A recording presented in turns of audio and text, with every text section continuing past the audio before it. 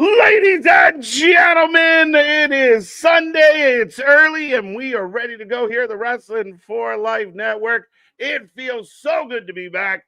How's everyone doing out there? You ready for some wrestling? We're going to jump into it. We got lots to talk about, lots to get into, and it's going to be one hell of a ride for Clash in Paris today. Today, not tonight. Today. It's going to be a good one, folks. So strap in, strap on, grab your snacks, grab your feel good, and let's go.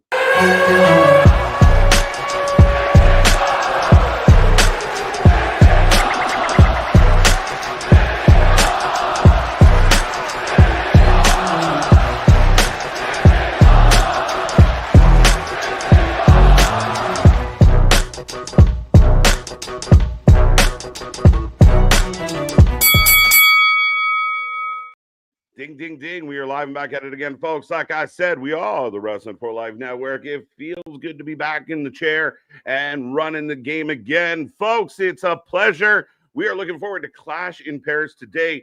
Lots to talk about, lots going on in the wrestling world. I got a lot of catching up to do, and that pretty face is going to help me do it over the next few hours as we got 6 matches, and it's going to be a good one. Make sure you get in that chat, like, share, subscribe, be a part of the family, be a part of the shows. And let's have a good one today. Let's blow this one up. I want to see triple digits above my head. So make sure you get in there. Be a friend, tell a friend, share this link. But if you don't know, if you don't remember, I am Mr. Every Night, KJ White, the Iron Man of YouTube. That is Big Nick. Ladies and gentlemen, boys and girls, children of all ages, the Wrestling for Life Network proudly brings to you its YouTube tag stream champions of the world, the man whose name you can't say after Labor Day, Mr. KJ White. I am Big Nick, and yes, reunited, and it feels so good, my guy. But we're going to find out tonight if Clash in Paris, if it's a masterpiece or if it's just finger painting out here. Yeah, I mean, again, a lot of anticipation going into this one. Will it be a work of art? We will find out. A lot of people are buzzing. There's going to be a big ending to the show, big surprises, big twists, big turns. I got a whole theory, my guy. For people teasing that, now I know I'm a little, I was, off on an ayahuasca journey, but nice Aaron Rodgers. Maybe I missed some shit, but I mean, they tease Brock. Like we had all this pop up last week and say, we heard from Brock and then he gets knocked out by Logan. They just kind of leave it hanging. So, yeah, I mean, it's conceivable that Brock Lesnar's here. Nick, what's your theory? My theory is that that's going to be the main event. It's going to be Logan Paul versus John Cena. And then after the match is when Brock comes out, F5s him, because we had it of when you were out here for SmackDown in Dublin to where Nick Aldis was out there teasing that he'd heard from Brock and all of that. And then Logan sucker punched him. So we still haven't seen Brock. We haven't heard. We know that he's going to be there for WrestlePalooza, allegedly. So I think he leaves tonight, after laying out John Cena, and maybe he F5s Logan Paul just for good measure. Just for shits and giggles? I mean, just because he's there. He might F5 the ring. He might, F5 the Eiffel Tower. It's Brock. Brock does what he wants, when he wants, how he wants. Again, this will come with a mixed reaction, but we'll see. I mean, a lot of anticipation going into this. 6 matches, all but one I'm pretty pumped about. There is one match on this card that I don't care. So I do apologize. Do tell. Nikki Bella taking on Becky. Don't much. I mean, I don't know why the Nikki Bella thing. There's so many women on this roster. I don't know. Like, am I crazy to think that Nikki Bella, to me, isn't a necessary thing, doesn't necessarily move the needle. Well, then I can't make the Nikki's in Paris joke. And also I think this is though where you see Bailey come out of. This is where you see whether she's the psycho hugger that's still smiling but is hugging a little too long and a little too tight, or if she's just goes full heel. I don't know if she'd pair with Becky. I'm still holding out we get Becky versus Bailey. And again, if it doesn't need it for the title, there's that feud runoff. Nikki can run with the title and maybe give it back to Lyra because Lyra can't have it if Becky's got it.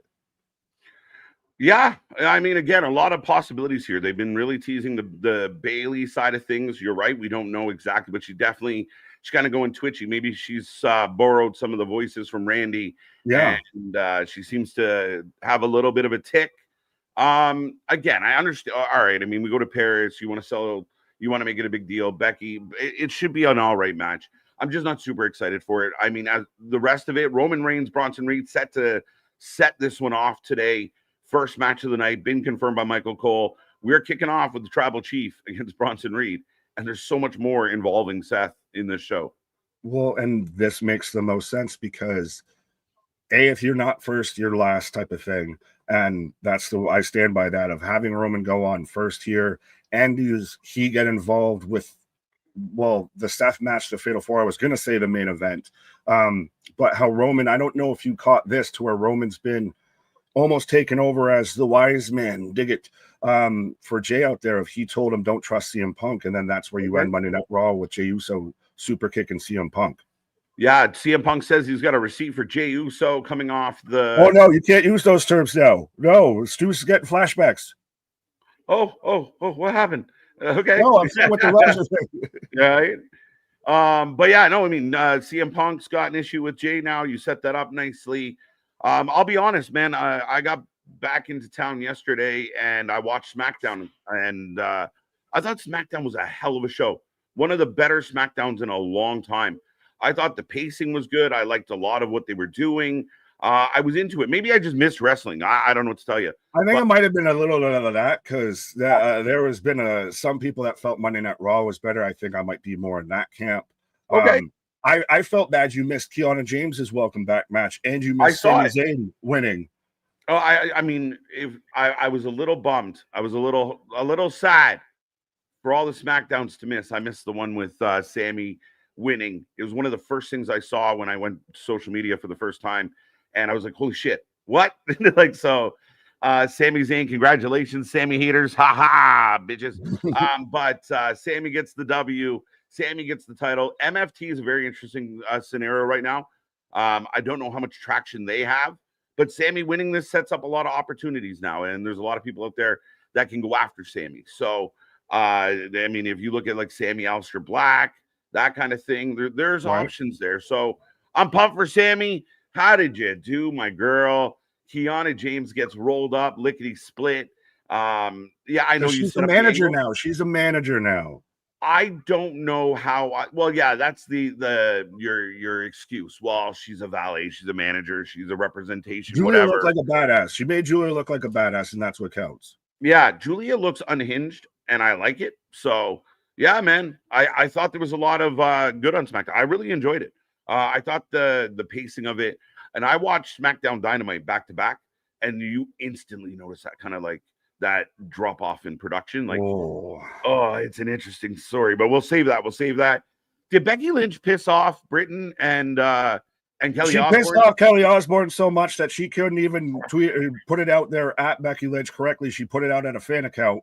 But I mean, apparently because she said the last good thing that happened in Manchester, died a month ago, and because that's a reference to Ozzy, and how he even left there and moved to real city LA. She's doing heat. She's getting heat. It's nothing wrong with that at all. What's offensive about that towards Ozzy?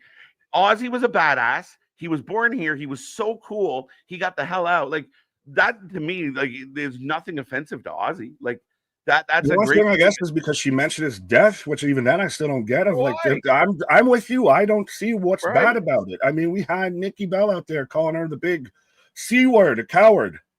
Oh, harsh words. Yeah. A lot of other things going on here today. I see this chat filling up. We will get to the chat. And don't forget, the start times for all our shows are all over the place, including going into the 15th. We're starting at 6:30 because the shows go at 7. Shout out to Spaz, Mega, Big Dog, top 3 last on Friday. So good for that. As far as the show goes, a lot of intrigue with this one.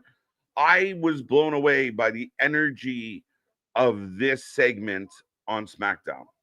Fair enough. Well, real quick, I have to correct myself. If Geekbox is pointing it out because he was there with me, it was Birmingham, not Manchester. I got my England cities wrong and everything, but because we even spent time of whether it was Birmingham or Birmingham and all that. But our the British Logan Paul stuff's actually been really good with John. Really and I think good. it makes sense of why they did it, because now you have no choice but to cheer for John. It's not like with Cody of, well, I kind of want to cheer for Cody and still fuck Cena.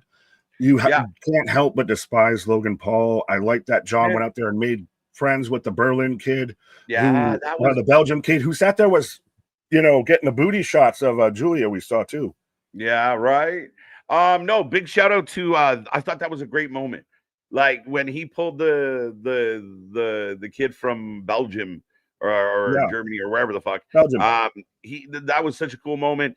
Logan Paul, the thing was for me, I felt like he came out and delivered an A+ promo. He nailed it, like smashed it. He's way more comfortable on the mic than he was when he first started this a few years ago. I thought he killed it, but then I thought John walked in and just smashed it. So it's a really compelling. I actually really into the situation. I know there's a lot of Logan Paul haters out there, and that's fine. I mean, that's what his job is. But my God, I'm actually intrigued, and I actually think he might win, Nick. Don't you say that. Don't you say that. You asked Logan for this Paul. match, dickhead. That was such a good line. It was such a good line. That the segment that they had to start off SmackDown in Dublin, I liked more. Okay. But that, like, you know, one's a 9 and the other's like an 8 or a 7. Like they're not too far off and everything. But yeah, I really like this. And Logan's getting more involved. Like if Logan wins this match, he's now solidified as like a regular guy. Well, that's what I think. And I think if Logan wins this, it solidifies him as a world title contender. I also think that the reason Logan doesn't win clean, Logan doesn't go over Big John, you know, just on his skills and his attributes. I think he gets over because of dun. Fair. Right. I think that's the caveat is Logan gets to steal a win and run around bragging about this slanted win. And then John has to go on to Brock, and Logan can now legitimately go after somebody holding a belt. Who does he go after? Cody Rhodes? That would probably be it because he can't go after Seth. But then Drew's in that way. That's the thing. Drew's been so interesting. I got Howdy on the countdown show. Right. We haven't even talked about Bo showing up. That's like I was about to say. We can mention Bo real quick, and then we will say hello to the people. Remember, folks, like, share, subscribe. Let's get the number up on this one. But Bo Dallas, I like how they're spotting him in now, and I liked it. I liked his usage. Again, might not be the biggest, baddest thing, but he kind of falls into that mid card where it kind of makes it interesting. I like the idea of Bo Dallas, Sami Zayn. Yeah. Well, it seems that they're setting up. Well, there's got the tag team titles in the division. Yes. And the rumor going around is that it's going to be the Wyatt 6 versus MFT, which I don't know how I feel about that. Interesting. I don't know how they play out.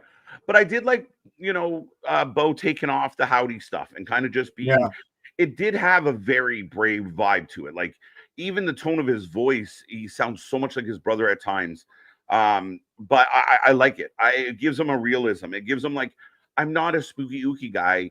Yeah, I have this following, but to me, it felt more Raven than, it takes the fantastique, the supernatural element out of it. It just brings it back to reality and down to earth a bit, which on an entire side note, I know I live in the Northeast, but I almost want to make a trip to Florida or California to go to Halloween Horror Nights and just to go through the Wyatt 6, the Firefly Funhouse. And then hit the fucking food truck. Let's go. Well, and I saw, Christ almighty, I can't remember Brody Lee's widow, her name, Amanda, what's her last name? But she was tweeting out how they actually did Luke Harper tributes and still had like his flannel hanging in the house and everything like that. They still paid tribute to Luke Harper being involved. I love it. And I mean, as it should be. I mean, he was such a big part of that story.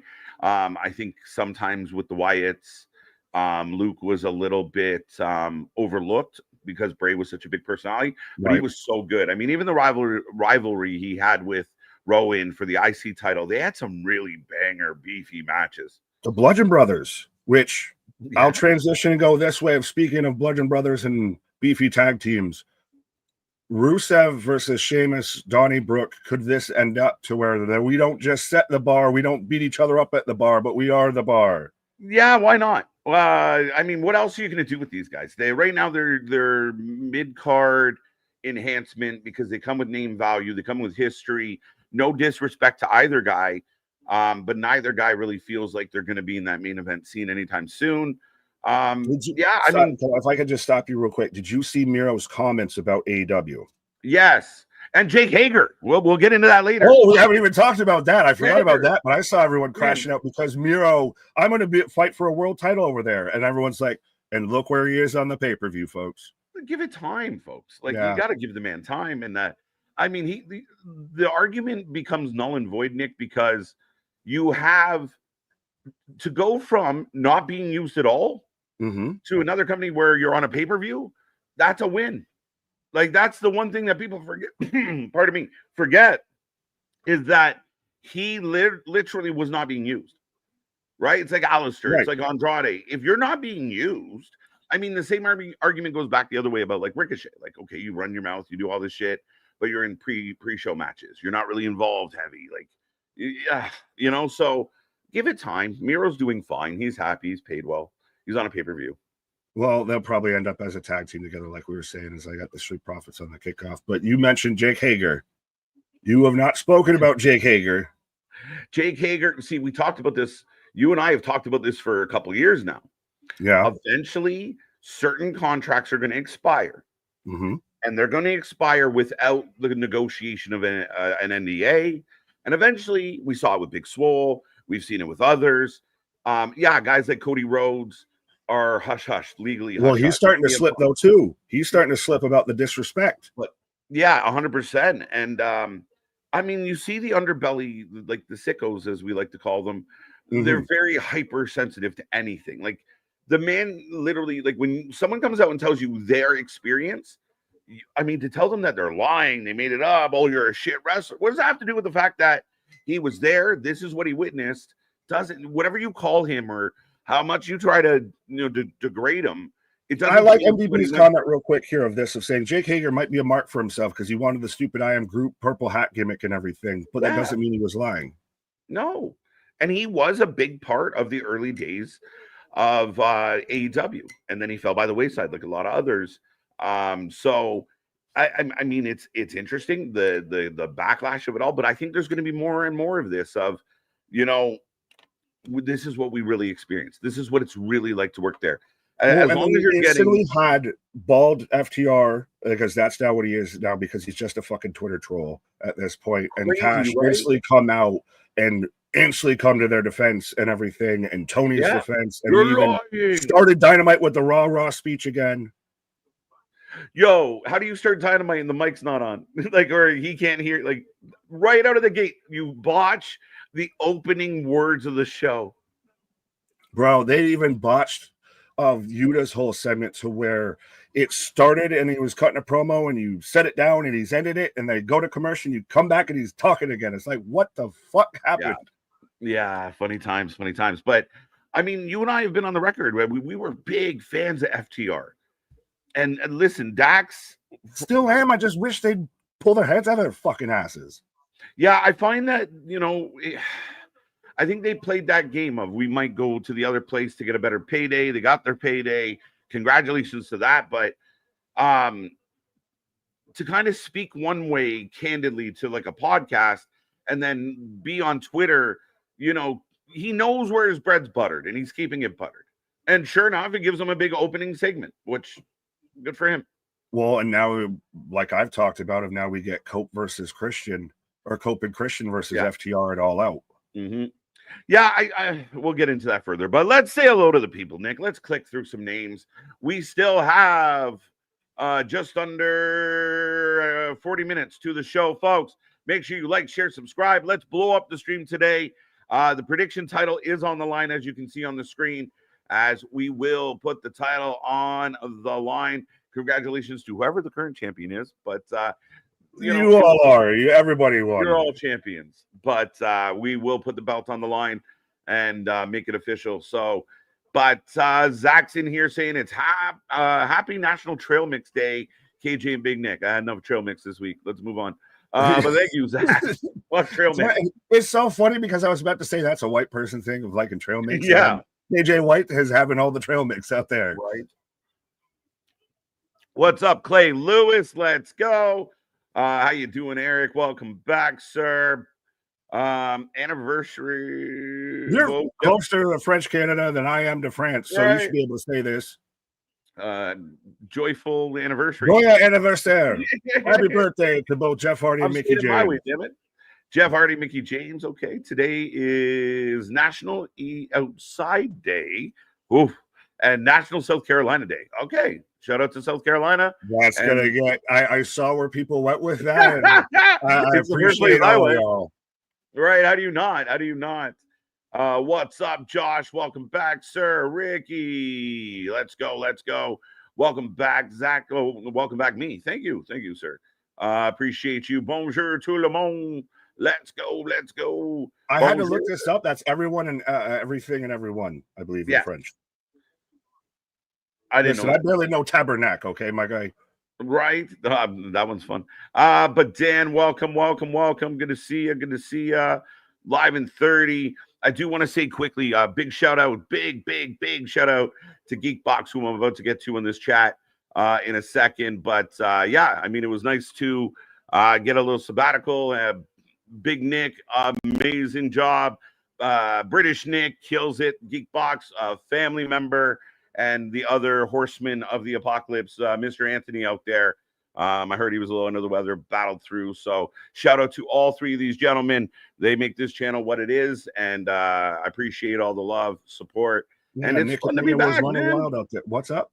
I said it's fun to be back. Made me miss the wrestling. Oh, and it made me miss you. First time in 3 years.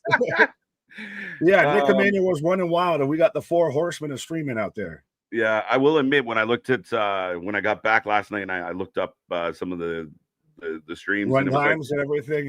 Friday went 4 hours and 20 minutes. Death I was like, what is all right, you're gonna bring all of this up. So it's Death Before Dishonor. Those who were here with us on Friday, y'all dancing and shit. Yeah, it just became Dance Palooza. It just became a whole thing because Bandito versus Hechicera just was all sorts of fun and sloppiness. It went 36 minutes. How many stars is that getting from Dave? 75.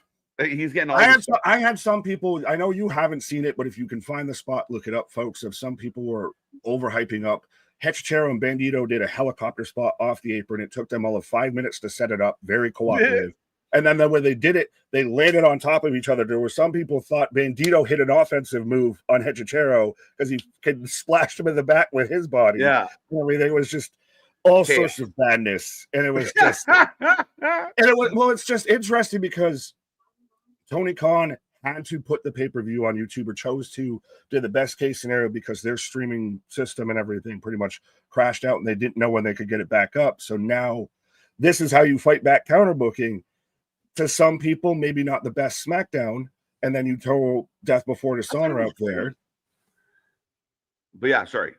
No, that was it. That was it. Trust me, I already went too long. But no, with Ring of Honor, I mean, when it moves into YouTube, and I saw some people like, great idea. A, someone already did that. B, now it feels like officially it's AEW Dark. But no, to me, it should be on YouTube. It should be. I've even talked about this. More accessible.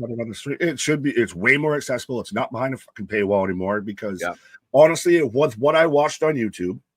And I didn't watch the full show. I'll be honest. We watched SmackDown, and then it just happened to go to YouTube. So we're like, fuck it, we're here. We watch all the rest, and we live the gimmick, folks. Of what I saw, I wouldn't pay for. I wouldn't pay for to watch. No, that's why we stopped covering it, right? Like we covered it. Like people forget, like, oh, you just hate it. No, we tried it. It just wasn't quality, unfortunately. It needs to be AEW's NXT. Yeah, 100%. Especially when you have good young talent like Nick Wayne and Danny Garcia and shit like that. Like instead of trying to push them to the forefront on main shows, you could have a better product. So it is what it is. But once again, big shout out to our brother Geekbox, Big Nick and Anthony for holding down the fort. Love it. And also Lesnar definitely needs to F5 people today. It's happening, Geekbox. It's happening. Well, I think it was Geekbox that mentioned the idea of F5's Logan Paul.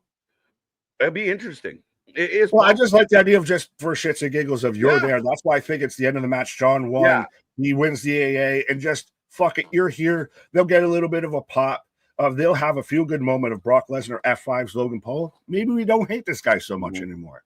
Right. Yeah, maybe. I don't know. It'll be very interesting. I still think that like watching last night, I felt like you were setting up a couple possibilities. The idea of the Wyatt Six maybe going towards Sammy, including, still having the tag belts. I think the Street Profits are phenomenal, though. Like, they might be the best tag team in the world right now. I know we talked a little bit about Fraxium. They've cooled off a little. But as far as package, understanding who they are, and then just being phenomenal in the ring, the Street Profits are murdering right now. There's a topic I want to touch on when we get closer to that match, but I know we got to get through. Yes, we've got to say hi to all the people before I go into another tangent. We haven't seen each other in a week, folks, so we got to do a lot of talking. Right.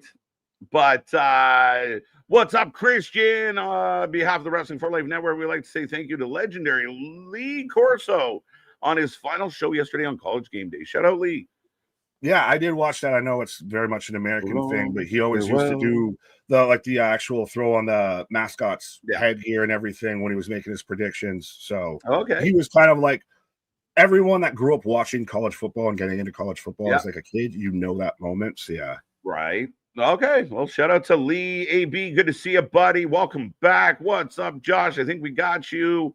I'm not clicking on AB's comment, but that sounds much better. Ricky, oops, didn't mean to kick that one either. I'm actually looking forward to Sheamus versus Rusev, good old-fashioned Donnybrook. I think it's going to be fun. I mean, there's history. It's going to be a fun match. Not every match has to have this epic meaning because you can't have it. This is a good middle-of-the-show dust-up. It is going to be big, beefy boys slapping meat. Now, with it being in Donnybrook, does that mean we get the fake bar set at ringside and everything? Oh, for sure. We're going to get a big whiskey barrel and a stool. And yeah, let's go. Oh, I don't got to click on it, but I see Jose. It's a Lee Corso thing. So I got to start doing that to you of the not so fast, my friend. That's funny. Actually, I know that. Six matches. See, there you go. You know good old Lee. Right. What's up, Bronin? What's up, Trey? What's up, Anthony? How you doing? Happy Sunday. What's up? Good to see you, Kiwan. Welcome back. Welcome back. Thank you. Hello, Trey. Looking tanned and rejuvenated. There wasn't a whole lot of sun, so the tan is windburn, I think, maybe. But yeah, no, I appreciate that. Lots of outdoor time, lots of hiking, lots of coming to one with the world. I haven't been around for a bit. Me either. Bonjour. Let's brunch it up. Brunch with the boys for 17. Was that 17 total, or is this year? This year, not 17. This year, okay, but we've had all the Raws and everything. We've got Raw tomorrow at 1:30 Eastern Standard Time. Right. What's up, Scott? Good to see you. Boston, good to see you. Welcome back, sir. Old school Square 48. Welcome. Ronan, breaking news. The avatar picture just popped me because it was Knuckles in the crowd and everything. Remember that when they had giant fucking Knuckles in the crowd? Right. Sorry, I like you, man. Ronan, no, go ahead, jump in. Dale, OG in the house, September 15th, 22nd, 29th, 7 p.m. Yes. So Netflix is going an hour early for 3 weeks. I don't know what the word is on how permanent this is going to be. I'm intrigued. So what I've heard is that this is to test how it does versus Monday Night Football. Some people have spun that and thinking that they're trying to go head to head. They're trying to get a leg up on Monday Night Football and get before it. So by the time they're almost going off the air, the meat of the matter on Monday Night Football is happening. So you don't lose that giant tail off. You're not going straight head to head. They'll get before it. Okay. That's interesting. It really is. And I'm curious to see how that plays out. And again, I mean, if you're kind of a dual fan, are you willing to miss a little bit of the first quarter to finish off a Raw and you're not that strained about it? What's that? I said, depends on the game, or you just do the dual picture. Right. The picture in picture. Big one. Welcome back. The Geek Box. We got you, bro. Nothing but love. Do love the dance moves. You brought a little cha-cha. I like it. Yeah, well, we were doing everything out there. We were fusion dancing. We were just cohabitating and cooperating. It was Nick and Mania. It was hot, steamy Nick on Nick action. Nick on Nick action. It's good times. But Sheamus is on the screen. Kyle, how you doing? Oh, real quick, because this got brought up and because I know Geekbox hates Sami Zayn, because that was real fun when Sami won and we had literally someone who hates Sami Zayn and someone who loves Sami Zayn on the screen at the same time. That how you always get accused of being the doppelganger of Kevin Owens, that Geekbox is kind of like the grown up, the evolved form of Sami Zayn, because he's just bigger, beefier, and got the same kind of color beard and everything. Right, Sammy's beefy brother. Well, he was wearing the chapeau like me too, so it fit. I know he might give me a little bit of Rowan vibes. That red beard. Oh, then we're just the brothers of destruction. They're the Blunters of destruction. I like it. I like it. Bree mode activated. Scott, good to see you. Sean, got you. How you doing, buddy? Jose, let's go. When does the NFL season officially start? Next week. All right. That should do some things. Next Sunday. This was the first week of college football. So, yes, all of Saturday, I was 12 hours of college football. But yeah. Okay. I had to do some shit. Z-Man, welcome back. Good to see you. Trey Lewis, got you, sir. Hope you're well. Kiwan, no receipts. Yeah, no receipts, apparently. Well, that's still been such a story. And I love Chris Masters, who is still doing a countdown of how many days this has happened since, and that he's not been arrested yet, because more people need to be still fucking talking about this and all of that. There was Danger Pro Wrestling that did it as a fucking joke and everything about that they booked him, which I think was halfway fucking disgusting. And even joked about WWE ID and everything. Like, this has gotten way too like stupidly comical to some people, and it's ridiculous to me. Yeah, I mean, again, I've heard a couple different takes on it, but regardless, I think it's I mean, at the end of the day, there was no real justification for that, where we went with it, what it meant. Even if you were kind of trying to prove a point or in on something, it was just it was too much. Good to see you. Ciao. How you doing? What? Oh, do you think yes, that's the rumor. Yeah, well, remember when Cultaholic, aka Wrestling Observer Light, said that the show was not gonna sell out, wasn't even close to selling out, and now might sell out. Yeah, it's gonna sell out. They'll make it happen one way or the other, even if it's fudging. I mean, I found it really interesting. A lot of people, Real American Freestyle outsells Dynamite and Collision combined. Oops. I'm surprised that shit even took off and everything. And I watched some of it, and I was like, okay. Hey, what do you say? Holly Holmes shows up, takes an L. Tito Ortiz shows up to challenge Chael Sonnen. Like just please, who has the biggest brain damage? Let's do it. Oh, yeah. Two of the biggest beat ever. Hulk Hogan doing the wrestler introductions, and some people were like, wait, hold on. It's like the Chappelle deal when Tupac's talking in the club. Right. Wait, what? It's crazy. October, OTC 1, Roman Reigns. Let's go. Old school. Good to see you, Ronan. Got you. Frank, always a pleasure. Everyone reminding me that the NFL season actually technically starts on Thursday. So Thursday. There's terrible Thursday games. Yeah. But we got Jackie sitting down with LA Knight, by the way. A lot of people wondering if LA Knight could have a moment here and shock the world. We can talk about who you think takes the pin here. Oh, I know we got to get through names, but maybe when we get closer to there, we'll talk about who takes the pin here. I think like Punk could take the pin if you're going to roll that into storyline.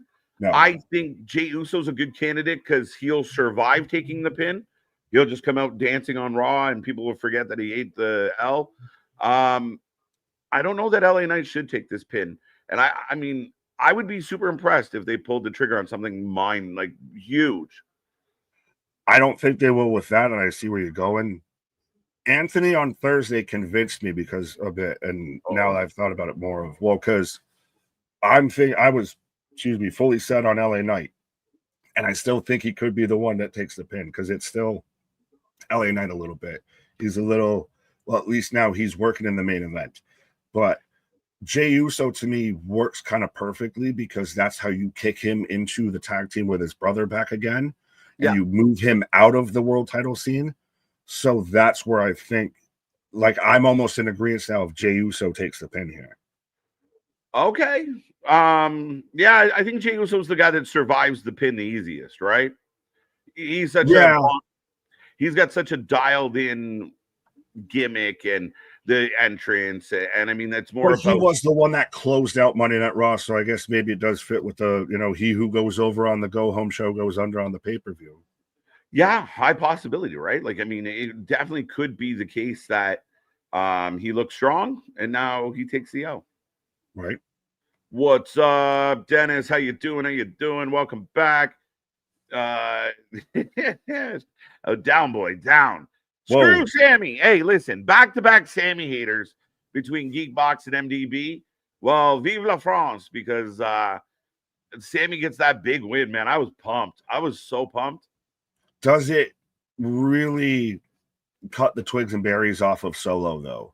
Like, that's more of the thing. It's like Solo, to me, that's dead in the water now.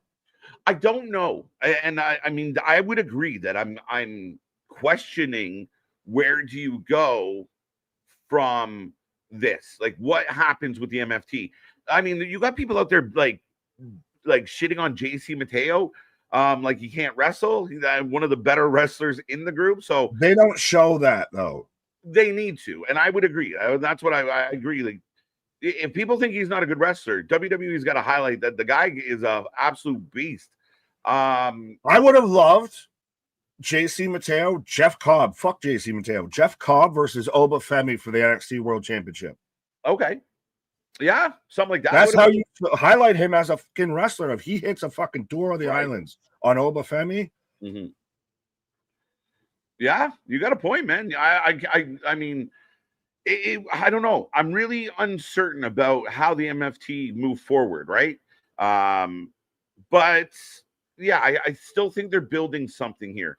Jacob, Jimmy, Sammy. Maybe it's a collection of that versus MFT at Survivor Series in some way, shape, or form.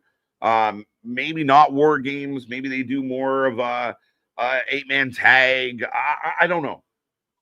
Well, is Sammy winning the U.S. title? And I know we're long on a point here, but is Sammy winning the U.S. title? Hey, yeah, I know you said you wanted to win a world title, but how about a mid-card title? And now that momentum stops, and now that discussion stops. I think it's a stepping stone. Okay. That's my hope. Long game, right? Long game? Yeah, I think it's long game. I think there's I think that it's a stepping stone. He has does some stuff here with the U.S. title. We'll see how it ties back into everyone else. But I do think they have potential matchups for Sammy, where Sammy's a really good baby face. He gives you good matches. I don't know why there's so much grief for Sammy. But between the bells, you can't deny that Sammy goes. Sammy's fun. He's energetic. Good. Is it the character thing? Is it? Yeah. People are sick of the hero.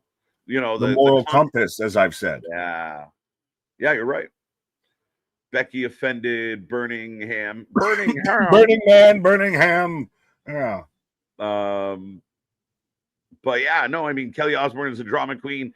I mean, this is a girl that kind of got famous on being belligerent and over the top. And I mean, these comments are nothing. And it's not like she said, Ozzy Osbourne was terrible and we blah, blah, blah. No, never said anything like that. Actually said the man was a badass. Had to get away from this shitty place. That's nothing bad about Ozzy. I'm trying to remember to where who was mentioned about where Eddie's looking at us up from down there and no one batted an eye about it. But you mentioned the fact that Ozzy Osbourne is passed and it's like the same as saying hot tour. Right? Like, how dare you tell people my father passed away? The news. No, how dare you tell the news? Right. What's up, Zach? How you doing? Bernard, welcome back. Thank you. Spaz with the $10. Jumping in. Let's go. You want to take the Spaz?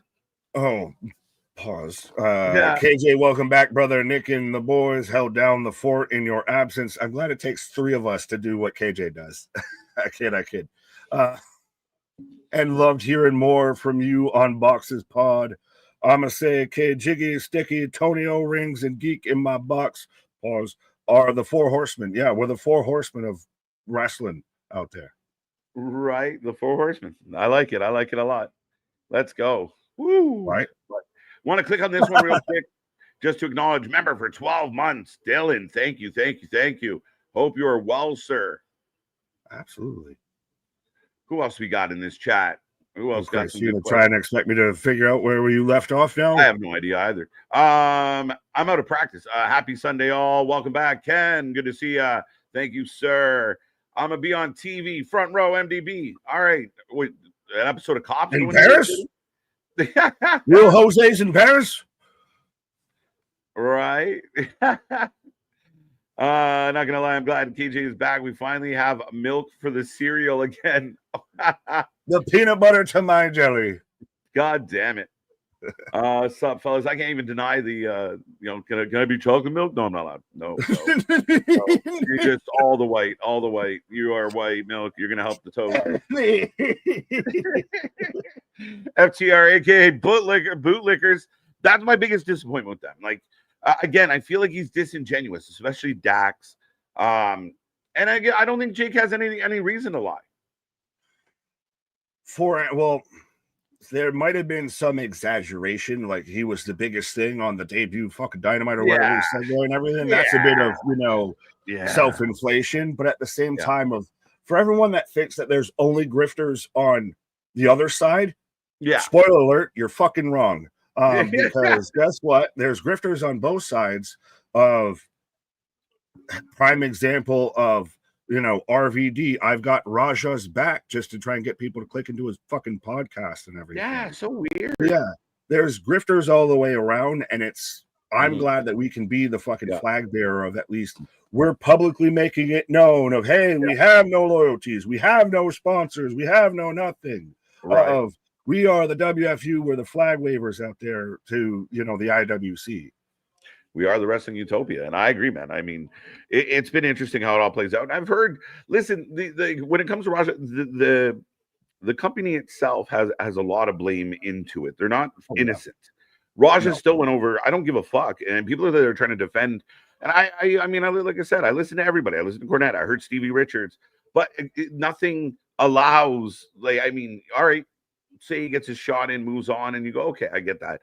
But what happened and what transpired is not the case. It's insanity. Regardless, I mean, Rikishi, did they lose their ID? They lost their ID, the WWE ID thing of Rikishi's technically the owner of it. I don't know how involved he is, if that's one of those of, like a couple of people have mentioned, if it's one of those, if he just kind of said, I own it, so it's got a name attached to it versus it's, because there was someone spotted, I think it was allegedly the Black Pearl, which is basically, and that's not a Pirate of the Caribbean joke. That's, Offa and Sika's oldest son and everything like that, or their older brother or some shit like that. Like they have a real tie to Offa and Sika that was in charge of this, and it was just basically under Rikishi's name because that's what helped get the WWE ID and everything. Well, okay, that makes sense. Interesting times. Then Solo lost the belt. Conspiracy for sure. Oh, well, honestly, at this point, fuck Rikishi, kind of fuck Mark Henry, fuck Matt Riddle, fuck Chael Sonnen, and fuck RVD.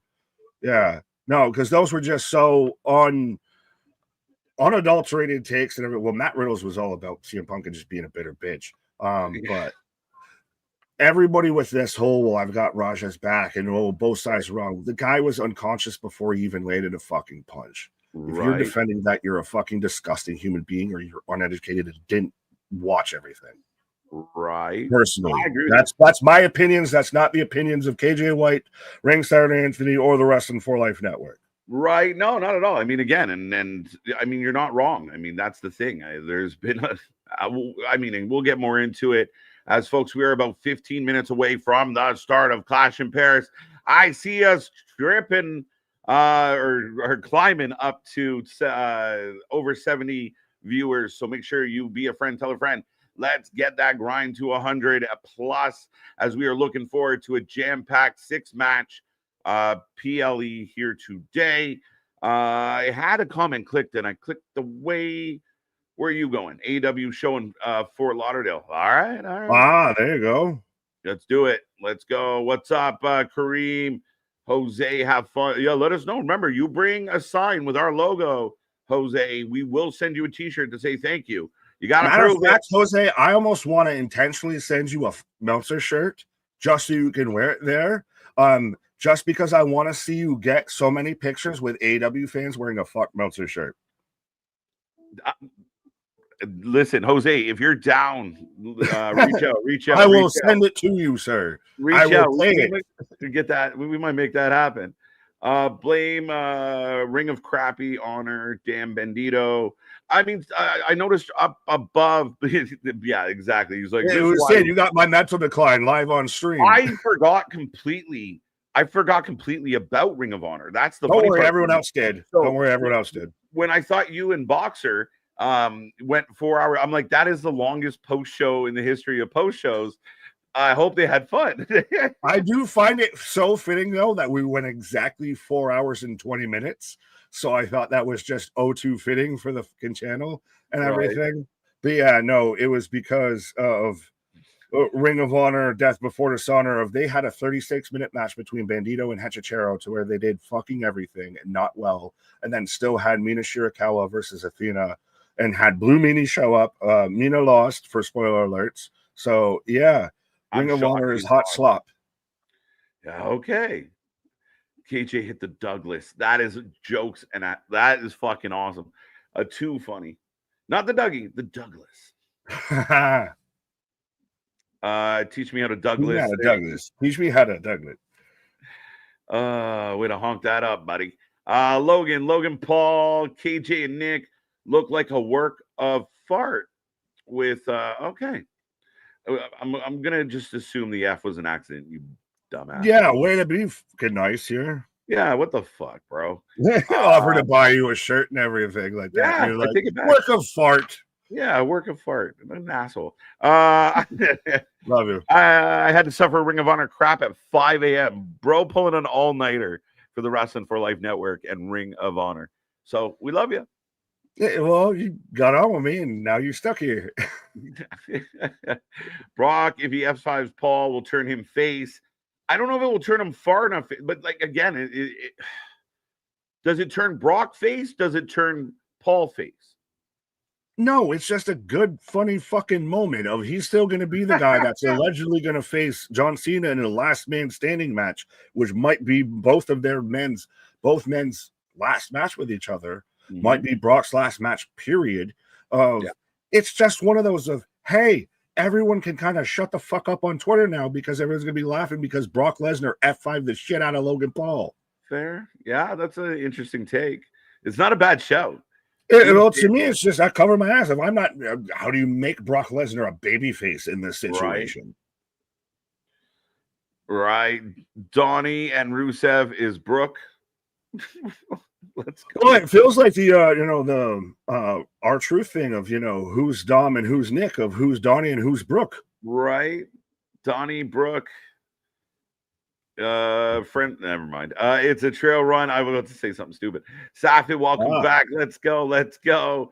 Kiwan, we got you. Mega back at it again. One of our top three. So get in that chat and keep it going. I got less than 11 minutes here left. As I see Super Pink. I saw Super Pinky there. I see Super Pinky. Do you think Nikki Bella asked her sister to do the same way Survivor Series 2014 Justin Clash in Paris? Do we get Brie mode? I don't think so. Yeah. I mean, I don't want any of it. So I'm hoping no. Yeah. I don't think Brie needs to be involved in this or will with, Brian involved with AEW. Right. Ryan, what up? I see Ringsider Anthony. Shout out, Anthony. Hope you're feeling better, sir. Let's go. The Ronan's getting the whole image here of everything of the Starry Nights out there. They went, again, they went very artsy fartsy as we have on the channel here. Right. Oh, but they're getting the crowd. Rosenberg is on the same as list. Listen, I'll go there with Pete. Leave Sammy alone, buddy. I thought we had a truce on Sammy. What's up, Scotty? Right. It's gonna be a 5-starry night. Oh, I actually watched a video before we went live today and everything from kind of our buddy, but Alfred Quano and everything, to where he talks about the dangers of Meltzer's 5-star matches of now everyone goes and does all of these super high risk, high dangerous spots and everything because they're marks from themselves and they want to have and say that they have a 5-star match and all of that. Mm-hmm. So now you've got guys that are legit injured and get injured earlier and faster and in more significant ways because, well, I got a 5-star match, but that doesn't pay the hospital bill.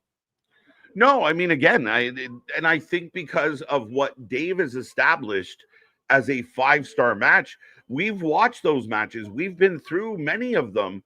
And, you know, you have a really bad match that had a whole bunch of blood and silly spots. Dave deems that as good wrestling. That is not quality wrestling. And that's where, so the emphasis, and you hear it with the crowd, you hear it with the sickos, where they'll sit on their hands during good wrestling and then jump up because they set a table on fire. Because Dave goes off of audience participation and everything of just high spots. And yeah, then fucking WWE should be raking in 5 stars left, right, and center if it's about the audience. Yeah, but you don't pop for the super high spots. You don't, like you said, you don't have a table on fire. You don't have an ear spot that follows a gummy bear spot. I'll be impressed with the AEW guys when they, and I mean, not everyone, like, I mean, it does happen, but when you can get the crowd to pop huge over the low spots, over, you know, a drop toe hold or a pose, like those are the moments where, you know, you get the crowd really into how things are playing out. You know who was the best at that and ain't anymore? MJF. MJF had the simplest, the old schoolest drop toe hold, the just regular DDT and everything. Salted, like he does the most technical, still 80s, early 90s wrestling moves and everything, and used to get so much heat for not doing all of the high spots. That now that's even become abnormal. Yeah, 100%. Well, folks, we are approximately 7 minutes away from the start of the big show here today. Denisha, welcome back. Thank you. Good to see you. We got Boston. Kevin, always a pleasure. Geekbox, yeah, I'm sure you. Lots of Cobb talk. Mateo. Pause the fuck on that, because I know what you were trying to go with that and everything. I don't eat mine the long way. What? Right. Go home, Sammy. Shove chair. I love me some Sammy, though. There was a good moment, and everybody lost their fucking gourd for it. It was listen, that crowd went banana sandwich, and you, like, even when he hit the haluva, I was like, nah, something's going to happen. Lights out. Something's going to happen. And nothing happened. He won. I'm like, oh, shit. Fun fact, the only one that was in the OG bloodline that hasn't won a singles title now is Big Jim. Big Jim? Well, he won the pregnancy title, didn't he? Well, he might have. He might have got the biggest trophy. But I wonder if Jay takes the pin here. Does Jay transition into joining Jimmy, Sammy against MFT kind of thing? I think it at least moves it to where Jay moves into a tag team with Jimmy, because if that becomes your Raw tag team division of Jay Uso, the Usos, you've got the Viking Raiders, you've got the New Day. That's still a pretty solid, rounded out, you know, Monday Night Raw tag division. Right? Nick and them boys. We them boys. Well, is this really just the boys are back in town? The boys are back in town. Right. It's crazy. I mean, I recommend people literally, and I know we're about to start a wrestling show, but literally is so healthy. Just turn off your fucking social media and walk away for a while and come back. You learn that you don't miss much. Catching up's pretty easy. But yeah, I mean, and you don't miss the toxicity. No, I'm like, and I mean, I was jazzed. Like I said, I watched SmackDown yesterday. Like, it was like, this might be one of the better SmackDowns of the year. Like, this is fucking great. Maybe because Sammy won, but I missed this shit. So it worked out well. But I highly recommend it to everybody, especially X. X is one of the most fucking horrific things out there. That's probably been arguably the worst thing that happened to pro wrestling was fucking Twitter. Right. It was at one point the best, and it still has the potential to be great, because you might have missed the flash sale of Karen Cross's "We Want Cross" shirts from Pro Wrestling Tees and all of that. Yeah. But like he even said in his documentary, that will have its benefits, but there's a lot of fucking negative that comes with that benefit. Right. It does have its benefits. There are good things to it. There's communities like ours that are strong and doing better and growing. But I mean, my God, people are fucking. Are you not tired of being angry all the time? Like, go touch grass for a while and go see how life feels. Get out of the fucking house.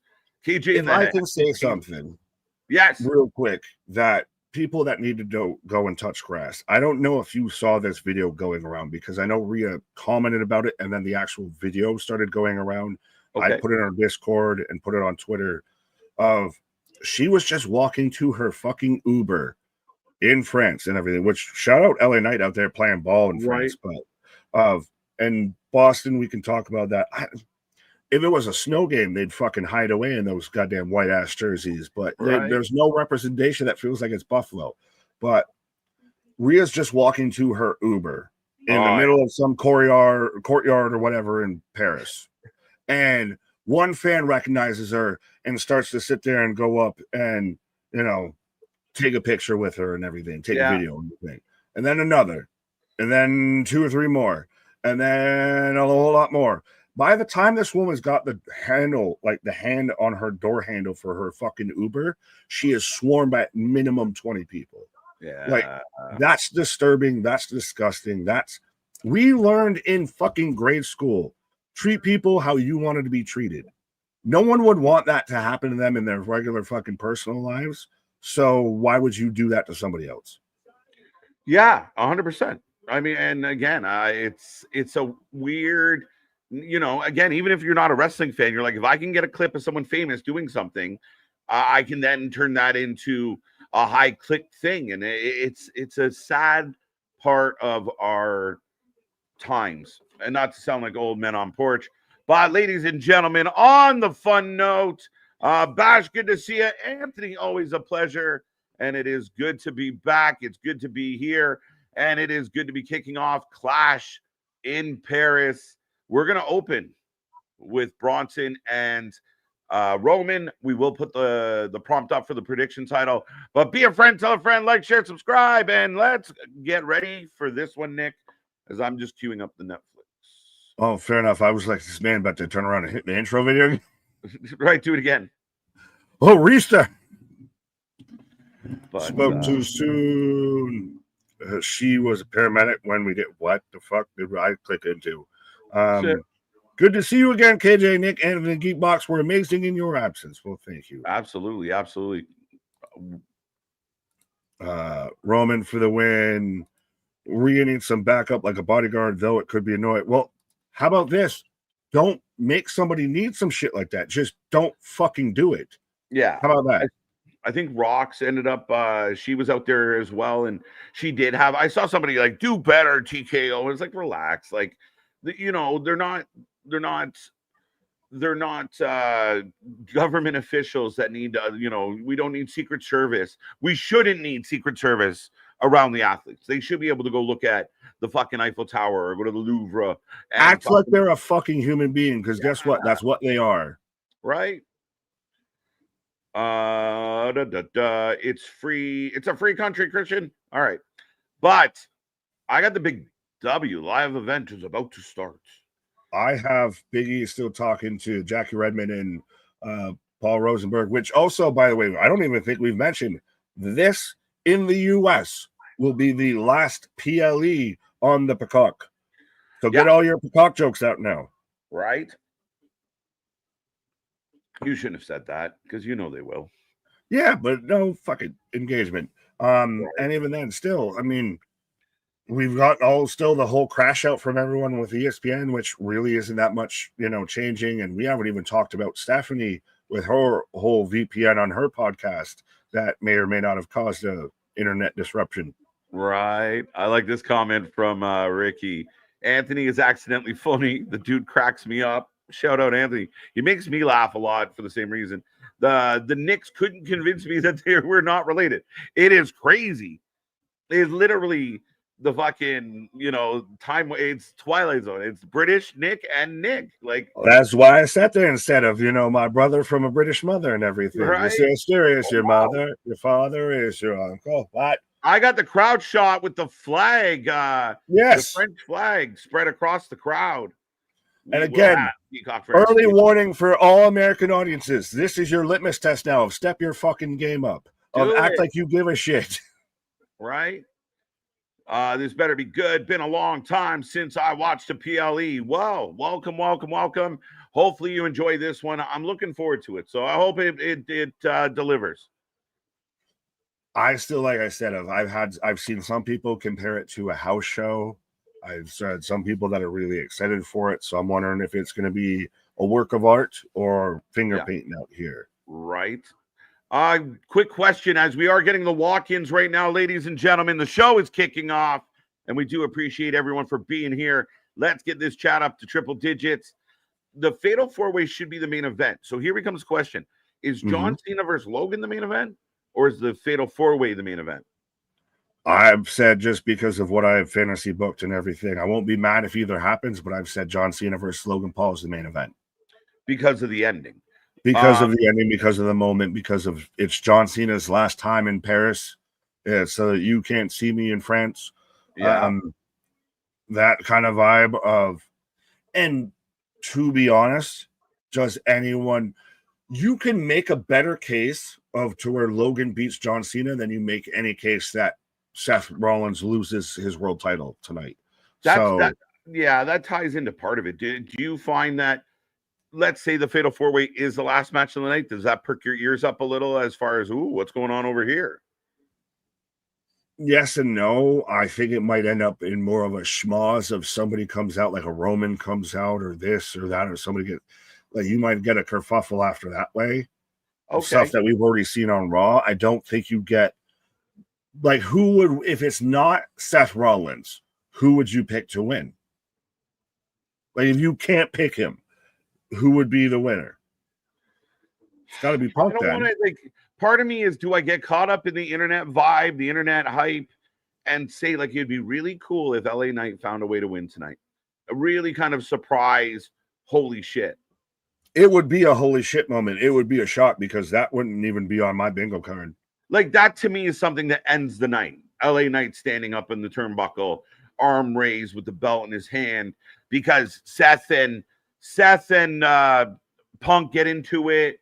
They get pulled away, and Jay takes the pin from LA. I don't know. I mean, again, how good that does for LA Knight, but what damage does that do to Seth Rollins? That's the thing. Is what's the trade-off? I don't know. Yeah, I don't know. Seth loses that when you've got all the cards in your fucking favor. You've got Braun Breaker and Bronson Reed. You've got Paul Heyman. You've got every advantage you could fucking have. No, but you have the caveat of Punk. Punk's the fly in the ointment, right? So, again, I mean, I think it's a stretch. I do. I really do think it's a stretch. He just got the belt. He's on the top of the world. Yeah, I just don't. I really don't see it. But if you're asking me what could kind of holy fuck us, it would be that. Pause. Popes? No.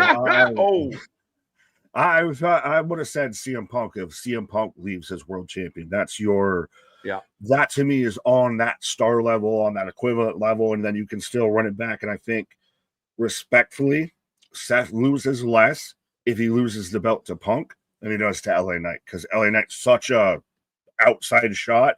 That's like losing on a half court shot versus losing on a layup. Yeah. Hashtag plot thickens. I like it, big dog. Another super chat as we're getting the pyro, we're getting the stage. The Starry Night is lit. I love that the stage is unique. Thank you. Thank you. It's cool. It's cool how they have the Eiffel Tower running down the sides like that. And I know, it's all good. It looks good. It's strong. Folks, how we feeling out there right now? Blow up this chat. Give us a flame, thumbs up, finger up, whatever you're feeling. And make sure you get your predictions in before we close the. I'm mad they didn't give us Dom versus AJ on this card.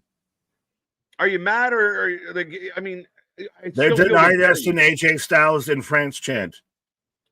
That is they denied me my phenomenal chant, and I'm mad. That's a very valid point. And they built up that story for a minute as we've got, right. But I also wouldn't like, really, honestly, that the stage feels a bit unique and everything. That it feels different. It's not always, it's just the big fucking Titantron with different ring skirts and everything. Right. I didn't read it, but I did click on it. KJ, welcome back, brother. Big Nick. We got that one, right? It was this one. Yes, it was the other one. Point one, I guess putting PPV on your YouTube isn't a sad counter programming stretch anymore. If WWE Raw in the 2300, everyone would laugh, right?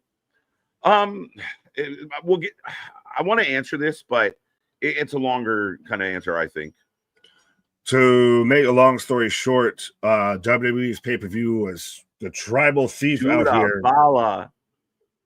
Well, they beat us to the punch with merch. They've got, the tribal thief with kind of the Ulafala shit with the shirts and everything. Bronson Reed, me and Anthony argued about this of whether Bronson Reed should win or if Roman should win. And I'm on the side of the fact that Bronson Reed is in this match elevates Bronson Reed, that he doesn't need the win. Roman gets the win because I still think WrestleMania 42, Seth Rollins, Roman Reigns.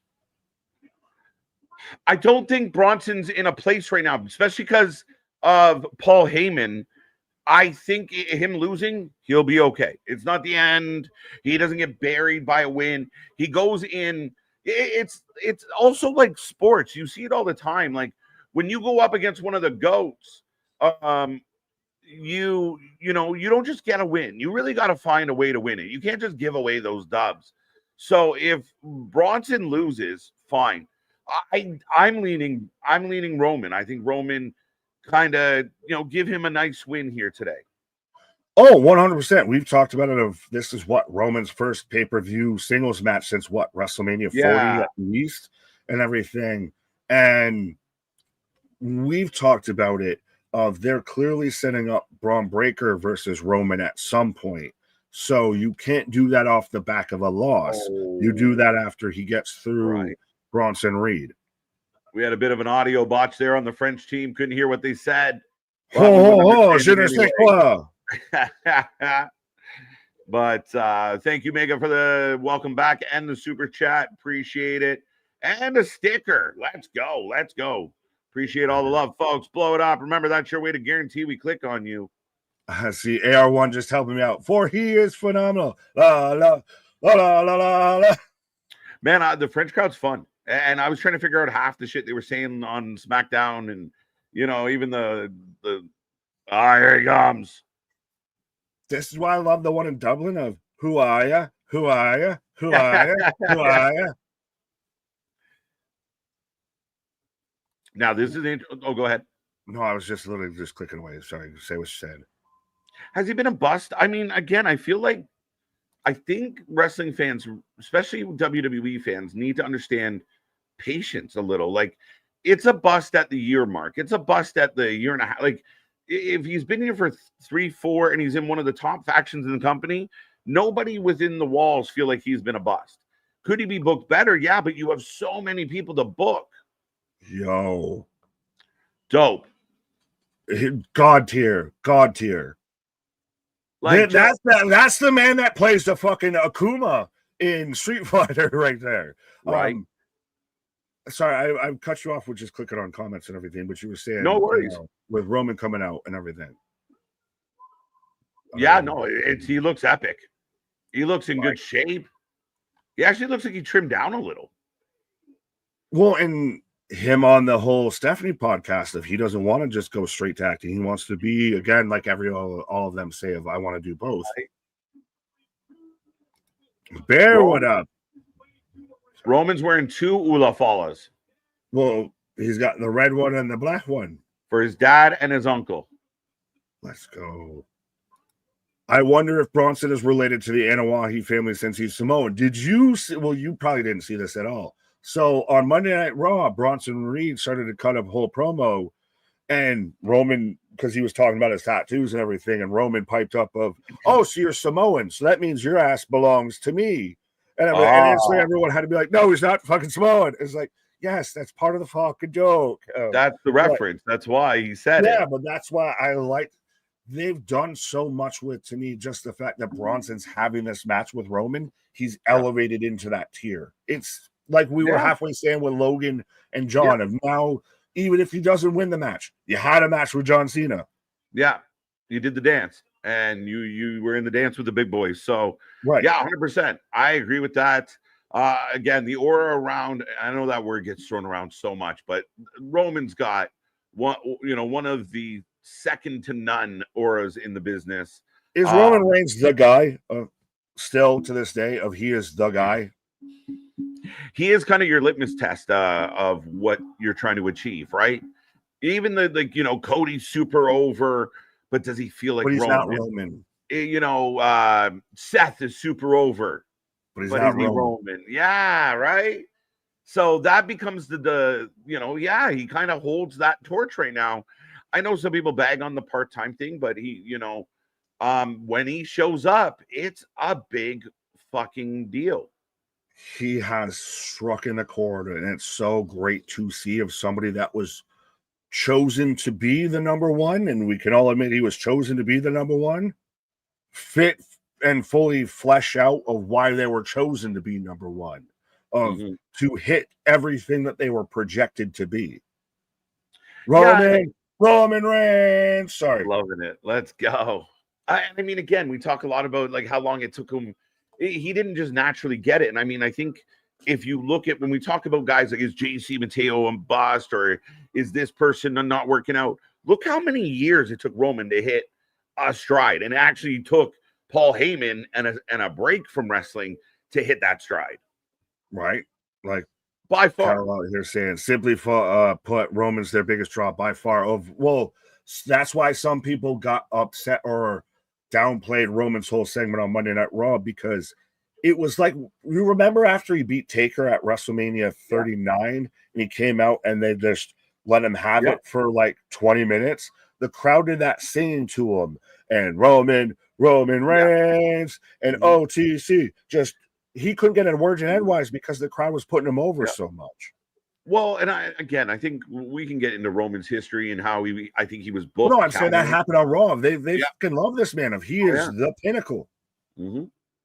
Well, we're off and running. I'm about to close the predictions. Your last chance. Remember our prediction title on the line. But the window is about to close. Last call. Roman Reigns, Bronson Reed. The crowd is epic. Well, I love that this is in the UK crowd of, on one hand, when they do the shows on the weekend, I love it when it's in the middle of the afternoon. When they do it on a weekday, I fucking hate it. But yeah, because people got work. But yeah, on the weekends, I still love of middle of the afternoon out here, and just we're starting off with Roman Reigns. Ding, ding, ding. Let's go, folks. The show has begun. The first match on the docket. What's up, Bear? How you doing, buddy? Right. My favorite mainer out there. Right. Spaz with $5 super chat. So 5 years from now, the Mania scene is Oba, Breaker, and Fatu, right? Yep. Also, I don't know why, but I want to see a singles feud between Joe Gacy and Carmelo. That's so right. I don't know why you want to see that either. Right. I feel like that happened in NXT with the schism. That Street Profits Mello Don't Miz match was really good. I know people are going to balk at the ending. That was a hell of a fucking tag team match. Really good tag team match. That's because the Street Profits are into that. At this point, I'm just glad that they're on an actual fucking pay-per-view for the first time in fucking forever. That wasn't WrestleMania or SummerSlam. Well, again, they're phenomenal right now. They are on another level. And tag team wrestling, at least on SmackDown, feels like it's got some life. Facts. Well, as again, the match, they haven't even still locked up yet because the whole crowd is still chanting Roman Reigns. Smiling. And Bronson pacing. They're like, Bronson's like, what do we do? Like, he, and this might need to be a thing at some point and everything, is would Roman be on your Mount Rushmore? It's so hard because I think the Mount Rushmore needs to be split, right? Because they're go by eras. It's like a collective thing. Like go by decades. Yeah. Historically, I mean, again, over in the modern wrestling, yeah, he's on he's a slam dunk for the Mount Rushmore with guys like Cena. I mean, we could debate a couple of the other names. But yeah, Roman's on there. But all time, I don't know. It's so hard to say. He pulled them out of the pandemic era. He pulled them out of, he did arguably probably the best storyline that they did in a decade. Yeah. Is still the top guy. Realistically, 5 years after when he started with all of this. True. I mean, again, all valid cases. We lock up. Oh, stalemate. I like 16 it. 16 minutes in the show, we got our first lockup. Right. Bronson flexing, crowd booing. Again, a nice show of strength. A classic wrestling for me. I love it. Sam Doink.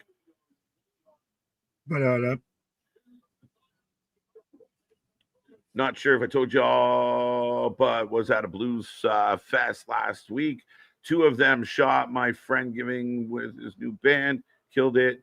But all the pics from Sat were afoot because we way too many ads. Well, I mean, at least it was a good time. I'm sorry about the film, but my God.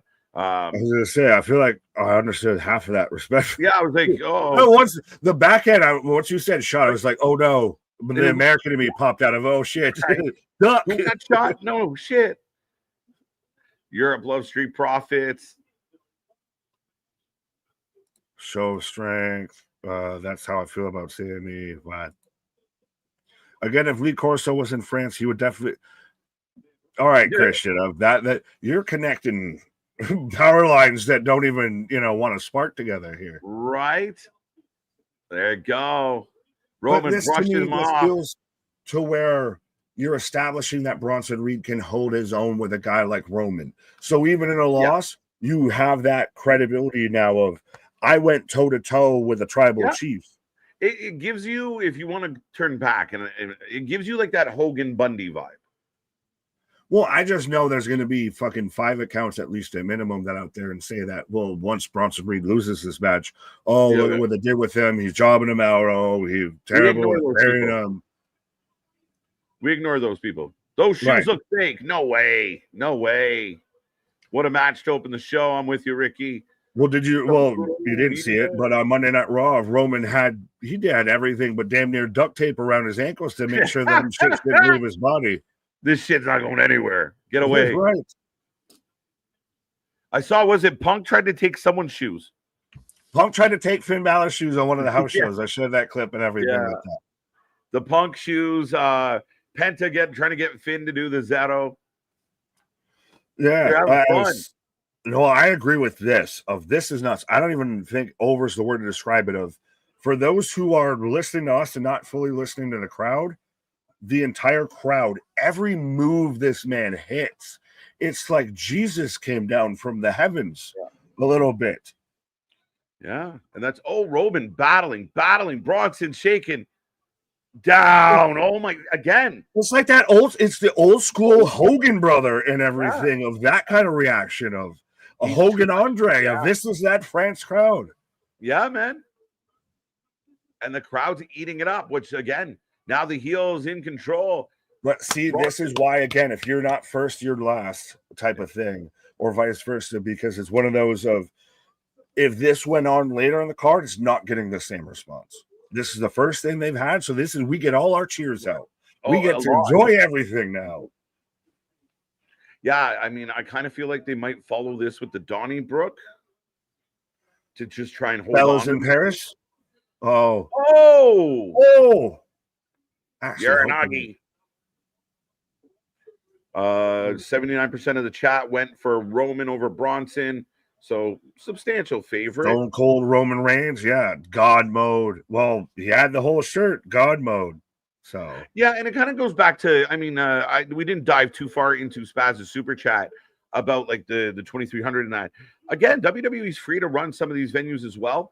I think the biggest thing that I noticed, especially watching the shows back to back, is I think if WWE did something like a 2300 tribute show, they just produce it at such a level.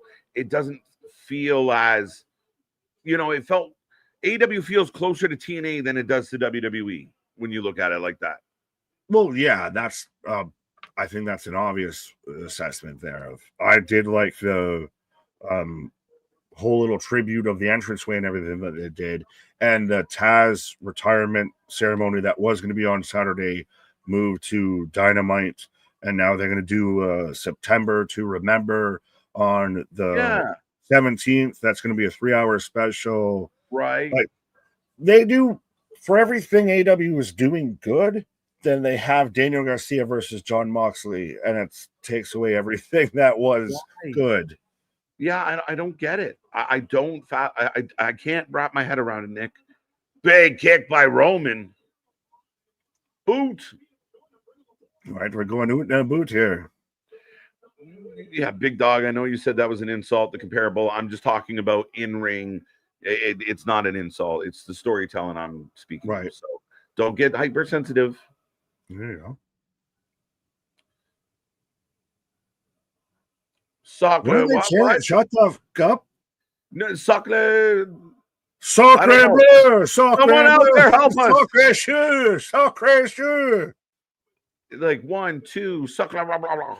I was gonna say, how you're asking the American to better translate French than the Canadian right by Quebecois, right? You had to translate tabernacle for me, so I mean, I plead the fifth as much as possible. But big boos for Bronson, looking like a beast. Oh, that was literally me just going through my head of trying to make the joke of saying you plead the fifth in French, but I'm trying to go on deux, trois, quatre. I was like, you plead the cinq. You plead the sink? Holy blue. Why is he winded already? It just started. Who's winded? Who? I mean, both men look like, Roman's taking a beating, if that's what you mean. It's called this thing selling of, I have a man who is thrice my size, who's already hit tsunamis on my midsection multiple times. What? My boy Spaz in the chat. Let's go. They are chanting 1, 2, only 2. 1, 2, only 2. Is that better than too sweet? Whoop, whoop, too sweet. Whoop, whoop. Dear American fans, this is how a wrestling show should sound. Well, I don't know about pricing for here, but pricing in the US, we've talked about this. If you might have priced it into your celebrity influencer range versus your casual mom and pop range. It's a good point. It's un, deux, simplement. Not going to remember that. Simplement. Tell them to make a laugh when we get we said a French swear word instead of an English swear word or something. Right. Jose's got a smart idea. Keep the ticket price up.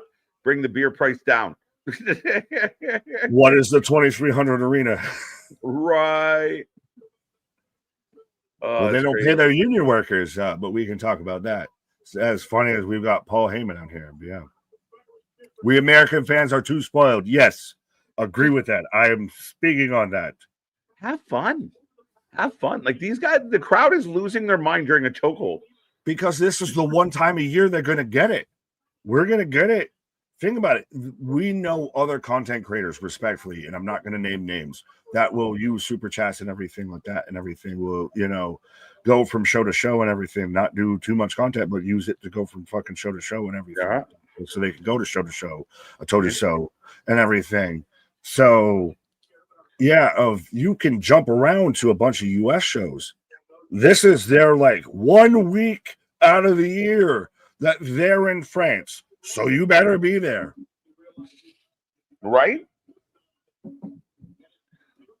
Then again, Canada fucking outdoes this, and Canada at this point is almost getting wrestling as much as the US is. We just were a rowdy bunch, and we get super excited for the show's going to be here. So, again, because it's not as common, but it's been more common. It's rare that you get a flat Canadian crowd. Is it because your chants are fun, ours are more angry? I don't know. I think everyone just copies the Europeans at this point. Big Samoan drop. Oh my God. Roman's so good at just physically selling. He looked like even though he just takes Samoan drop right there, you thought he just got hit with the most devastating move in the world. Right? Oh, yeah. He goes absolutely limp. We got a deuce. We got a deuce. Oh, no, toi. I have a great swisher spot. There you go. Vitamins in full effect. Right. If Europe was so good, why did everyone leave? No, we just fought back. Come on now. But he's got the Shula Fala in the ring. Oh. Roman is selling like his rent is due. Right.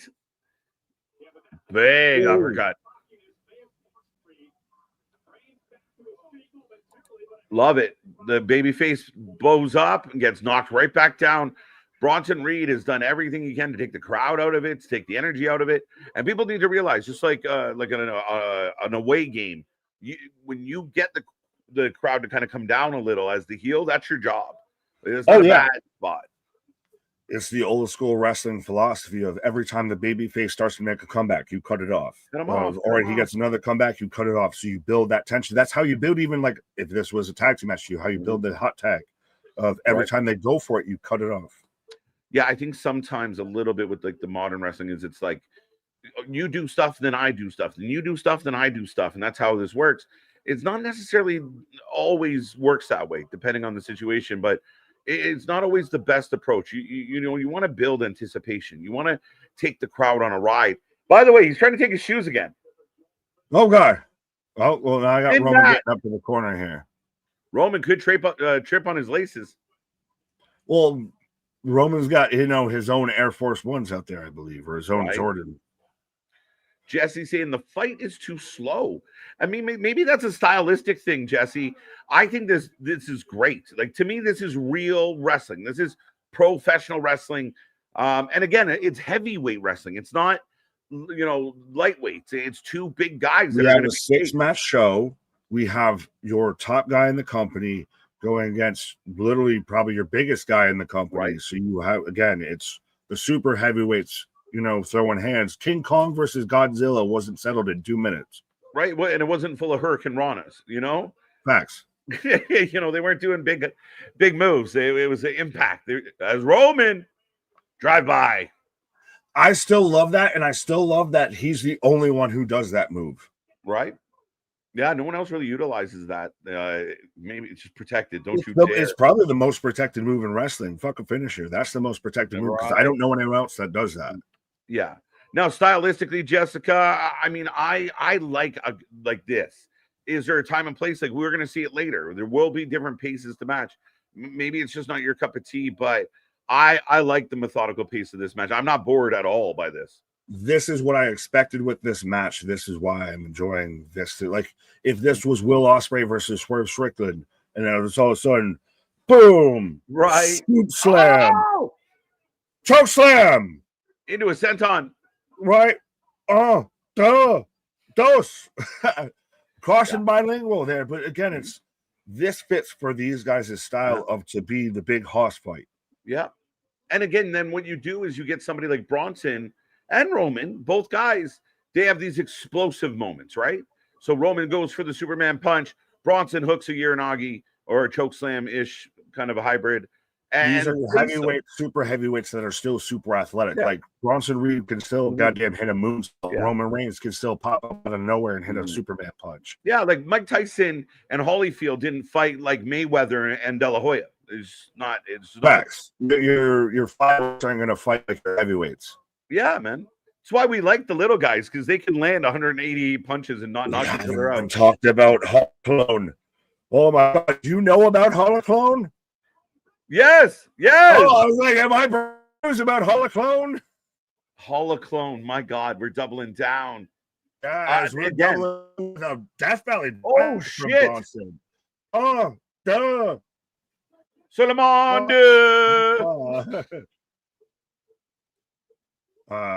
Spaz, super chat. the root of the chick that said it's okay like this. When there's too many fans in the stands, I get distracted. I've not heard this. I don't know. Fair enough. Thank you, Spaz, for the $5 super chat. Yeah, I don't.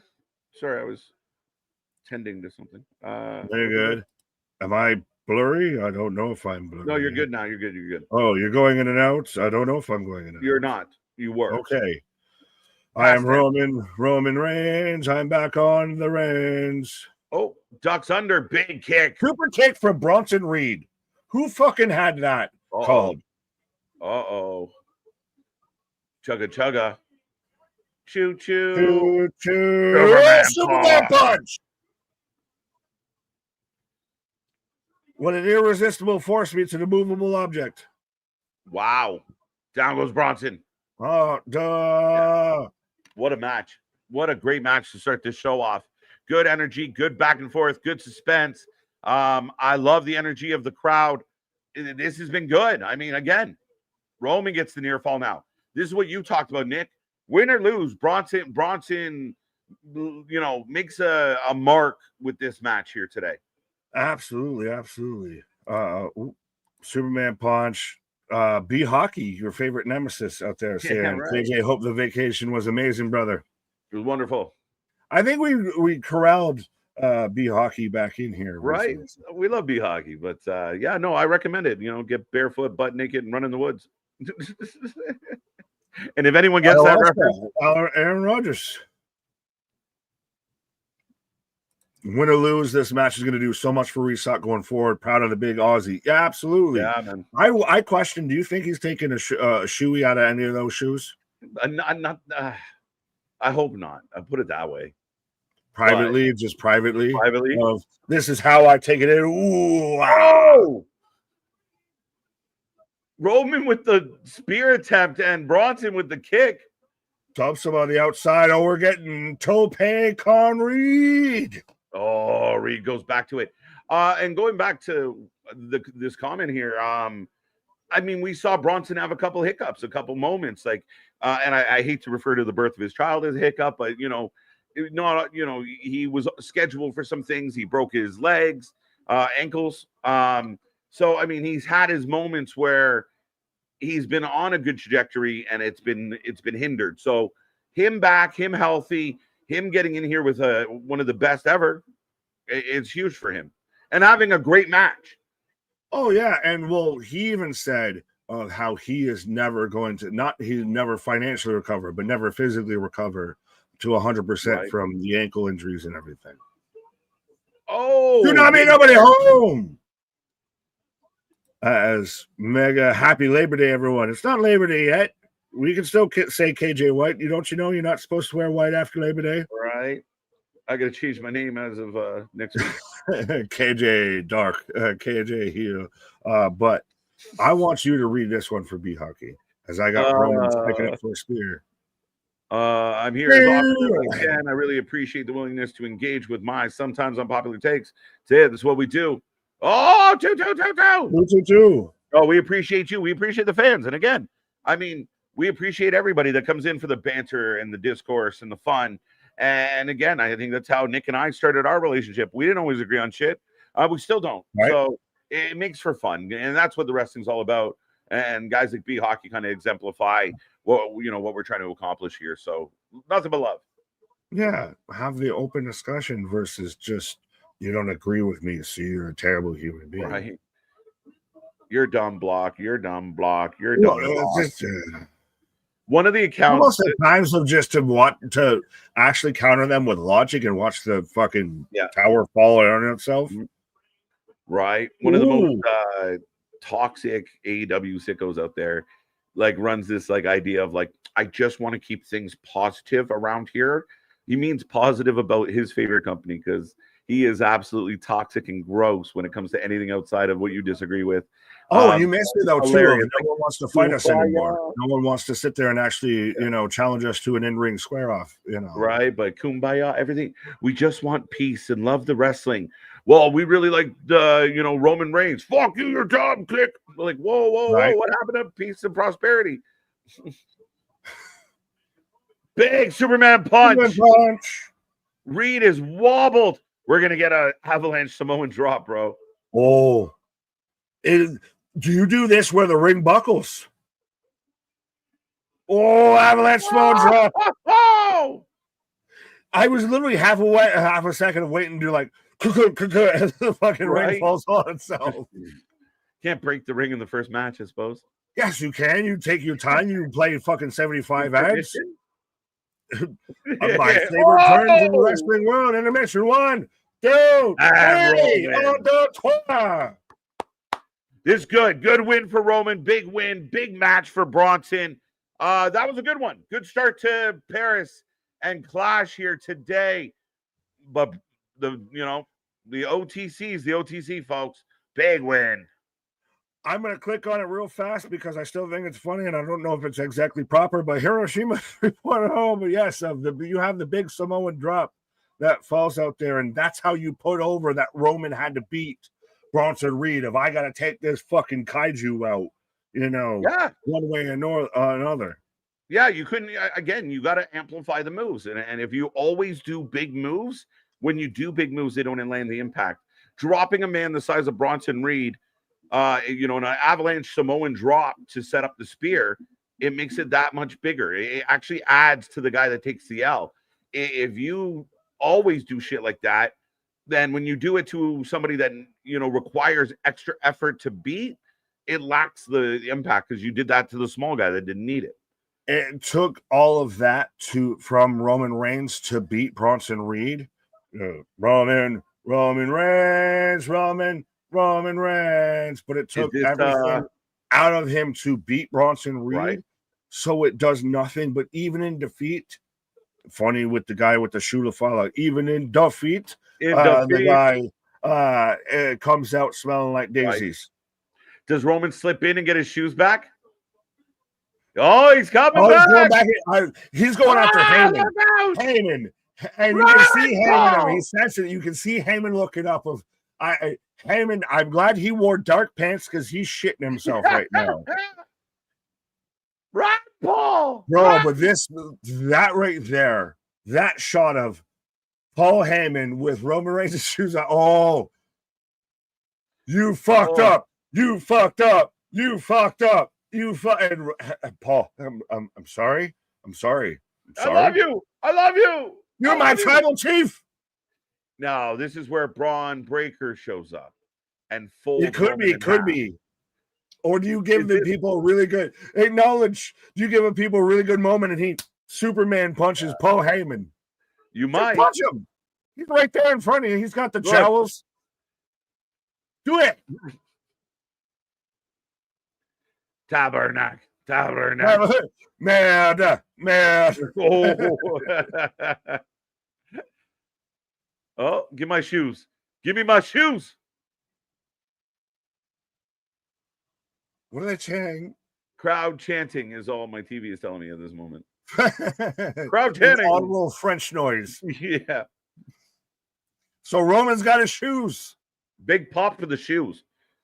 And Paul. Yeah, see, we're good. We're good. Hey, right. Oh, he's got him. Front face on. Choke him out. Choke him out. He's tapping. Choke him. Paul's tapping. And my shit froze. He's got him. Roman cranking on it. Roman cranking. This is where you get a Braun Breaker. Wait, we're getting all the way of Heyman. I don't know if they're showing a slow-mo replay of this. It's just Heyman tapping. This is a good moment. Roman looking big, large, and in charge. And again, he got the shoes back. His Shula Fala. Plus, he got 2 bonus Falas. Big. No, he still got his own Falas. He had the double Falas, remember? Right. Paul Heyman. So he gets a little bit of justice on Paul here at Clash. And Jelly Roll in the front row. But I also like that. Does that kind of put a little bit of a linchpin and just kind of we end this a bit for Heyman for a minute. Yeah. I got my shoes. I'm beyond you now. As they are cutting the laces on the shoes, quick time, as I think Roman's about to give his shoes away. Motherfucker don't know how to untie a knot? Well, what if it's a hard knot? You only got so many time. So much time. You don't even need to do. What is he going to put them on now? I think he's going to give him out. Oh, he's signing them and talk. All right, that's dope. That all right. If you're gonna do that, that's Roman Reigns is your Rock Austin. He's on that level now with this kind of even moment of he's out there.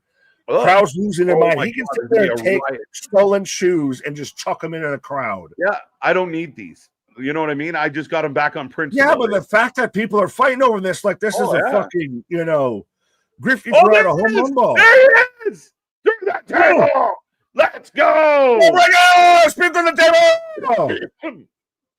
Breaker fucked up. Yo, I think Breaker hurt himself. Well, he sat there and popped up and he was just like, ha ha, and showed him over his table. But we got unhinged Breaker who just blows through Roman. This has all been great. This has all been great. This sets up the match that we've talked about of this. You had Roman with his big baby face moment. You have Heyman get his little comeuppance. Oh, Jelly. Yeah, Jelly was in the front row. I mentioned this. Jelly in Paris. What the hell? Real Jelly's in Paris. I don't know if it's Braun hurt himself or if it's Braun like I didn't want to do this type of thing, or it could have been both, but yeah. No, I think Braun was more of I actually thought he might have hurt like his hip or his thigh. But folds Roman in half.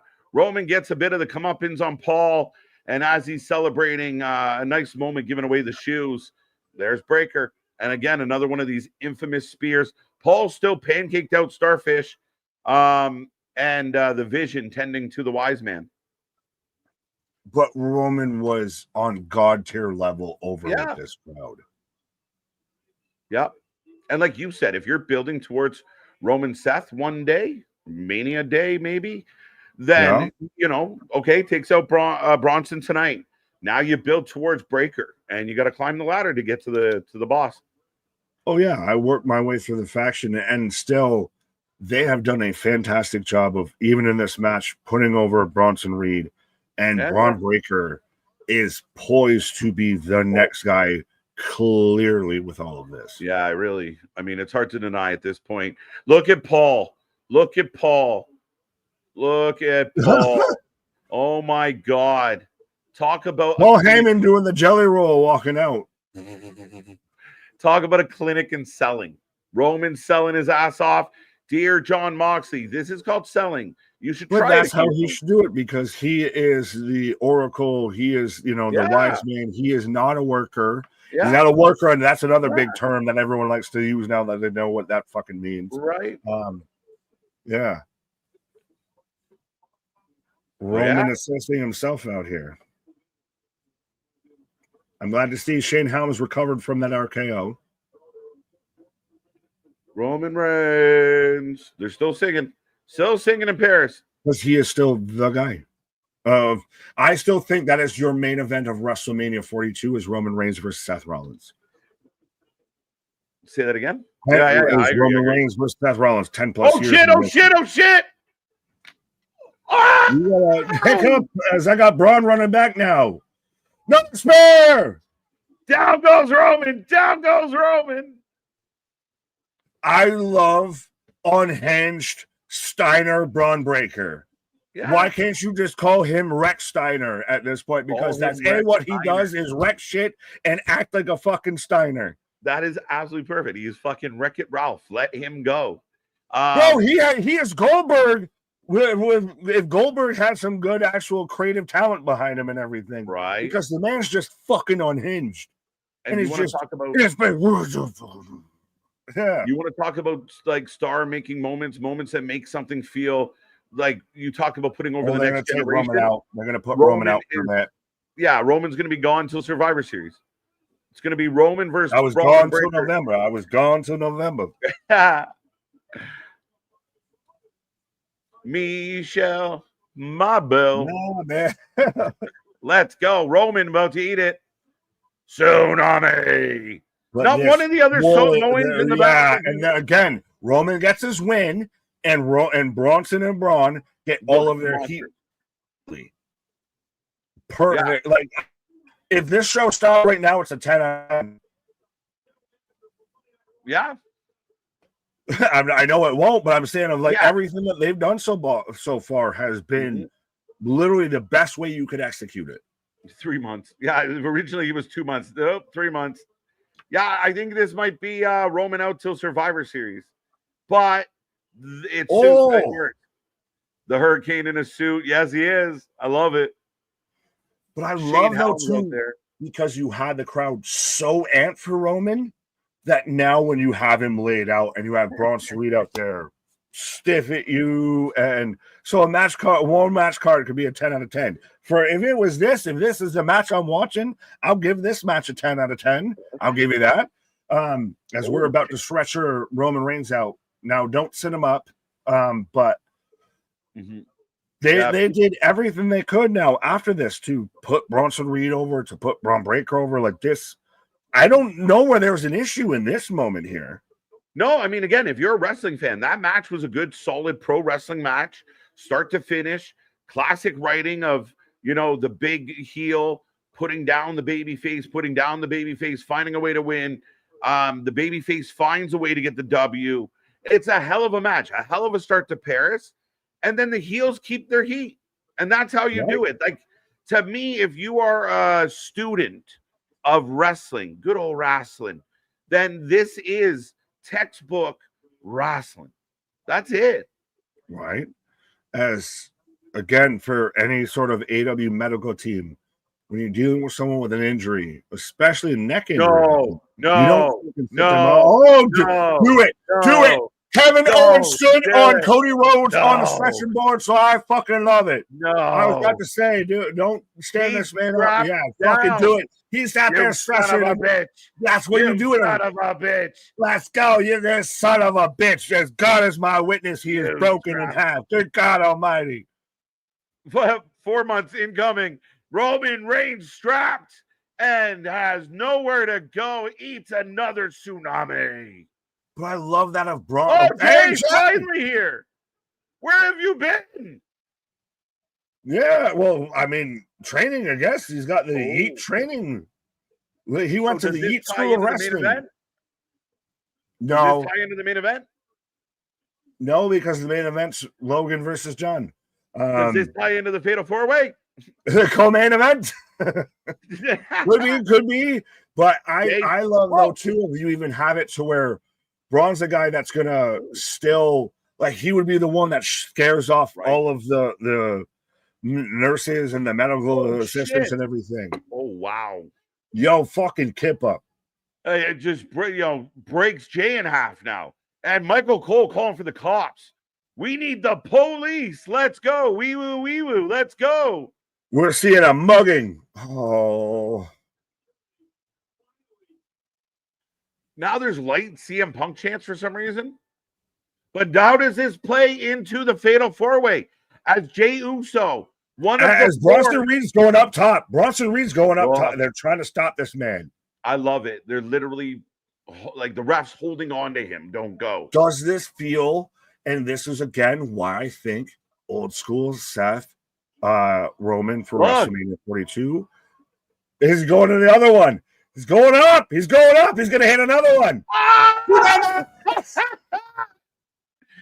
Bronson Reed, what are we doing? This reminds me of the Shield in an aspect of they just took over. Of despite how many fucking hundreds of security guards you threw out there and everything, they found a way around. They took out who they were taking out and everything. It's reminiscent-ish to that. It's such a different vibe that we haven't seen for a minute in pro wrestling. Look, it's what the Death Riders should have been, but ain't. We're going all the way back to the spear to the table. Yeah, it looks like he might have given himself a bit of a Charlie horse. That's all. He seems perfectly fine, but it's just whatever hit him on the way down. He grabbed his thigh, like, oh. Well, he had the leg issue before. Remember, he taped up all of his knee and everything. But my God, like popping Roman out of the straps, my guy. Again, Roman got the win. I think the Vision won the war. Oh, and again, how does this tie into later tonight now? The Vision, obviously, Seth's got a plan. Seth's outnumbered. The champion is not in the favor of this match tonight. And Bronson and Breaker are going to be a factor. Is Jey Uso out? Is Jey Uso a less of a factor now? Is this a built-in excuse for Jey taking the pin tonight? Not a bad shout with that. They were restrapping Roman down, and I couldn't tell whether it was a replay or a current segment going on because I've seen this man strapped down a couple of times now. Right, Roman is strapped in and strapped on, and the crowd's cheering for him, like giving him the injury clap. Yeah, this is for me and my dollar pro wrestling. This is how it feels. This is how you write it. Good match. Good story. It goes together. Loud crowd. This is perfect. Again, as we're even getting Roman Reigns chance again, and I saw Boston saying, "I love fucking with Nick" when I know what he's talking about.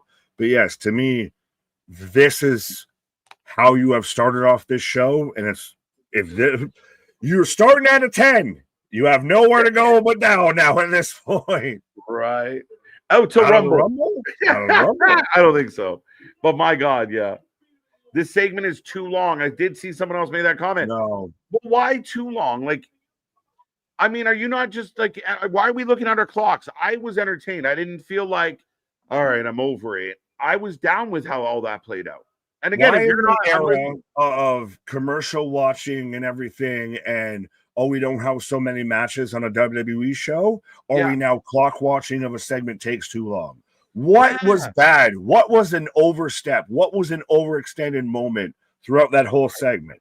You can just say things went too long because time, or like give me a reason as to what you felt went too long. Yeah, like this kind of comment. One match in 50 minutes. So what do you want? 3 shitty matches? Or do you want one really big match with a follow-up moment? Like that was 50 minutes of highly entertaining television. What more do you like? Who gives a fuck how long it went? Who gives a fuck or what? As long if the crowd completely, as long as it's good, who gives a shit? Yeah. If it's crickets and nobody gives a fuck, okay, you got a point. But the crowd's still singing as they're carting him out. And again, it's not just mid-Carter Joe that just got beat. It's one of the best that ever did it, getting annihilated. Give it time. The first legitimately compelling, not sure what exactly is going to happen segment in a long time. Yeah. Bravo. As MDB even says, that was cinema the whole time. Yeah, man. Jimmy, good afternoon, guys. These people don't understand storytelling. And again, it's not, I don't care. Like, it almost feels like whether it's good or bad, it went long. It did. It went long as fuck. We're 50 minutes in. But I felt like it was a very entertaining 50 minutes. So who cares? Like that's there's other if you're gonna take time, you have to validate the time you took, and that fully validated the time it took. Listen, if that was a 25-minute beatdown of Tozawa and Otis, I'm all ears, folks. I'm with you. I'll listen. Right. But this is Roman Reigns. And again, people get worried because, Bronson took the L. So, they bury him. All right. So now they don't bury him. And they're like, well, you took too long. Well, we got to get there, right? You got to give it time. You got to make it mean something. That was a beatdown of epic fucking proportion. Right. Meg out there saying this was beautiful storytelling. Cherokee saying this is a monster happening. Yeah, that is. Roman won the match, but far and away lost the fucking. He's annihilated.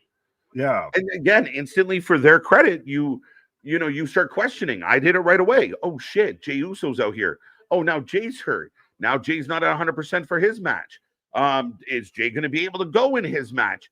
Are they going to come back after Jay? Because you've gotten our business. Now we're going to get in yours. There's already history there. Dun, dun, dun. More jelly. There you go. As I forgot an hour had passed, it was very entertaining. Trust me, I forgot that. Yeah. We're almost 2 hours too. Posty, let's go. Bro, Jensen Briggs out there. Brooks Jensen. Right? Glad to see him hanging out there with. Oh, look, all the love.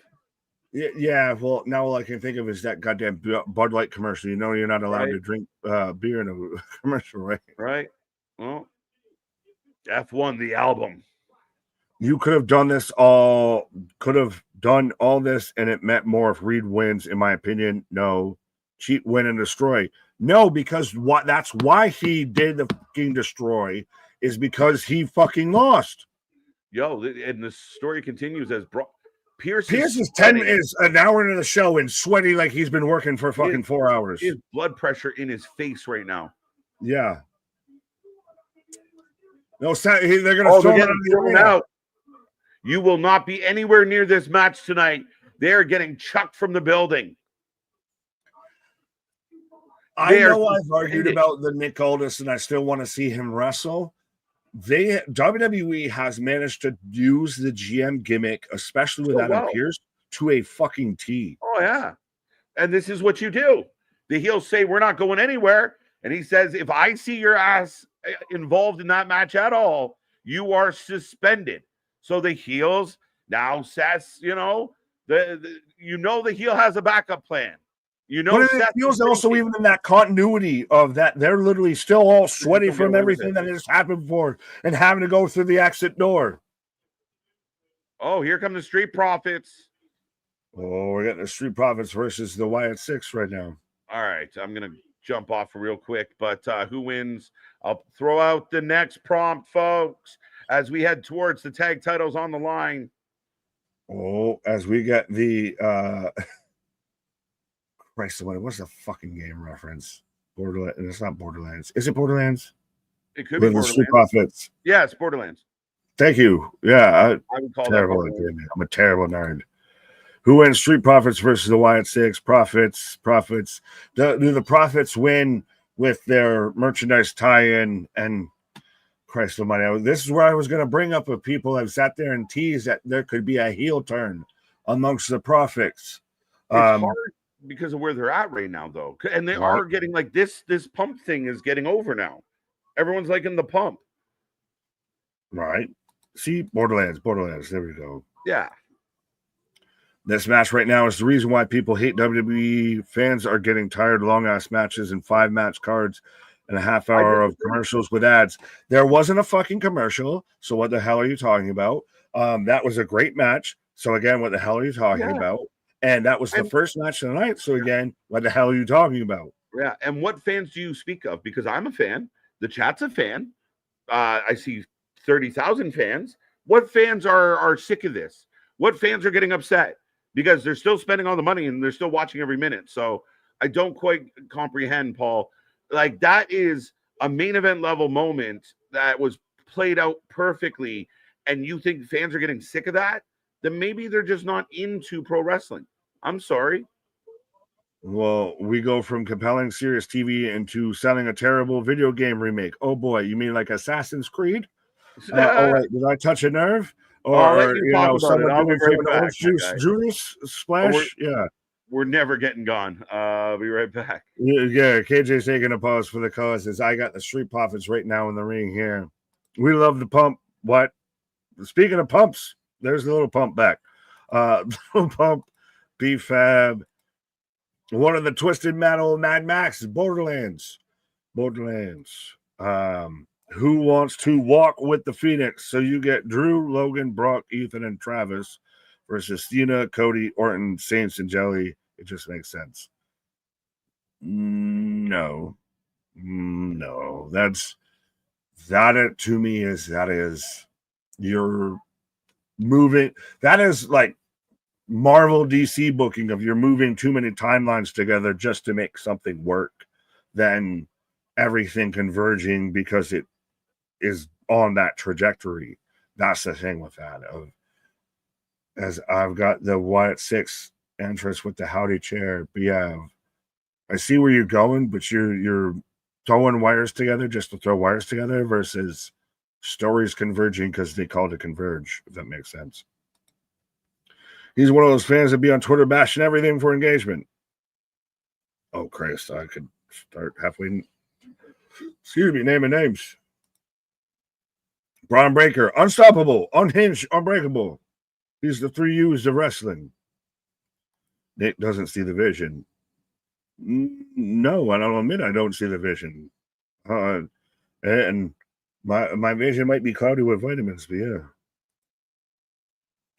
As I've got the reaction with the Wyatt 6 out here, and again, I understand, and I know I'm one of those if they've kind of done a kind of bit of fucking all.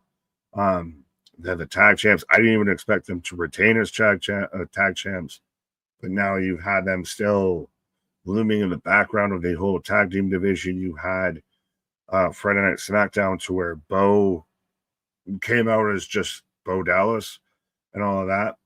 So maybe this kind of leads to them being a bit more. But yeah. As we are about to be underway. So again, folks, let me know who you're taking and you got for this match. As we got the Street Profits versus the Wyatt Six. Hashtag goosebumps.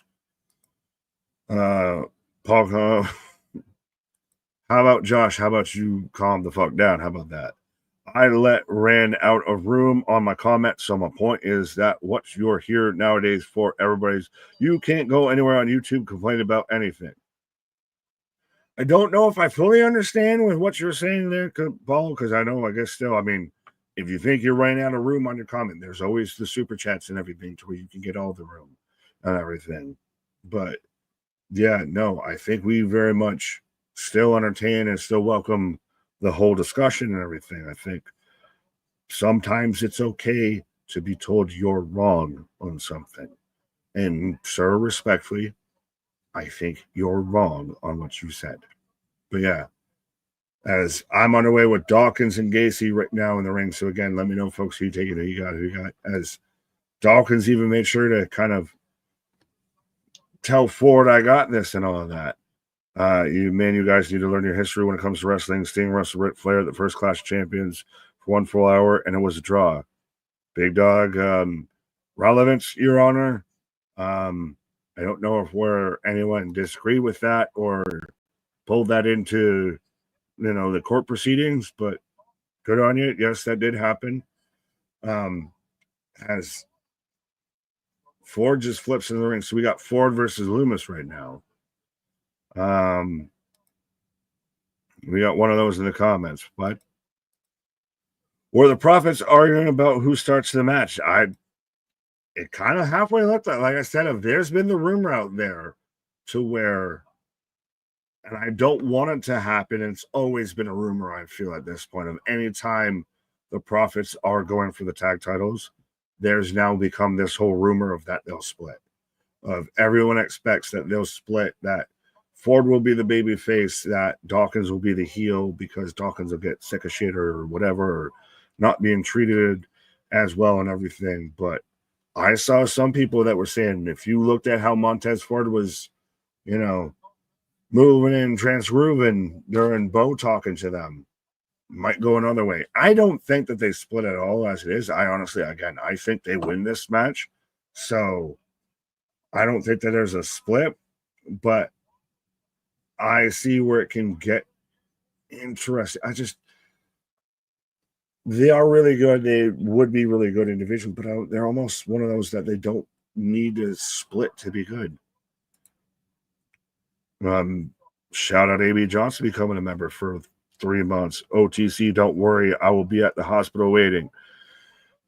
There you go. I don't know if he's, exactly clamoring for you, and you might have to make a trip to Paris, but yeah. Newport City Nightmare. Montez is a heel with Bianca's heel will be money. Could be interesting. Well, that's a whole extra caveat because now does Bianca end up heel with everything? To me, she's been the babyface in this situation. So what? Naomi's out. So does she pivot towards heel? That would make KJ happy. So we'll see.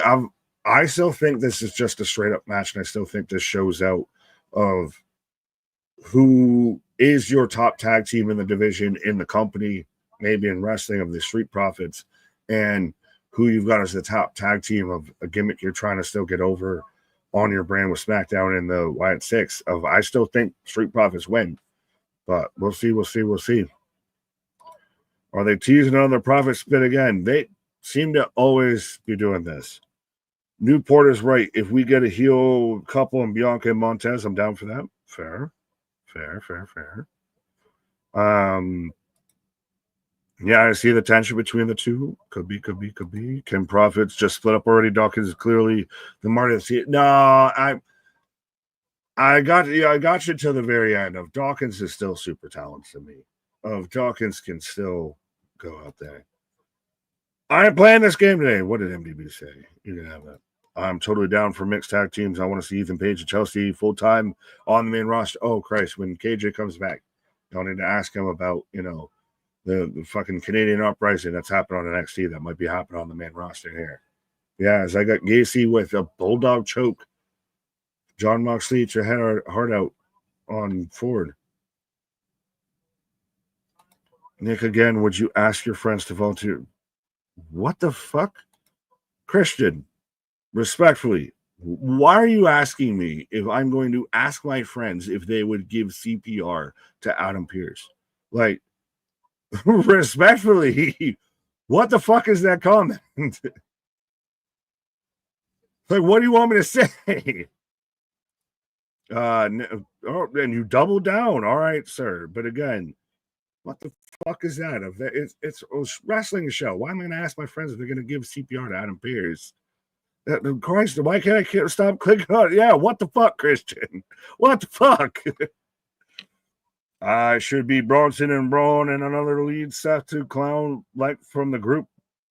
Paul, again, you can't say that you got cut off with what you were trying to say with how many words you were saying in that, because that just didn't make a ton of sense. But as I've got the Wyatt 6 right now, 1, 2 count on forward here. That was worse than a clown down under. What? Nick, what do you do first? Brush or floss? What the fuck?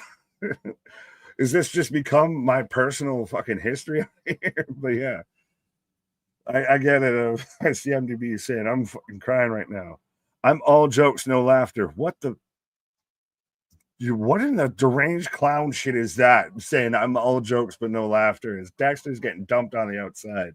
Speaking of deranged clowns, we got this match going on with the Wyatt 6 and the Street Profits right now. Well, folks, let me know you take it.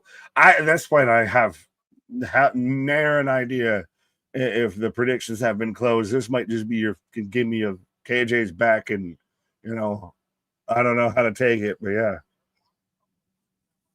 As I got Gacy and Ford on the apron. Oh, superplex, and Gacy's leg kind of got caught up on the rope there. Christian sent off the rails. I think Christian lives off the rails. There you go. MDB, the hell are you? Jessica, I had to pause to make food. Well, there you go. You're pausing like KJ out there, but no, 100%. We got you still covered as big ass tag in the Dawkins out here. The 6 for the win.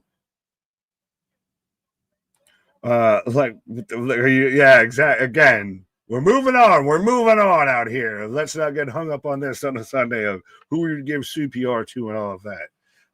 But I got my resuscitation going as Dawkins with a big side splash there into and a pop up almost damn near sky high on a Dexter Loomis. Step up in Zaguri. Dawkins just laying out Joe Gacy right now. Spaz with a $5 super chat. Someone with an Eminem voice. Hey, Mox, I tried to teach you. You still ain't calling. I left an ID, an NIO, and an NXT invitation at the bottom. There you go. I don't know if you'd even want to do that right now. Spaz, that's awkward. Swanton. Dawkins, 1, 2 count. Comments are like a box of chocolates. You never know what you're going to get. But I guess so are co-hosts on the channel. You never know what you're going to get. But I got this magic moment. Yeah, well, Nick leans in to give CPR to Pierce. Then you got to breathe. Then you got Let's go, folks. Good tag match going on right now. Yeah, apparently everyone wants to see the tag match between me and Pierce and just smooching. You're right. And again, I mean, on my pause, I took in some reaction from the fan base, and yeah, I mean, again, some people out there just, again, I wonder if you really understand pro wrestling, if you really understand what's happening. The idea that Bronson, Roman could have handled the L. So what? You don't get an L from Roman just handed to you on a platter. And you spent 20 minutes looking like a complete badass during the match, and 20 minutes after the match looking like a badass. So, Jordan could have really lost that game to LeBron and everything like that, because I mean, it doesn't matter in the standings at this point and everything like that. But no, it's that type of shit of, no, it's fucking character, and you build the fucking pride and everything. If you got to fucking work for it, you got to earn for it. God damn it. Yeah, 100%. Like, highly sports. Like, again, if you're into a different thing, if you're looking for a different thing, if you only get off on spikes and tacks and bears, maybe you're the wrong guy. Yes. Yeah. Squints. Well, let's go, Squints. Let's go, Squints. There's been the whole crucifixion out there of goddamn Booker T because he wasn't a fan of the gummy bear spot. The gummy bear spot was fucking stupid. It's stupid when you're gonna follow it up with a fucking fork spot. Yeah. Again, when you're trying to take something serious, it's not the time. If they're in a mid-card match and they want to make some jokes, if they want to, if they want to be comic relief, be comic relief. But it's in your main event shit. Blockbuster. Oh, duh. Dexter breaks it up. Yeah, I got the replay now. There you go. Yeah. Okay, just making sure. As Montez getting to his feet with Dexter, big super kick. Right. Well, I mentioned this while you're on your pause. Is this not kind of the best tag team in pro wrestling versus the tag team that they're trying to get over in pro wrestling? Yeah, but yes, to a degree. Like right now, the Profits are great. But there's nothing wrong with Casey. There's nothing wrong with Dexter. You got it. Kind of they're the people trying to get over. Yeah, you got to build them up, right? They got to put them in something. A lot of people have been disappointed with. And see, I love you, Montez Ford, because you sat there and sold and went for the whole frog splash, even though the man moved away. 10 minutes before that, you still sold it like you were going for something. It was a weird spot. What they got there? You break into it. Oh. Suplex into the pin. Spot of I fall into this and I fall into that to break it up and everything. Right. Would you give KJ CPR? I would fucking hope so. Hard through the computer though. A little bit. I send him a virtual hug. Right. Kiss me through the phone. I'm just trying to think of the Soldier Boy song in my head. Yeah, exactly. Oh, moonsault, nobody home. Ricochet tried to condescendingly explain the gummy bear spot on Twitter. I argue that if you need to explain it that much, it's not a good spot. Exactly. Right. Oh. You know what I really love? When you need a fucking paragraph of context to understand a fucking moment in wrestling. Oh, the Redwood. Look, Hawkins is a big guy. He's not backing down, but Dexter's back in the mix. But so I mentioned this pretty much right after you went on a pause. Could you see either member of the Hurt say, Ford going up nowhere? That man, I've never seen another human being that can clear jump over a fucking ring post like that and it's clear it. It's almost scary. Oh, Nikki. Oh no. Nikki's trying to hold the legs. Yeah, there you go. I don't like that because you watched Bo wait for his moment. Well, he had to wait for Montez to turn into him. No, because you could see him start to go, and they're like, "Oh shit, it's not my time." I don't know if I agree. Dude. Let's go.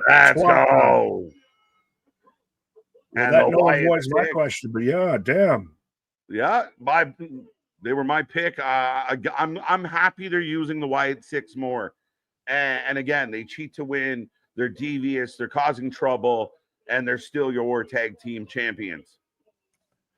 I was wondering if you were going to get a member of the Street Profits to split. Like if you were to get either way. Because there were some people that even kind of tried to pick up on the way that how Ford was when Bo was talking to him.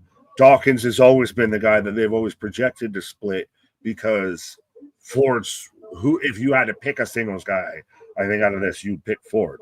Yeah, for sure. And I mean, the thing that's crazy is I think Dawkins is a big man with a lot of talent as well. So, I mean, yeah, I mean, maybe the ceiling's a little higher for Montez, but Dawkins is a talented guy. Right. Gacy and Loomis are great. Profits buried. Oh, stop that. Stop that. That's silly talk. But we got real Wyatt's in Paris, and I'm going to go practice my CPR lessons here real quick. So. Right. As MDB pointing out that Geek Box show. As Nick taking a pause for the cause, we're rolling through 2 matches in the books, folks. The prediction title still on the line. Lots of fun, lots of excitement. I will take a second to remind everybody we are back tomorrow. We're going to do the 1:30 live. So we're going tomorrow afternoon again. Something that we're talking about internally, we might just do the replays at normal time moving forward. But right now, for this one, we will be here for the afternoon. We're going to see how it plays out. So join us as we will get all the fallout from here today. 1:30 tomorrow. It's going to be a good one. Lots of fun, and it's good to be back at it and in the mix. NXT this week's going to be a good one as they're building towards their next big show. You got AEW Wednesday, Thursday. I have no idea. Thursday, we got a special show. We're doing House of Glory on Thursday, so be here for that and all your favorite wrestling. We got more coming your way, more excitement, more fun, more wrestling than you can shake a stick at. And we are about to get ready for the next match, which I'm thinking is going to be Becky, Nikki. So we'll see. Or it could be the Donnybrook, but I'm thinking Becky, Nikki, maybe. What do you? Let's go. Let's go. Brunch with the boys, 18. Yup. Respectfully, if the Profits separate, Dawkins' career is over. I don't know how true that is, and you might be right. I do have that worry, but I am correct in my presumption. Becky, Nikki Bella, the prompt is going in as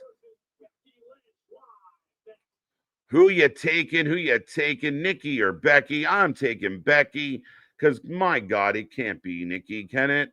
But get your votes in. Let us know. Get your hands on that prediction title, folks. Don't be quiet. Don't be shy. And go get your friends.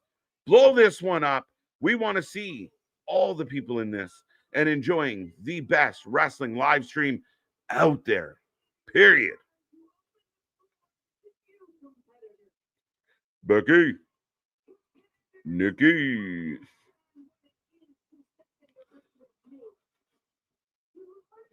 Get those votes in. Who you taking?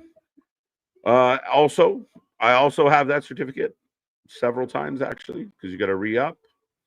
KJ, if your Blue Jays win, where's this going, Christian? Blue Jays win the AL East.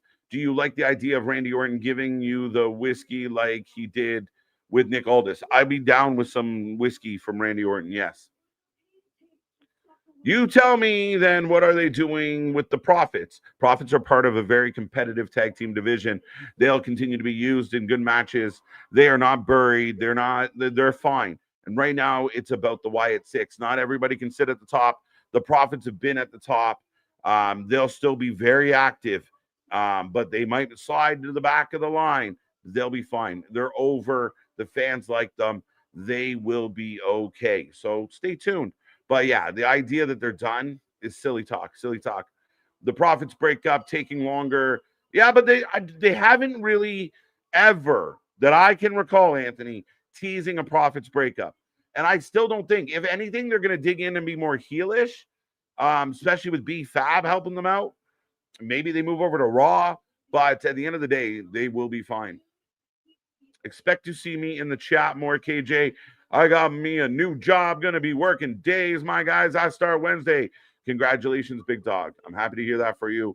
And again, always a pleasure to have you stopping on by with everybody else. Dawkins should have took the pin. They are going to turn Montez heel. If we're going to turn him face, then they need the miscommunication angle finish. Yeah, and then right now, it's about, like, the Profits still have a claim to a rematch. They did not lose fair. So keep that in mind, folks. The reason they do certain things matters. Nikki grabs the leg. You have Howdy hit the Sister Abigail. There is a reason they lost. They didn't lose lickety split clean. They lost with reason. Therefore, they have a claim. We want another tag title match, nobody at ringside. We want another tag title match, no bullshit. Like, there's options. There's options.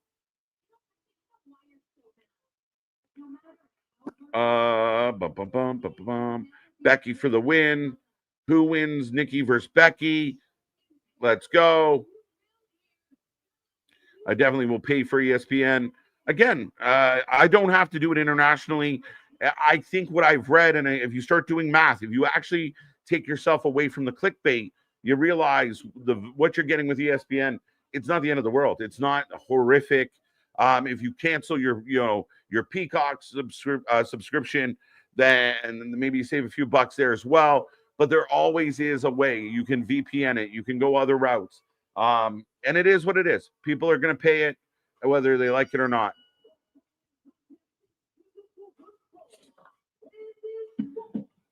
Someone get Paul a Snickers. Let's go.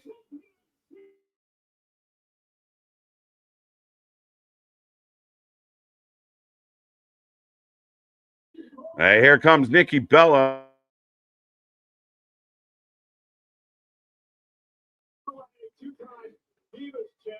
There's a place for Dawkins. He's a good veteran. I could see him being an upper mid-card guy with the right gimmick. I do too, right? Again, will he be a world beater? Like, maybe that's the difference, right? Like, I think there's a different ceiling. I could see Montez world champion. Maybe a guy like Dawkins. And who knows what his character evolves into as a singles. But I do see him, he could be a U.S. champion, an IC champion, be just fine as it stands right now. Becky Hogan, Nikki Bella Hogan. They're all the Hogans. Ozzy Osbourne, LOL. Too soon? Not too soon. Not too soon. Live a little, people. It's hard to be a heel when you can't say mean things. Methinks Paul will need just a bit more than that. Okay. What's up, Philip? This has been an excellent show so far. What do you think about Wardlow not doing a promo after a long absence? All right, so two things. Excellent show so far. I've enjoyed the show. Good tag match, quality tag match. Barn burner, no. One of the matches of the year, nope, but good. Proves the point, and I'm happy that they're building the Wyatt 6. The Wyatt 6 feel somewhat relevant now, and they're doing something. We'll see where it goes. Now the Roman stuff was great, so I'm happy. I'm happy with this show to this point, Philip. The second part, Wardlow coming back and just sliding into the Cows family, again, being very quiet. You did nothing to capitalize on the excitement or anticipation for Wardlow. To me, you did him a disservice. You were more interested in trying to get Danny Garcia over than use a guy like Wardlow. That blows my mind. If you could bring Wardlow in to go after a Moxley, people would be into that. Danny is not the guy. And Tony refuses because he got to do the little dance with him. Tony somehow thinks that Garcia is a guy that you should push to death. Danny's not it.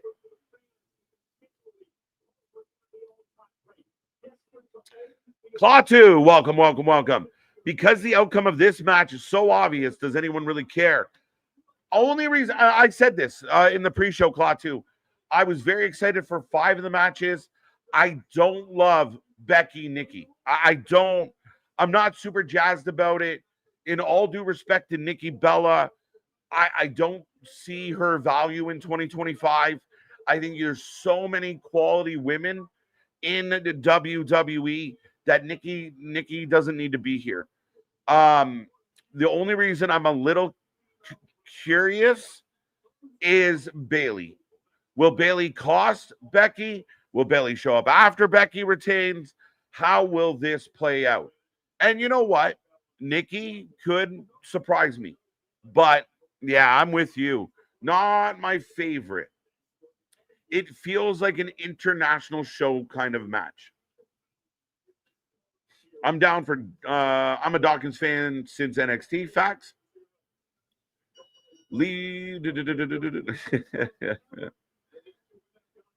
Thank you. YouTube restricted my Clash preview because I ranted about Raja incident, but when I released the rant as its own clip, hashtag rumbles the new YouTube. I don't like it. I don't like it. No censorship, folks.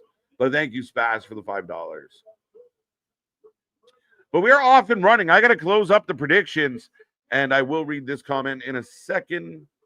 How you guys feeling out there? How's your Sunday treating you? Last call on those predictions. Get your points.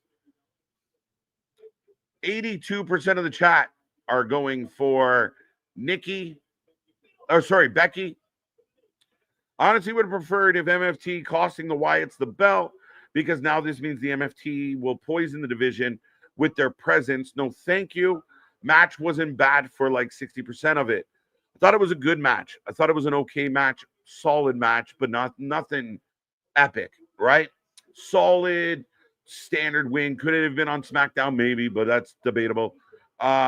Ultimately, I don't know if they'll poison it. And again, I'm still kind of curious if Triple H and company look to shuffle this, shuffle the rosters at all. Do we finally get a draft? Does it mean something? But do keep in mind, there is talent in MFT that really work in the tag team division, especially if Tama Tonga gets back. Tama and Tongaloa are a threat, period. So we'll see. I don't know it works right now because then you're pushing MFT babyface, right? So we'll have to see. Bianca may tell hubby to split the team. Maybe. Gets in his ear, starts causing trouble. B-Fab maybe sides with Dawkins. How does that look?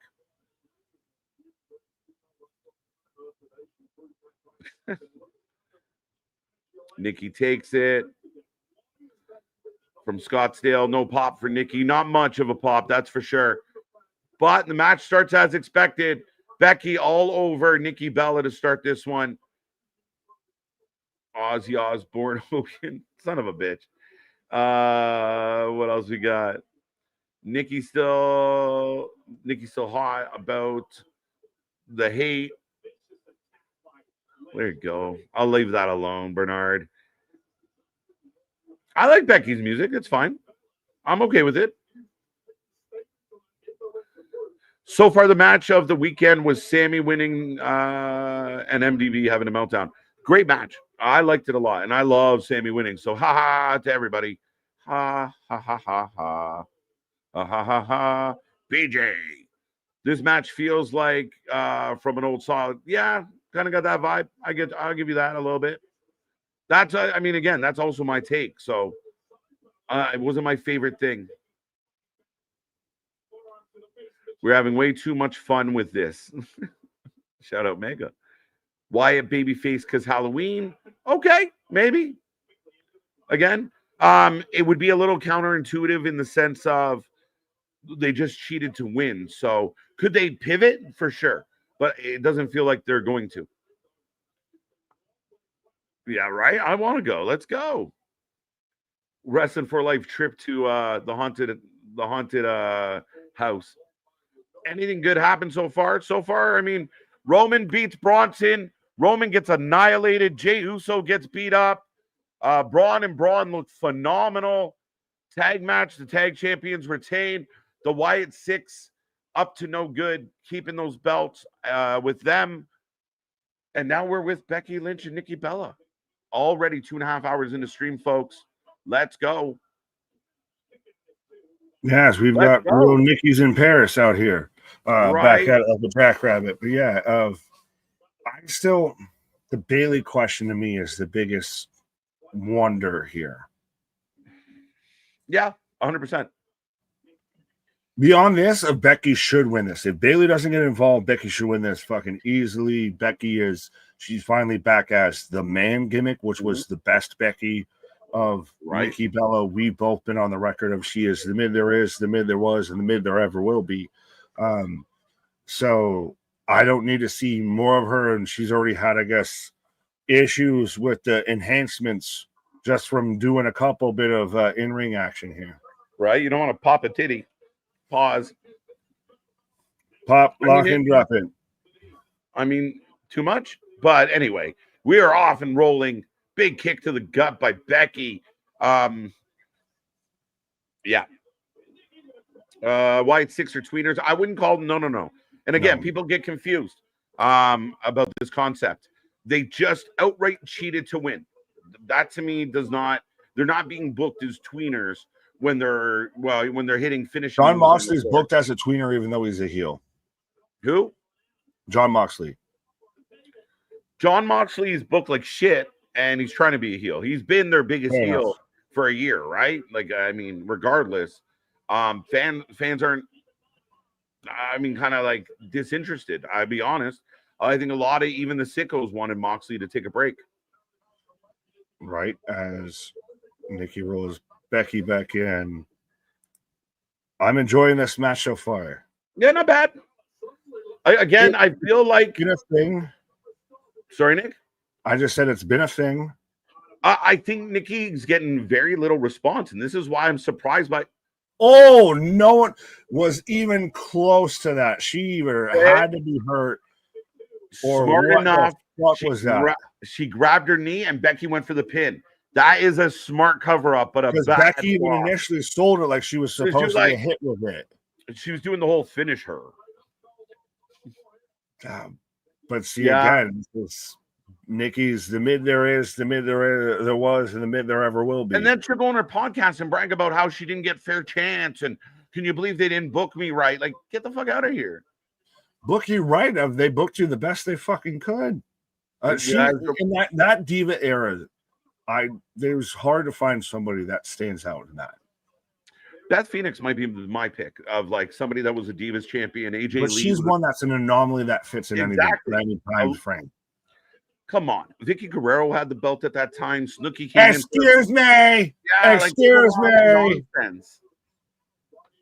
But I think like to me, the Bellas are like the Young Bucks of the wrestling world, just completely overhyped and undeserved. Right. Oh, Naomi was not part of that whole thing. AJ Lee would be one that I would accept. That would be Paige an anomaly out of that. Like Paige was kind of the start of the transition. That I know, the Charlotte Flair, the Four Horsewomen. Things really started to change, and I mean, I'll give Sasha credit. She was a part of that, having really big matches that people are like, okay, the ladies are doing it. But that was like such a bad botch that they just did. I think the crowd's chanting for Becky. Yeah, I don't blame them after that shit. Some of the worst head-to-table shots I've seen in a while. One of them were even close to table. Terrible. It's a little clunky. Like even that transition there, and the crowd's kind of booing Nikki. They don't really care. This is where I question Papa Paul and his decision making. If this was Becky versus somebody of note, we're in. But Stephanie Vacour, not on the show. Yeah, how did that work out? Now, why would you not at least address it? Maybe I missed it. Did they address took her off the show, and that's the most we know. See, that's bullshit. She was the number one contender for a vacant title. At minimum, you got to address it. But who would challenge her for it? I don't know. You're gonna do a tournament that she ends up winning anyway? Well, I'm wondering because you can't superplex you if you insist no we in there. The crowd is actually cheering for Becky to win at this point. So again, I would call, this is a bit of a booking botch, in my opinion. Well, it's what we've kind of said is no one really gives a shit about Nikki Bella anymore. Yeah. The only person who really gives this much of a shit about Nikki Bella is Nikki Bella. Yeah, they're cheering tap. Then they booed when she reversed it. No, and Becky's your big heel, right? Like she's getting all this heat. But she's the man again, and she actually cuts good promos of Christ. There was the whole clip that Geekbox put out of us and all the other content creators of all reacting at the same time but you can't see him anymore. Yeah, so good. But, we'll roll through. Still trying to get this armor. Again, this feels like a practice match. Somebody said this isn't a pay-per-view match. I think by name value alone, it has to be a pay-per-view match. No, it doesn't. The quality of the match. I mean, it's their wrong. Right, but you're not just going to book a random Nikki Bella title match on a Raw. Like don't book her at all. But if you're gonna book her, you kind of got to book her in a spot in their mind. This is just, we thought Nikki's in Paris, I guess, and everybody just went with the joke, and no one figured out how it was going to be bad. But Anthony is saying Naomi wasn't a part of the Divas era. Excuse me, Nick, come on. Well, wasn't that when she was still the Funkadactyls and everything? I feel like it was early for her. I don't exactly peg her for. I mean, she I was don't such a big part of that, but she was such a big part of the Divas show. Remember her tooting when she was getting a massage and shit? There's a difference between the Divas era and Total Divas. Let's be honest. That's fair. That's fair. Natalia should be out there. Natalia needs to be just fucking GCW Natty. I'd be more excited if this was Natty versus Becky, which we recently saw. So facts. Oh, reversal. Sliding back, going for the STF again. It's funny that she uses the John move. Well, that's the only way she can see him. She get the finisher in the divorce? Oh, she just used to hitting that move on him in the bedroom. John couldn't climax unless he was in an STFU. Right. I quit the Clash of Paris. This show, come on, King. There's 3 matches in. And the first match was phenomenal. And it didn't even feature an AJ Styles. And it's not even like you and I are sitting here glazing everything. The opening was phenomenal. The opening match was fucking outstanding. Pure pro wrestling. I like it. I give it marks. Second match was good. Third match, I don't care. We're going to follow this up with a Donnybrook just because we're going to get the crowd back into it. This is probably the weakest match we have left on the card to get through. Yeah. And because we've already went through this tag title match. We went through Bronson and Roman, which was phenomenal. Right. And now we've got Nikki and Becky. So we're halfway through the card already. And we've still got the Fatal 4-Way. We've still got the Donnybrook, like you said, and we've still got John Cena versus Logan Paul. That's the 3 you have left. So, like, why now? Bold strategy, Cotton. Why are you giving up before all the good shit? Like, even the better shit. Errors in Paris. I like that one. Yeah. I want to go back to John's because I think it was a 2-part. I mean, Nick, not Kate. What was this one? Nikki had a botch. KJ had a botch. It's cool. We'll all get over it. What did I botch? I don't know. I mean, it's probably normal. It's probably par for the course, but yeah. Right. Natalia said that Natty would be all the time and that Becky does not deserve Natty. Do you even understand how it works? Aggressive. I don't know if you understand how it works, sir. Yeah. But the Natty, I would love to see Natty, the independent gimmick that she does, the low-key legend on Monday Night Raw. I don't think that Monday Night Raw is doing Natty. I guess whatever. No, and then what Natty said is doing with that comment. Yeah.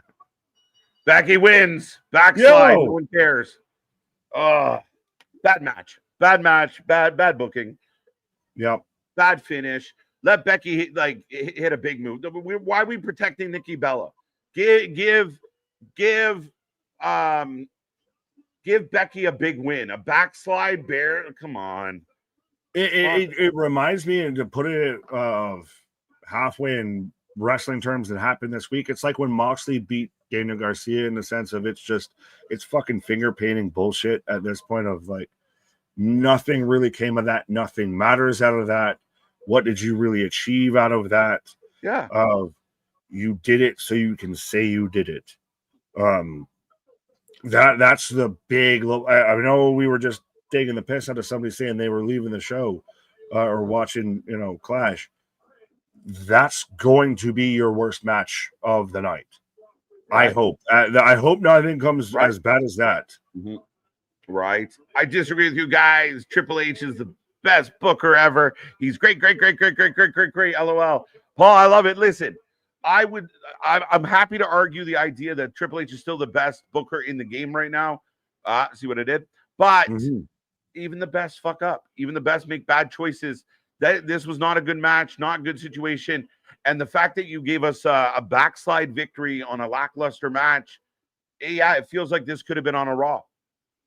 Oh, 100%. And again, nobody is without fault. And that's, I guess, I hate that we have to keep doing this as a fucking defense, but proof positive that we call it down the middle of call it bad on both sides as much as we call it good on both sides. It's just sometimes it's just relying on talent here. But no, Right. that was a waste of time. That didn't need to be here, didn't amount to anything, and literally on a fucking roll up and all of that. Like, what was accomplished there outside of you got the couple cool promos on Raws and you got Nikki in Paris? Outside of that had no business being there. I know we want 6-7 matches on a show, but when we have 6-7 matches on a show, I still at least expect that they fucking warrant being there. Well, and we said this a long time ago, Nick. If you're going to do the less is more approach, the less has to be quality. Like, you got to give us 6 quality matches, 5 quality matches. I will ignore, like, I know people get hung up on the numbers. I can't believe they're doing a 4-match show. I don't care. As long as it's 4 really good things, really good matches, really good contests, we're good. I'm with you. But if you do 6 and you get a couple duds in there, you expose yourself. Your margin of error is much less. Put it that way. Well, and which is better if you go to a fine dining restaurant and they give you a 4-course meal and everything, but every course knocks it out of the park, or you go to an all-you-can-eat buffet and you know certain dishes you need to hit because those are the ones that slap. Everything else is kind of, you might be ending up in the can and everything. That's the fucking perfect way to put it, right? Like, and I know it's been referred to as a smorgasbord of wrestling. So, Paul Walter Hausen, a guy who doesn't shy away from a buffet, is always pitching out about how it's a buffet. How do people get mad about, like, people yelling about jelly and then this guy running around doing whatever he wants? Just saying. Right. But Anthony doubling down, letting you know, like, she was fine, Anthony. We can take this to court if you feel that egregious and offended by it. I'm like you. I don't associate her with that era, so I guess that's a blessing with it. So far, AAA was the best PLE in August. You might be right. You might be right. Yeah. Overall, SummerSlam was in August, though. Was it? Yes, it might have been. Yeah, so it'd be between those two. But again, Triple Mania was just fun from top to bottom. Yeah, and I mean, I thought SummerSlam was great. I mean, August 2nd, I know we're going back a little bit. I thought SummerSlam was good. Now, we are advertising for the Fatal 4-Way. It has been put out there by Michael Cole. It will be the main event tonight. So not John Cena. Liar. I don't know. Well, it's just one of those of like, so what's going to be your big, huge moment? Are we going to get a fucking Dwayne? I don't want to Dwayne. I don't see Dwayne fitting into the scenario. So then what's your big moment? Tonight? Well, what if it's LA Knight winning the championship? What if it's a new member of the Vision? We have 2 members banned from the arena. So what if a 4th shows up? I mean, again, and I'm a big component of your main event is your world title. So 4 big names in the title. Does Roman get involved? What happens? There are potential big moments. Roman shouldn't be nowhere near this after everything that he endured. Yeah. At this point, he should be, you're no-selling everything that happened before. He should be nowhere near it. I agree with you, and I've been the defender on that of your world title ends your show. But if it's one of those when you have a moment that's going to set up into the next pay-per-view, and you have your big, huge moment of a Brock Lesnar shows up, that ends your show. Of Brock's in Paris, to me, ends the stream a little bit better than it does of Seth retains and you get whatever probably happens. Right. Wrestling fans are just spoiled guys. It feels that way. A lot of nitpicky stuff. And again, when you do something good on one show or you stack something up, then people overlook it. I feel like people stretch to find the negatives, and I just can't play that game. Again, if you didn't think the beginning of this show mattered or was impactful, then you haven't watched classic wrestling and you haven't understood the actual sport, the entertainment value this sport. So we got Pierce and Jay. As Jay selling the bruised ribs and everything like that. Yeah, but people who pay the insane prices to go to these shows probably deserve more than a 4-match card. I'm sure not everybody feels that way, but there are people who do. And that's fine. But again, they're only responsible for what they advertise. They're only responsible for what they put out there. And you paid the money knowing that you could be a 4-match card. Tough. To me, it's quality over quantity. If it's 3 really great matches and a Royal Rumble or an Elimination Chamber or 2 Elimination Chambers, again, you get what you pay for. And right now they're packing those buildings. So a lot of the people that bellyache about ticket prices are people that don't leave their basement and won't be going anyway. Well, you're paying a ticket for a performance, and I'm sorry that Oasis didn't play your favorite song or something like that. Didn't do the set list you wanted them to do and all that. Now, granted, you do get a bit of an issues and everything of if you really circumvent it, but yeah. There you go. MDB following up on Anthony. Fair enough. So I guess I'm terribly in the wrong of, as per usual, of saying that Naomi wasn't a big feature in the Divas division. So there, I've acknowledged the comment I made almost a half hour ago. You get what I give you and you like it. And again, if people are really that mad, pay with your wallets. But all the fans out there that spend all day, every day bashing WWE, but watch every minute, they don't give a fuck what you say. You're watching. And if you are hate watching, get a hobby, get a life. But even then, it shows you that it's that pulling you in and everything that you're still gonna halfway hate watch and everything. Because respectfully, I've never hate watched a thing in my fucking life. I got too much other shit to do. When I start hating something, I turn it off. Yeah, that's the normal, logical thing to do. But yeah. Right? Oh, I hate this show. It's fucking, none of the plot makes sense. I hate this show. This is terrible. Off. That's how we go. If I'm hate watching a show, somebody in my life is making me do it. Clockwork Orange. Yeah, no, still, I don't think that there is that much that is really like, oh my God, I can't believe they're doing this with WWE. That, I can't enjoy even watching a minute of it. Right. Absolutely. So one of the questions is right now, sorry, I forgot to put it up. I will put it up. We are getting the Donnybrook next, as anticipated. I guess Donnie's not in the match, so I should take that down. What is Brooke in it? Is Brooke in it? We don't know. But Sheamus is taking on Rusev in a Donnybrook matchup up next, folks. Yeah. Now, is it Donnie Wahlberg in here, or did Mark have to step in for him here? Are we getting the Funky Bunch? So, their burgers are good. I will say that much. Oh, I haven't. See, they sell them in grocery stores by me. Oh, do they? I could literally get their pre-made burgers, their pre-made buns, their seasonings. Right. I can make Wahlburgers at home if I wanted to have my at home. I had it in the airport, and I thought it was really good. Well, that seems about the only time it would be good, because it's like you got limited options of you got this or you got that. Right. But yeah, get your votes in, folks. Donnybrook up next. Should be a hard-hitting, hard-slapping affair. Big beefy boy is slapping meat out here.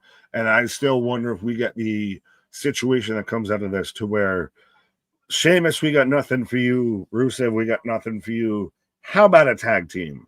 We did the bar, so how about the bar? And they need, the Raw tag team division, and I don't know if this is by design yet or not, because I haven't seen enough proof, but the Raw tag team could use, two big veterans running amok. Well, and it is also a little bit of the Haas division of especially you've got the Viking Raiders out there. You've got Judgment Day floating around. You've got to where you could get the Usos back and all of that. You've got the New Day. It's got a different style, a different stroke to it than what is the SmackDown tag division is. So we've got the fake bar with the Shillers and a keg of Prime. A keg of words Prime? I never wanted to say in my life. If we got more Shillers than kegs of Prime. Right. I'll be right back in a moment, Nick. There you go. As Erica of the Viking Raiders takes a for the cause, I've got. Yeah, this has to be Miro coming out here. Kega Prime. I'm broken. Rusev with help from the French army. Can come out with a tank here. I was going to say, help from the French army is like saying, one-ply toilet paper. It's just going to fall through. Slobber knocker out here. And that'll be interesting again, this is going to be guys just beating the piss tar and leather out of each other. These are guys that have literally fought through everything from the first segment to the main event of Monday Night Raw. So I don't mind the idea. And I like that Cole's playing into a little bit of the connection of the former League of Nations there with Rusev coming out here. But why they didn't cast Rusev for the fucking Street Fighter movie to play goddamn Zangief, I will never understand. But this is going to be your Donnybrook. This is going to be your Smash Mouth pro wrestling here. It's just very interesting to see the Irish flag right next to the Bulgarian flag. And what's that? Lana, did we see in the front row? Do we see a Lana at all coming back to WWE, or is she just out there in the ether?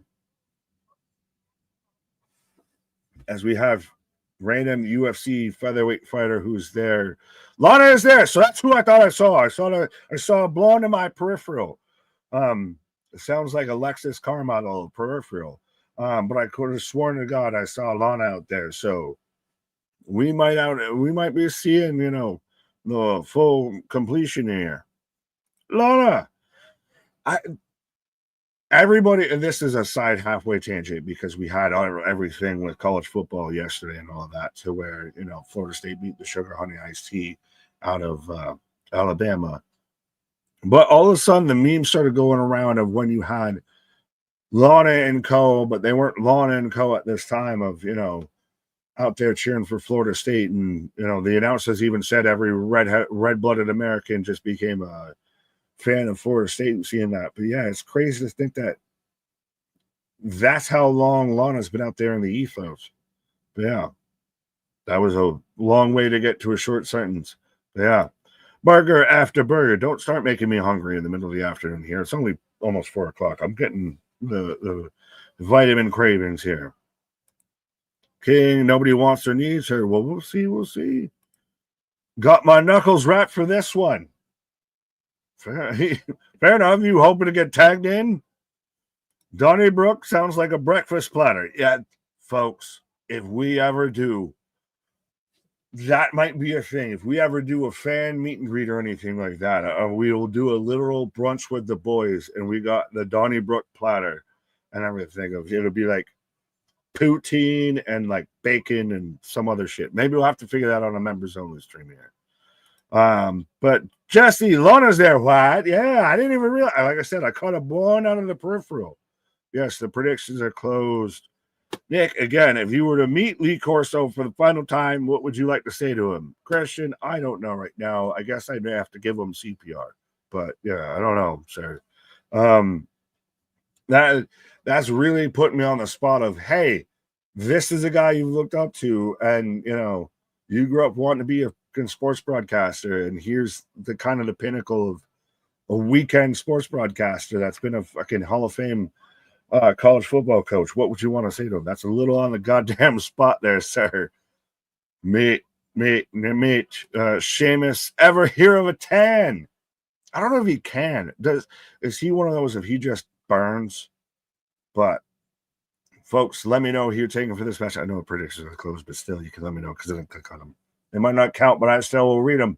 As I got Rusev and I got Sheamus and a Donnybrook on the outside here, as we got a Slim Jim table set up. Oh, we're getting another Slim Jim table. Yeah, CPR, that might be what I said.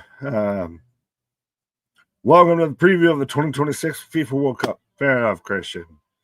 You're on Mars and we're out here on Earth, and I love it. Do a live King of the Wing. Oh, if we, again, that might be a whole idea. Trust me, if we ever got to the point, and again, all you can do is help us by spread the good gospel of wrestling out there. As we got a suplex on the outside, Sheamus on Rusev. But again, the more subscribers we get, the more people tune in, the more this channel keeps growing and everything like that. I would absolutely love to sit there and do, a whole where we meet everybody live. We'll have a whole, meet and greet. We have a literal live brunch with the boys and everything like that. Because trust me, I might shed a tear if I hear everyone singing along with ladies and gentlemen. But yeah. I can very much see us doing a live Wing in the Ring, or even we'll do your trivia questions. We'll have to just, take it on the honor system if you guys are actually honest or not. I still want to see Sheamus versus Oba in my brain. Fair enough. That's not a bad shout of. I mean, that could be a thing. Oh, Candlestick beats a Shillelagh. But Oba's the guy that I could see moves on to that, and he would fit into this. If that's your U.S. title role, it'd be your Intercontinental division and everything, to where you've got the big beefy boys of, you've got Sheamus, you've got Rusev, you've got AJ Styles, you throwing an Oba Femi out there. That's the big beefy boys slapping meat. When you've got, you know, Malachi Black, you've got Sami Zayn, you might have more of a work rate allegedly on SmackDown for the US. Be a nice little take. But we're gonna do the Rusev beats of the Bowery. 1, 2, 3, 4. I do live in Buffalo. Well, there you go. Well, I do live in New Hampshire. I know KJ does live in Canada. I remember when Notre Dame was on fire, felt like a church. Jeez, that's old as shit. But I do got Notre Dame taking on Miami later tonight. Rusev set up the second table, so he's going through it. Well, they each set up a table, so they each have to go through a table individually. Claw to my rib tips will make your tongue knock the roof out of your mouth, silly. Sit there and just beat your own brains up. The Wrestling for Life meet and eat. Yes, that's great. And actually, I feel little jalop there, backbreaker. Now Sheamus on to Rusev. They missed it the first time, but no, I think I saw ODB was actually doing almost the same thing of it. They call it a meet and greet, but it's spelled MEAT instead of MEET. So yeah, we might have to see if that fits through the copyrights. But yeah, you could just hang out with me and KJ being fat asses. What? Ribs is my favorite comfort food. Favorite Chinese food of all time is goddamn boneless spare ribs. I will order that any fucking time, and I always get the biggest goddamn part of it. You might have to put me in a goddamn chokehold to get me away from that on a fucking Chinese buffet. But beer and brats, there we go. So here, we'll put it this way. Give us in the comments on the video, not during the live chat, the comments after we go live. There you go. And you can, well, maybe either rename the Brunch with the Boys, or what if we did an actual live meet and greet and everything, what we should call it. Some good brisket sounds. Now you're just making me fucking hungry out here. See, we're talking about all the big beefy meat and everything as we got big beefy boys slapping each other. I got a steel chair. Rusev ducks out of the way. Spinning a heel kick. When's the last time you fucking saw anybody do that? Last time I saw that was goddamn whenever I play a 2K game. I'd probably have my character end up doing that because it's fucking effective. All of the above. Work that algorithm. What? Come on, get rhythm when you get the blues. 10 beats of the Byron. Saxton? Shout out Cooper. Shrimp with lobster sauce. We're just naming foods now of just trying to make me hungry. As KJ's snacking on a pause, I assume. As you're just making me hungry as Rusev's just wailing away with a steel chair here. Tenderizing. Triple meat burger from Whataburger. Fair enough. I've never had that. Whataburger doesn't exist by me. Honestly, the best burger place by me is goddamn Five Guys. If you go, you get the double bacon cheeseburger and you get jalapenos and A1 steak sauce on it. That's your money maker right there. And Sheamus firing up. Who's being Byron? Who's being who? And who's being who? How about 10 beats of the soccer ball? 10 pumps to the chest for CPR? Sheamus firing up. Oh, I know I picked Rusev to win this, but with him getting all this momentum now, and then we're not at the end of it, might be Sheamus gets a comeback. Oh, bro knee. Not a bro knee, but a broke knee. Who's being Whataburger is West Coast thing. I heard it's a Texas thing. Then again, I also haven't had Shake Shack. We goddamn out here talking about Wahlburger, which I still even actually officially had. But yeah. And 10 beats of the CPR. Big Irish burger. Aaron Boone is going to need CPR if the Yankees miss the playoffs. I'm going to need fucking CPR, and goddamn, Aaron Boone is going to need a new fucking job, is what it's going to be. Is he needs to be gone. As we got the beats of the Bowery right now here. Ilya like half their side. Do we get an Ilya Dragunov tonight? Christ almighty, haven't even halfway thought about that, and he's been rumored to be close to being back. I could see him fully slide in. Does he slide into facing a?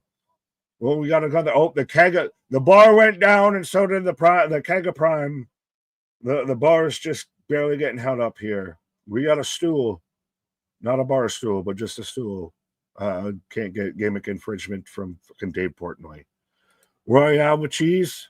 You know what they call a big beefy boy match in France? They call it a Royale with cheese. As we're getting the Boweries on the bar table here. No, this. Incorrect. They have Whataburger in Arizona. I said it was a. Don't fight me. I said it was. They had it in Texas and everything. He is a bad one. Oh, he's legit. He's scary. Like he's literally like he would beat John Wick somehow. As Rusev's just trying to get away, as we've got just shillelaghs on standby for Sheamus, as now we're getting another beats with the shillelagh. You take the high road and I'll take the low road and I'll get to whooping your ass before you. As we're getting all the shillelagh shots. I feel like I'm getting drunk out here as he's into the crowd with everybody. He got a crazy look in his eye. Oh, he got a scary look. Florida. Yep, that's the thing. That's just Russian people. Yeah. This is why they're always the bad guys in U.S. movies. Will the bar close? I don't know. I don't know if it's opening. You said West Coast. I live in California. Whataburger's not. I didn't say it. I read the comment. Don't be mad at me. I am not the representative for Whataburger. Trust me. With how much I say what, I should be the fucking mascot for Whataburger. Oh, I forgot they even set that up in there. As Rusev goes head first through the chair and the turnbuckle. Celtic Cross.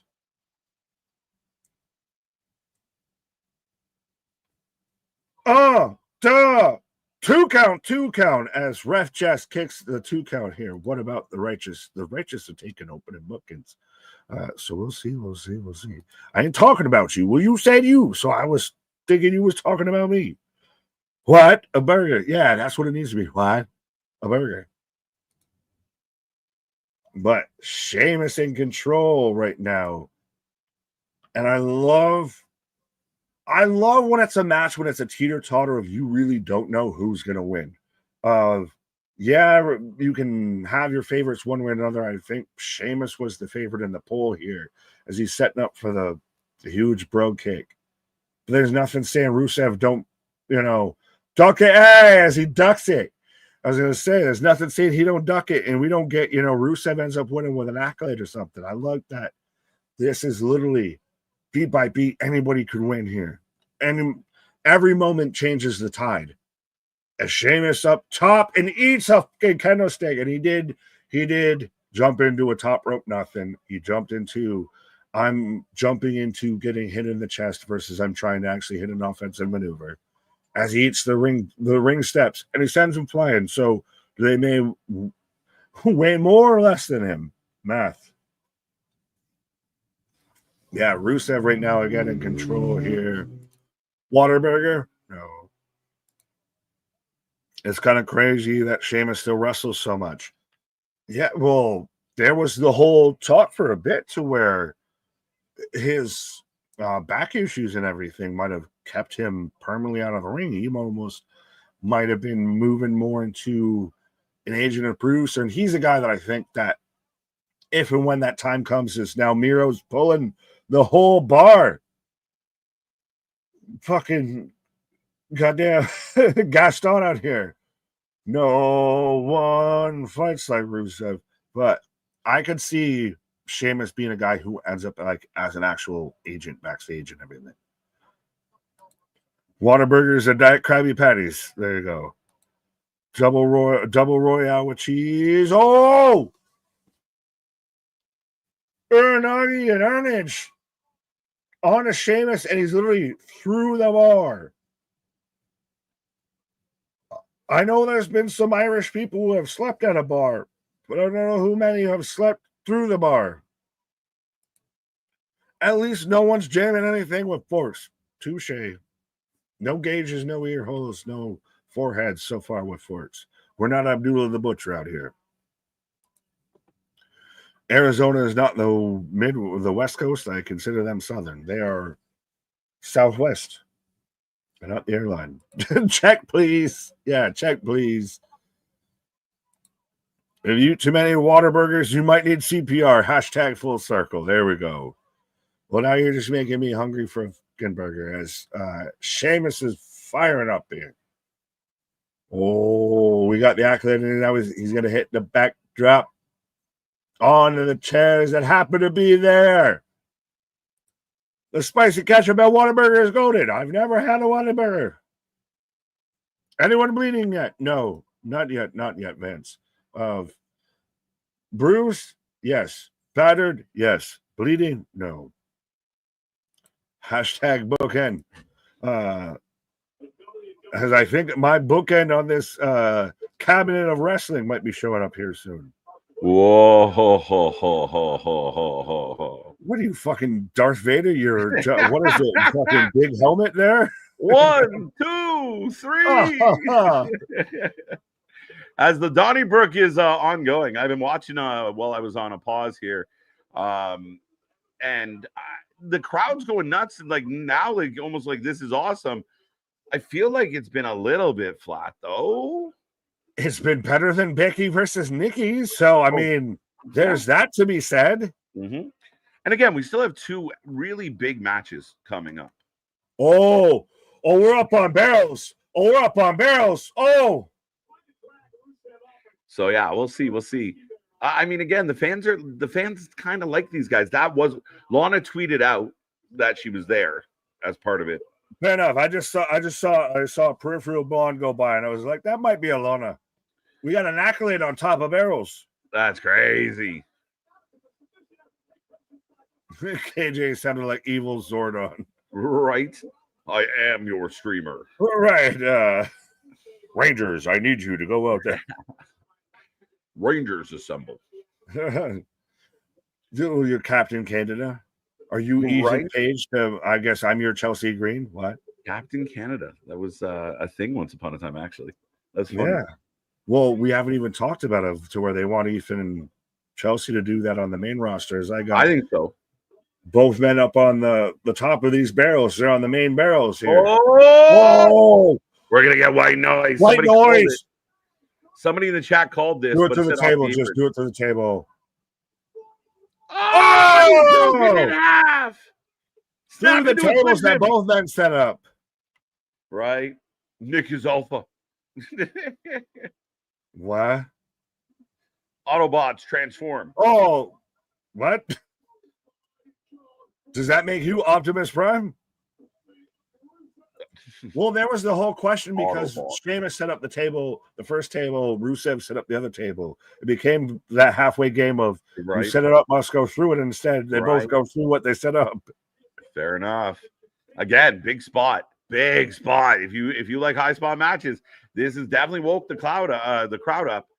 And, and someone was asking who was bleeding. They ain't bleeding, but they're fucking leaking petrol or something there. Oh, they're feeling it. Look at the mark on Rusev's back.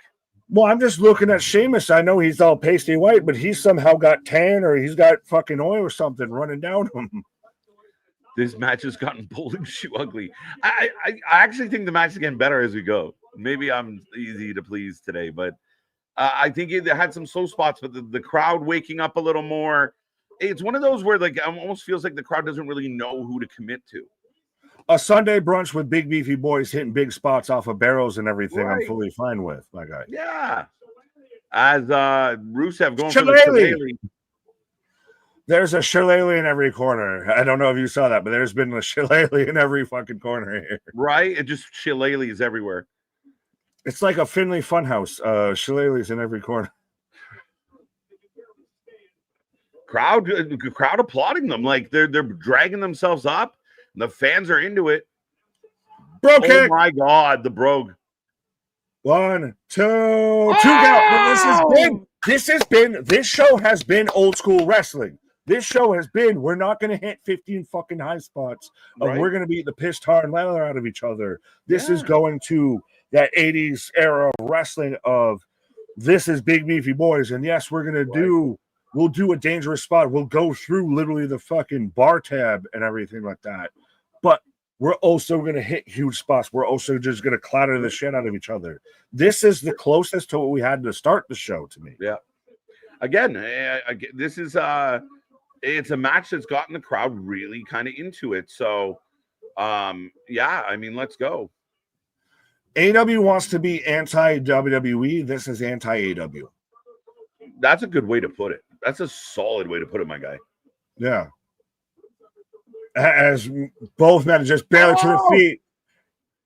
Machka kick. Yeah, it's the brogue knee. And again, if you're out there judging or critiquing this, listen to the audience. And again, that's some shit. Some people are gonna call that a botch. That's one of those that sells it like they're actually wrestling and they're actually fucking fighting. He just got out of the fucking way and hit a bit of a chop block, but a little whoopsie daisy. I'm with you on that. I don't mind it. Oh, Rusev about to get a win. Do it. Accolade his ass. Pause. Dos amigos. The shillelagh is not enough, folks. When the match continues, big round of applause for these guys leaving it all out there tonight. Again, I think this was a slow burn, but once it started cooking, it's cooking well. Before I came back from my pause, I was kind of like, fuck, this is a little flat. And even when I came back, I said it to you. I don't know, but it kind of accolade with a shillelagh. With a broken shillelagh right across the fucking jaw. Let's go. Oh my God, all the way back. Oh. All the way back. Sheamus. Tap. There you go. Yeah, anti-AW means well-produced. Anti-AW means really good matches. Hashtag polar opposites, AW and WWE, but that's the fucking point of this. I believe that too much of Sheamus, the baby face. It's the match was tailor-made for him. That's where Rusev gets his lick back and everything. Right. And Michael Cole saying it's only the second time in Sheamus's career that he's actually tapped out. And you see even Rusev have to stumble to his fucking feet and everything. Yeah. No, people have heard me on here, man, and I know you've said the same stuff of, like, that's where I get mad at Moxley is if you go through this war, don't just get up and be fine. Sell it. Like, you won, yes, but you feel every bit of that win. Right. That was second best match of the night so far. So far, Roman Bronson, Rusev Sheamus, the tag match, and then Nikki Bella just there in last because no other matches have happened yet. That's it. I would agree with that. And I mean, again, Becky, Nikki comes, it ends up being a bit of the bathroom break moment of the show, which is unfortunate, but to me, it was bad booking. It's bad decision making. I think you're overvaluing Nikki Bella, and I think the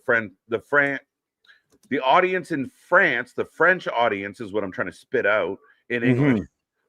They kind of let us know. They put it on notice of, like, they kind of echoed what the fans are feeling of boo Nikki. Boo. They weren't over there for Nikki's in Paris. Well, and is this the end of Nikki Bella on WWE? Because that's the part of the thing is if she didn't win, what do you do next? I just don't see the value in her, unfortunately, and I think there's some really good female talent that could be in that spot. And I think you've been asking for a while. Let's get going with this. Like, what does New Bailey look like, and does she go directly back after Becky? Right. Yeah, boo Nikki. Hashtag French. Strange finish. I think a really good finish with that match of, again, that was a good match. And again, to me, it is so, and it's, again, I know someone's going to hear this and probably think I'm saying this as a slight. It's not a slight. It's just literally the difference in the match styles and everything. Of that was an anti-AW match, as much as AW will have anti-WWE matches of different match styles that aren't going to happen on those shows. Right. That match won't happen on an AW show, just like a Kevin Knight versus Ricochet at this point won't happen on a WWE show. Yeah, 100%. Absolutely. I agree, man. In a lot of ways. Road to Royal Rumble, a bunch of a new 11 brand new events that have been announced by the WWE. Well, and we still haven't even fully talked about of how this is the last PLE on the Caucus. Europe 2026. Jesus Christ almighty. So at least they're letting us know already what days we need to start asking for off for work. Right. January 9th, January 12th. The month of January. We just need to apparently not be working, right, or just make this be the working. So there you go. Yeah. January 16th, January 19th. Literally, the last half of January. Georgie Farmer. Woo! Almost thought that was a Chalamet. Right? Who's Georgie Farmer? Folks, young folk out there want to fill us in on young folk. Young folk out there want to tell us about this farmer gentleman? You really expect young people to know about farmers? Right. We are farmers. Bum bum bum bum bum bum. That's amazing. But the show rolls on. I guess I'll put the next poll up. As we know, the next match is going to be John Cena, Logan Paul. And we're down to the final two. So right. So I'm going to try to make this fast because I didn't do the math in my head. So I'm going to be fast. Yeah, I had a feeling my compadre, Mr. Nick, going to take a pause for the cause as we're setting up the next match. I'm just waiting to make sure it is going to be the John Cena match, which I think has all been confirmed. But you never know, and I don't want to type twice. But as soon as it's up, folks, get your votes in. Who you take in, and get your points for the prediction title. It is on the line. You get your name on the screen for a little while. John Cena's closing in. Okay. 98 wins. John Cena, second place. 92 for Triple H. And Undertaker at 107. Randy a little back and forth at 81. So maybe that's part of the story here. Does John Cena get enough wins? I don't know. But yeah, it is next. Logan. All right.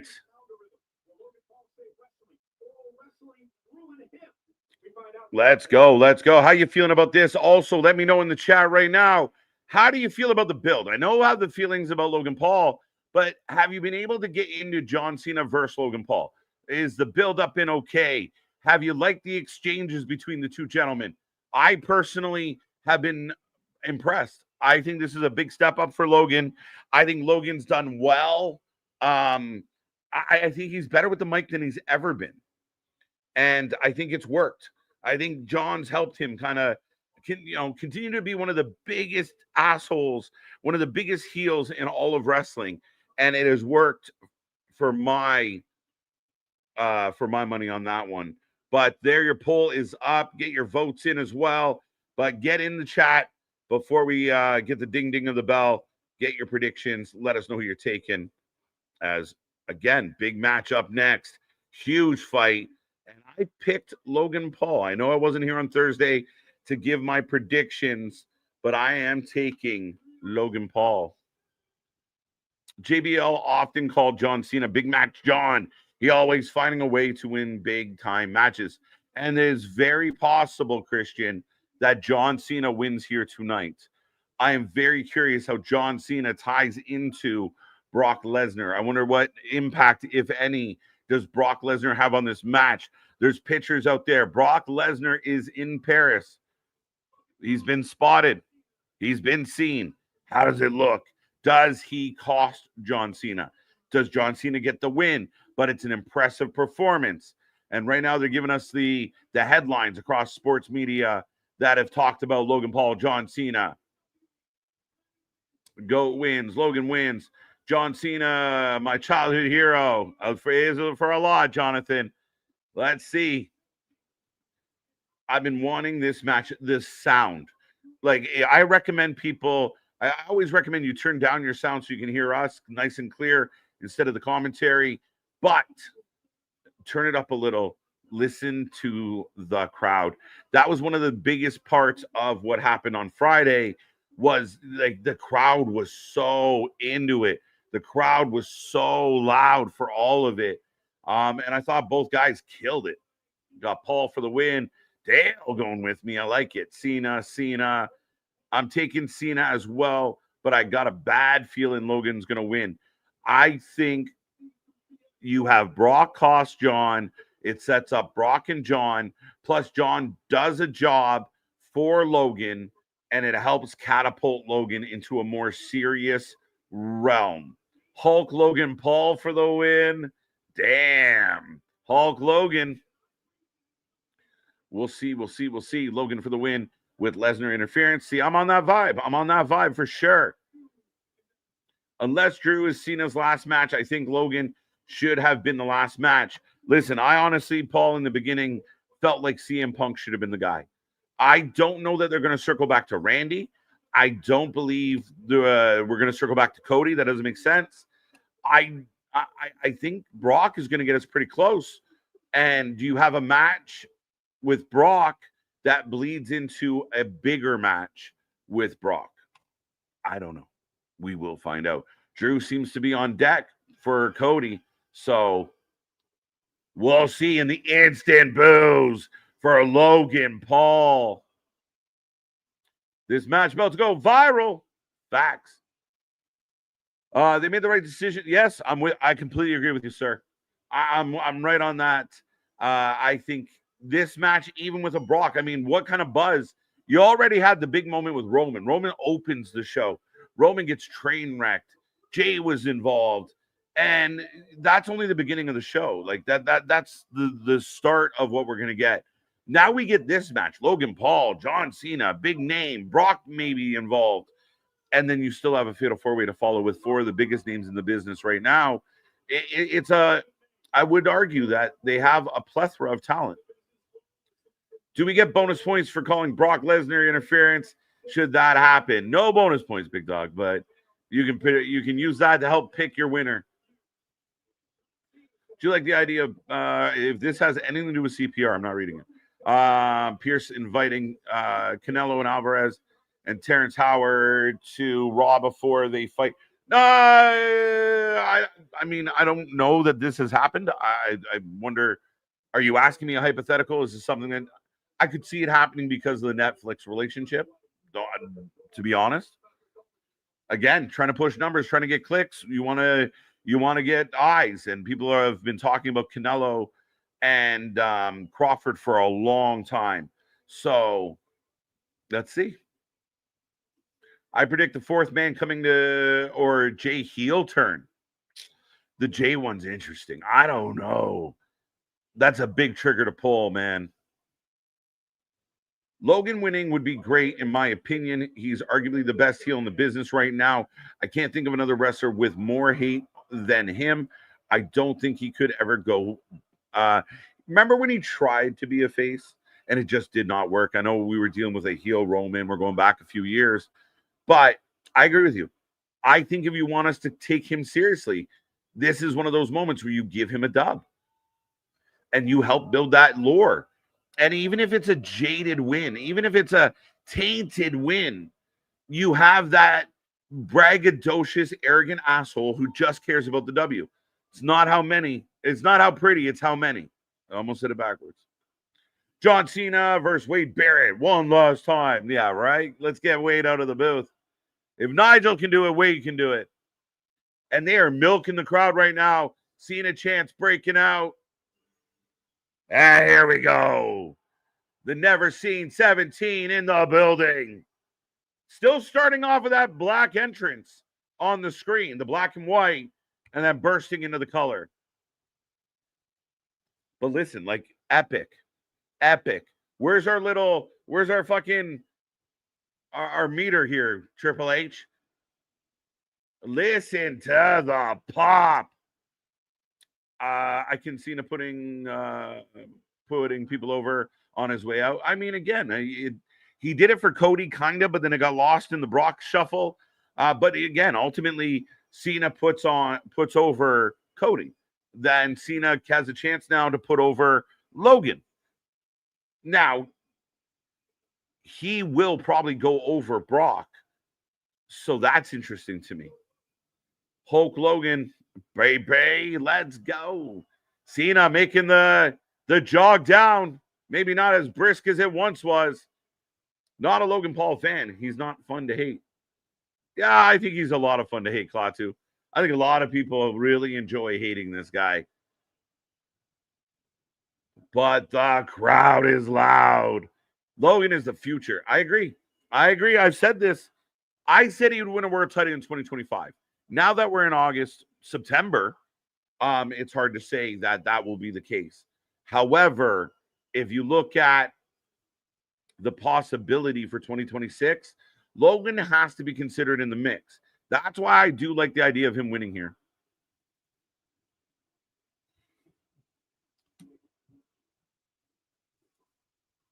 Well, Snapple Jacks. Logan is a star. Love him or hate him. He is what he is. And the cream rises to the top. I've seen us setting up the callback. I agree, man. A lot of ways. Who has more heat, Logan or Dom? Logan now. Dom still has heat, but Dom doesn't have that nuclear heat he once had. It's not quite the same anymore. Logan's still getting the bulk of that. But listen to this. Like, I'm honestly going to go quiet for a second. One of the loudest crowds I've ever heard. And I am about to close the predictions, folks. But this is loud.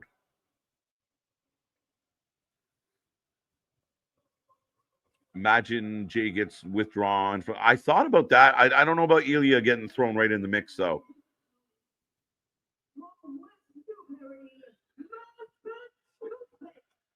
The crowd is loud. Logan Paul. I think you can almost team them up. You may not like the Paul brothers, but they always putting up big numbers on. They do, right? And that's part of it. I know John talked about, maybe he's not the influencer he once was, but everybody gets older. Everybody has a shelf life. But he still brings clicks. He still brings eyes. And for me, the payoff is the fact that you put him in the ring, and between the bell, he can do the job. And he does it well. Right? And that is epic. I almost wanted Logan to jump him, ruin it. Lady with a broken arm having a good time. Found a dress to match the cast. That's great. All his followers proves there's a lot of stupid people in the world. Yeah, I mean, again, blanket statement. I think so. I think some people tune in for different reasons, but I don't think everyone's stupid. That's not really fair, Wesley. Flashback, I remember John Cena, a member of Nexus, because of Wade Barrett. It's still one of the classic stories in wrestling. John Cena just burying Nexus. Listen to the crowd. Last call on predictions, folks. Who wins? Logan Paul, John Cena, they hook up. And let's go. 72% of the chat taking Cena. So pretty substantial favorite here from the crowd.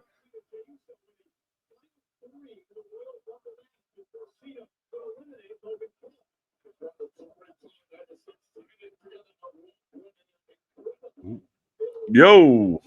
The can't see 17 out here taking on Logan Paul.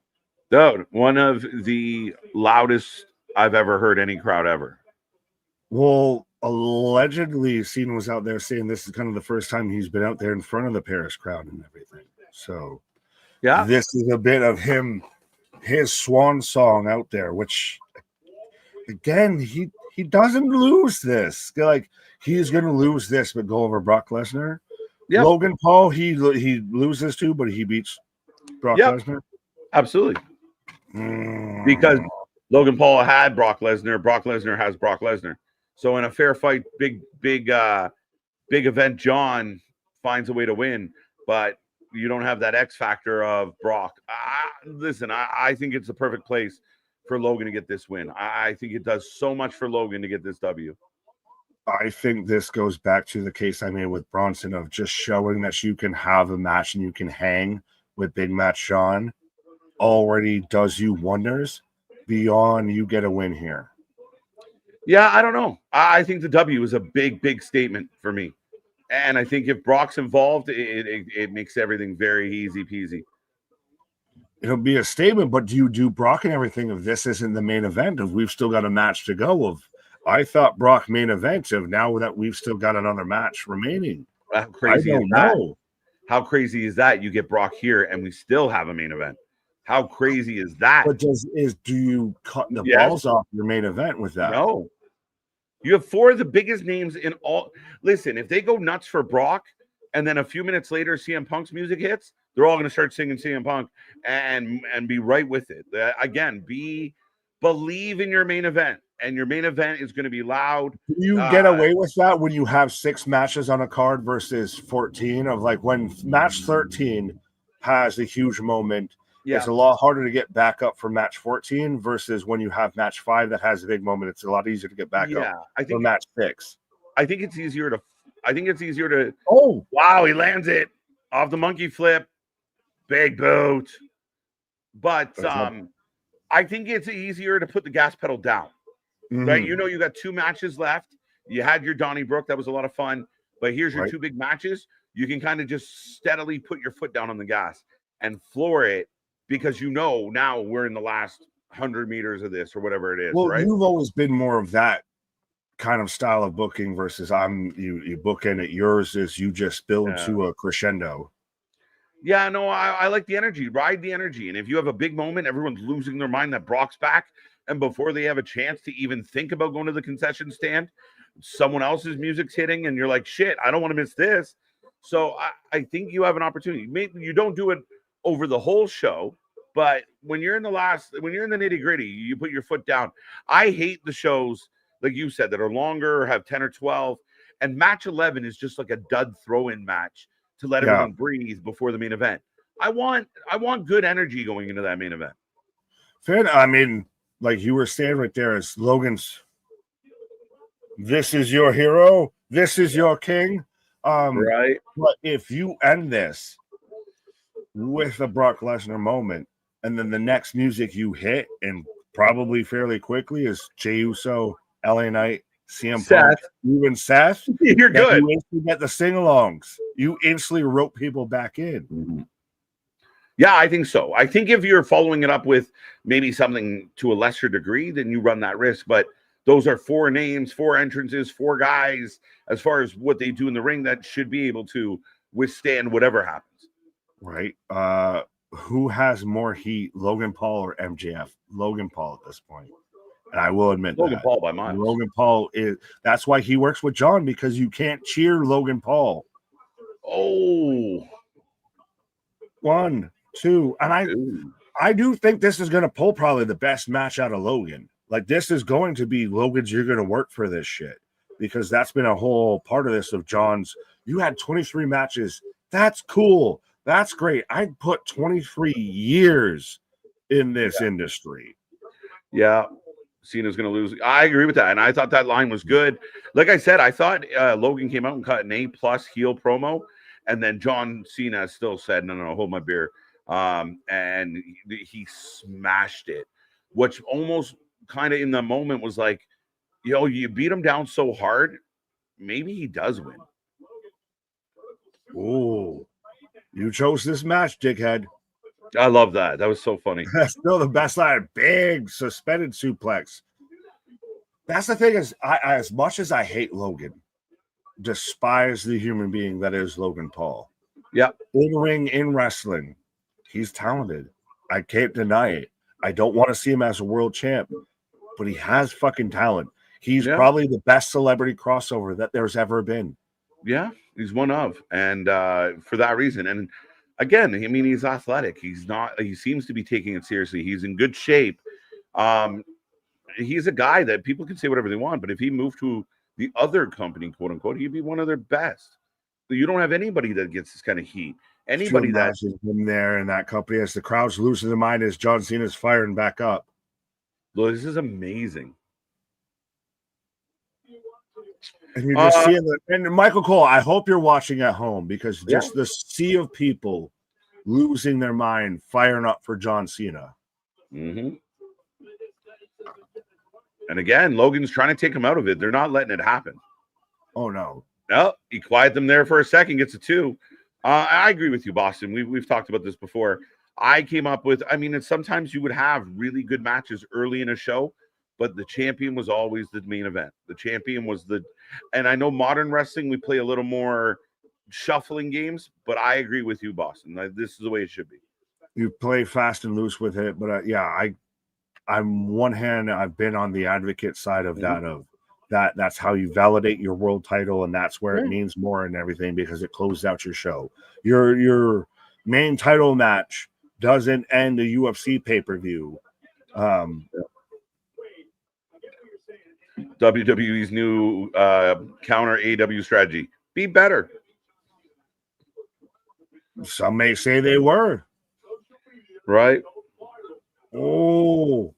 I predict Brock shows up. Brandon, a lot of people saying it. And I've seen pictures that claim Brock is in Paris. Real Brock's in Paris. But yeah, the European uppercut in the corner there of Lesnar will definitely show up. I predict Lesnar. Yeah, but they'll cheer Lesnar over Logan. That's why I'm saying that Lesnar will probably F5 Logan. Oh, clothesline. That's the interesting part, right? Well, can I say something? Twitter's mad Brock's back. Fans aren't. Yeah. That's that. To boil it down into one sentence, that's the meat of the situation. Look, there's people that woke up today that decided that Clash in Paris was shit. And nothing that happens here today is going to change their mind. The fucking crowd's losing their mind like goddamn. It's a World Cup game. Let's pretend. We're scoring a goal. Vintage Cena. Hands up. Everybody, hand, touching hand, reaching out. Can't see me, can't see you. Sweet dawn of mine, 5-knuckle shuffle. Da da da.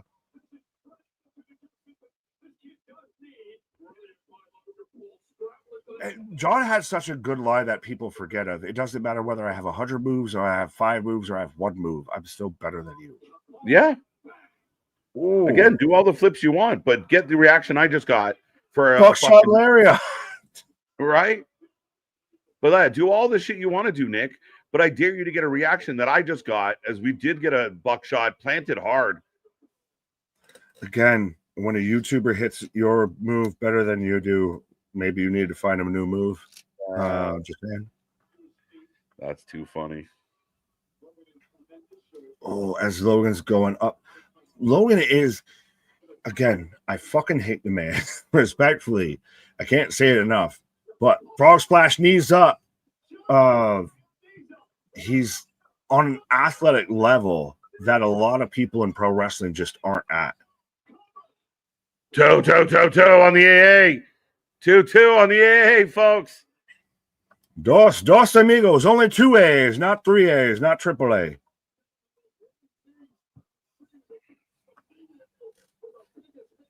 Crowd buckshot Lariat by Paul.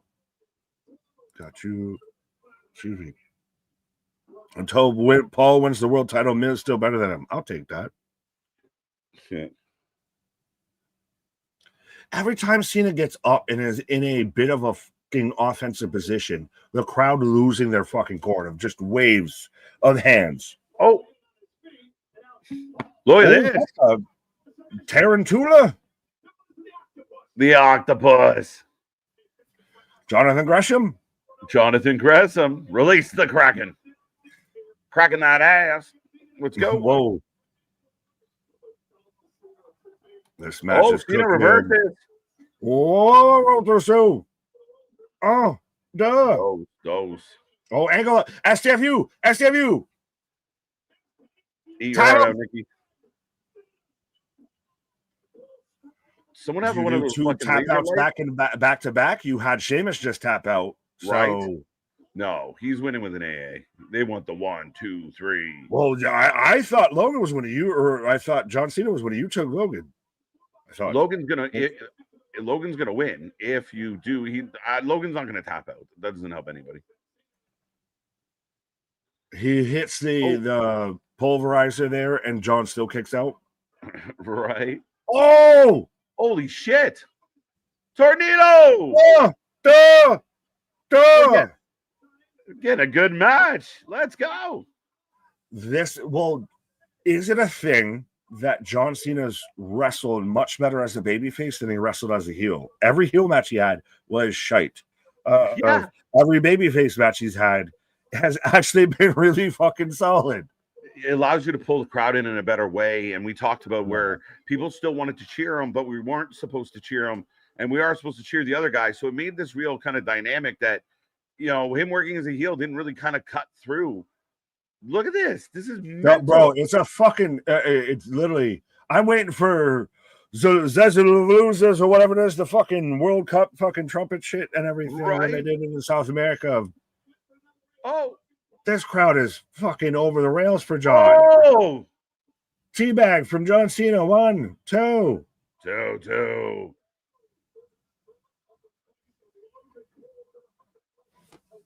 They are fucking all about John Cena here. Right? This made me laugh. Tornado DDT. Yeah, no shit, eh? John's got them moves. John's hit a code red before.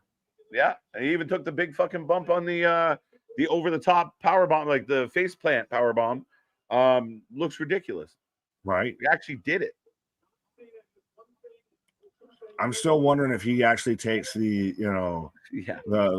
fucking Paulapalooza Logan Paul's their finisher and everything and still just kicks out at the last second. I agree. Right. The roof is going to explode for Brock's music. Big shoulder tackle, another shoulder tackle. We're setting up the 5-knuckle shuffle. Oh, sit out. Oh, but he counters the sit out. Look out! Nice. Oh. Like he had springs in his knees, bro. But that's one of those. I got you scouted, my guy. I know where you're going with this. You've been doing the same move for 23 years. I got you scouted. Yeah. And even if he wanted to land down on his feet, he hit the mat and sprung up. So, like, they just showed the replay. He comes down on his leg and bounces right back up into the move. Beautiful. You literally don't know that he's actually hit the canvas by the time he's back up there. Yeah. Telly rounds. The Telly rounds. Well, we have Geekbox out there with a spot of tea on Friday Night SmackDown and everything. We might have to. I know we've talked about the hockey jerseys coming to the merch store and everything. Right. We might have to have, Horn Wrestling for Life glasses start showing up out there. We might have to have drinkware too. Drinkware. We got mugs, and we do have some travel mugs on the way. So stay tuned. There you go. Always expanding. Always twirling. Right. But this is, like I said, win, lose, or draw. This has been the best match Logan Paul has had. This shows you can hang with a guy like Big Match John and have those same moments, and you're in that caliber. You're in that atmosphere now. Even if you lose this match, you're now in that galaxy.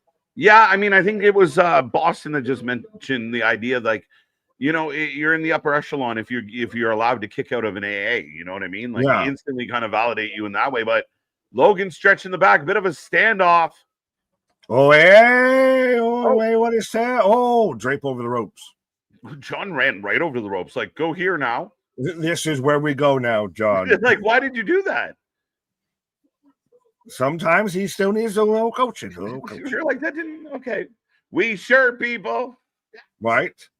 Swan time. Wow. Instantly into a standing moonsault. Duh. But I love this because this is where Logan's going to get frustrated. If I'm hitting you with everything and you still won't go away. Mm-hmm. And that's you know, Michael Cole pointing out that Logan's pulling out moves we've never seen him do before. Right. 4 words, gentlemen: bumper stickers, window decals. Yes. Yes. I can make that a thing. Honk if you're a wrestling fan. Right? We can make that a thing. There you go. Make sure you comment on our videos, folks. After they go, after we say goodnight and they're up there on our library, go click into the videos, leave comments on the actual videos, things like that. You're perfect. Trust me, I know we do the whole gimmick of we talk to you all in the chat more than any other wrestling channel, but we still also even pay attention to the comments more than any other wrestling channel. We also still have the Discord to where you can openly and actively talk to us when we're not live doing all of this and everything. So we have every avenue you guys can talk to us in. Big elbow. Nick would appreciate it because he actually threw the elbow on a missing attempt. Didn't just there you go. Oh, what the? Whoa, when the fuck have you ever seen John Cena hit that? Big two, almost a 3. Logan was almost late. But when have you ever seen John Cena hit some shit? a double underhook face buster, essentially. Yeah. Wow. Logan wrestles better than a lot of these WWE professionals. It's true. He's athletic. He's undeniably athletic, Nikki. Let's ignore everything you know about Logan Paul. Pretend you know nothing about Logan Paul. If Logan Paul was a developmental talent, you would view him as he's like the next up and comer. Like if he was like in that same avenue, like a Braun Breaker or anything, like he would be there. But it's because we all know what Logan Paul is. Logan Paul. Yeah, I mean, if you were watching this right now and you knew nothing about, Logan Paul, you'd be like, this guy's good. I mean, even his attitude. Oh, pop up European uppercut. Cesaro wants his check, please. Right, a little bit of a body scrape on that uppercut, but they got there. I'm okay with it. Logan got a busted nose. Silicone phone cases on it. Again, we'll just expand it. We'll see. Here's the thing, and KJ said this to me: if we want everything, y'all need to start buying things and everything. So, just putting that nicely, of if you want the expansion, you have to warrant the expansion. Yeah, for sure. Just making things because they look good on our internet store. Just because I want them. Yeah, right. Logan's got a bit of a shiner, a bit of a bloody eye. Now he's doing the Cena. Yeah. Oh, no way. He's the 5-knuckle shuffle. He's about to. Oh, he's gushing. Yeah, he's busted nose. Yeah. Oh, and it's on the eye. I think it's just the eye, the nose. I think it's his nose. I think it's his nose, and it just draped over. Yeah. He's about to hit that 5-knuckle shuffle. The French crowd is not happy by this. Look, he's milking it. He's gonna miss it. Nick Life, this is basic economics. # British Nick. I love the guy. European style uppercut. Ricky said, I'm not sure, Jose. Oh, yeah! No way. Come on. 2. Oh, you son of a bitch. Ooh. You son of a bitch. He got caught being cocky, Nick. Over milks the crowd and gets popped for it.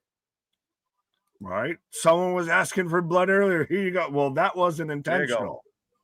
Right. That was accidental. We don't care. Let's go. Oh, after seeing Darby cut a whole message, send a whole tweet in blood and everything, I think I'm all set on seeing blood for a minute. Right. Is this John Cena's best match upon his little tour here?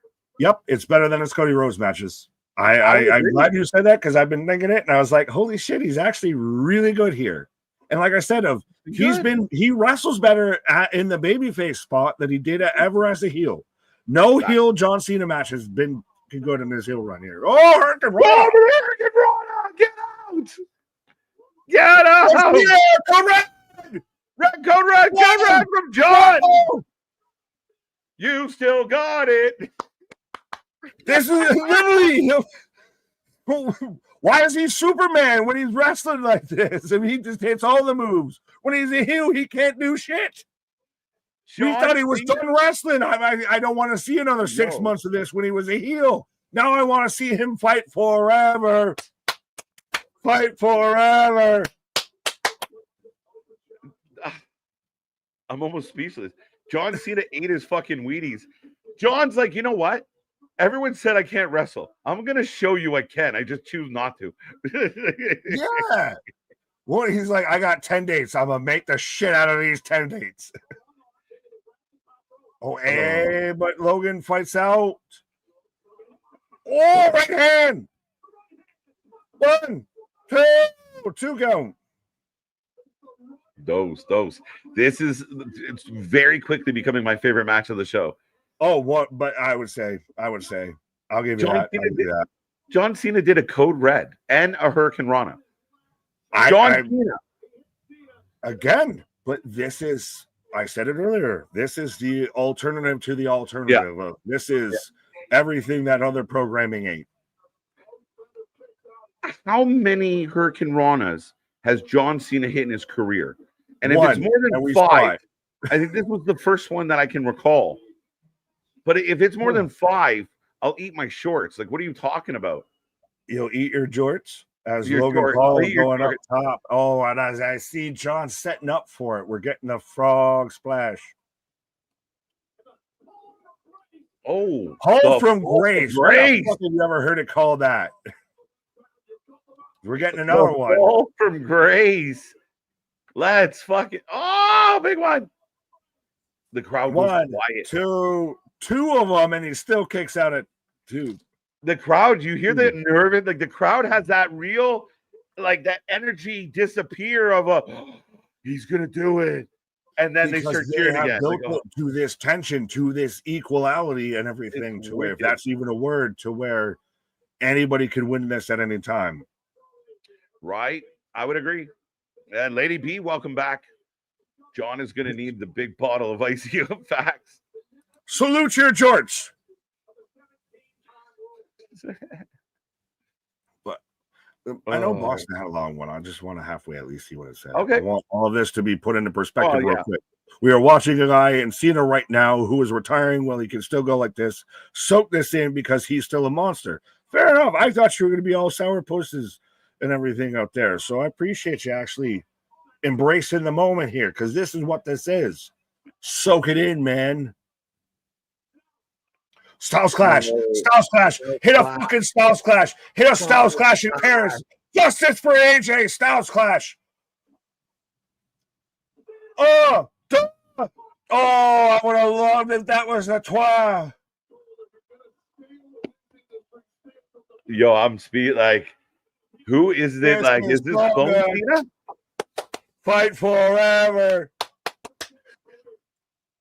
That.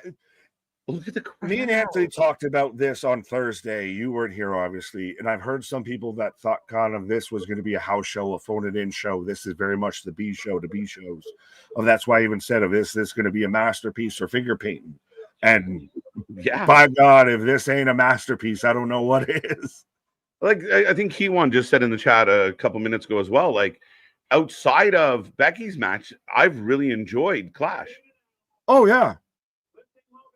Even the tag match I thought was good enough. Like it was good. Didn't scorch earth, but it was good. If you almost didn't have Nikki and Becky, it would have been a better show. Yes. Sorry, not sorry. Super AA. Hey, what do you say? How is he going to reverse this? Big elbows. Oh, do it. Oh, hucks off John. Crossbody coming. Yeah. Oh, roll through. Pick him up. Just power him into it. Do it, John. Way. Fuck, he's going to win.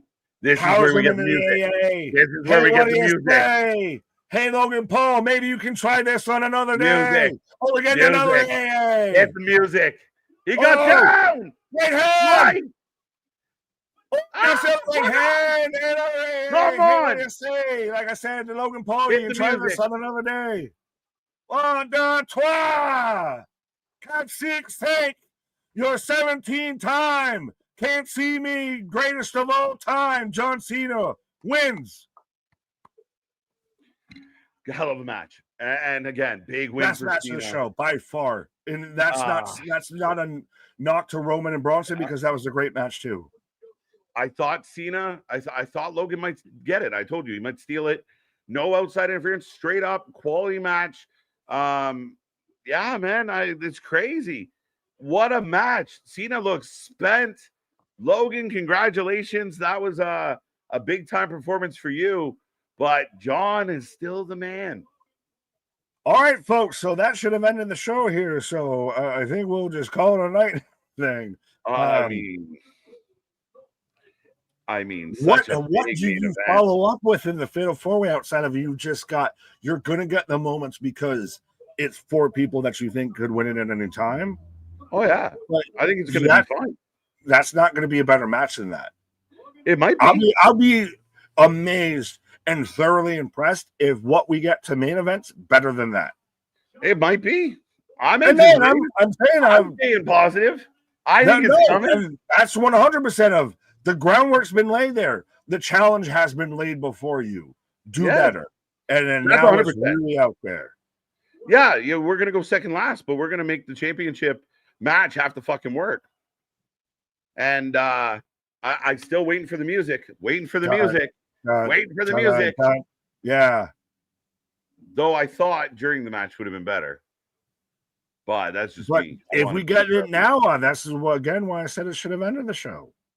We're panning out. I'm waiting for it. Yeah, but this is again why we're doing the big, huge send-off. This should have ended the show. You have the huge feel-good moment, and then you rip the heart out of everybody with the alpha male. Why should this end the show? Why are the goddamn Belgian kids just showing up everywhere? Man. Yeah, just all the fucking free tickets. Yeah. Fucking all of his parents left him. There's no one sitting around him besides this weird creepy Belgian kid.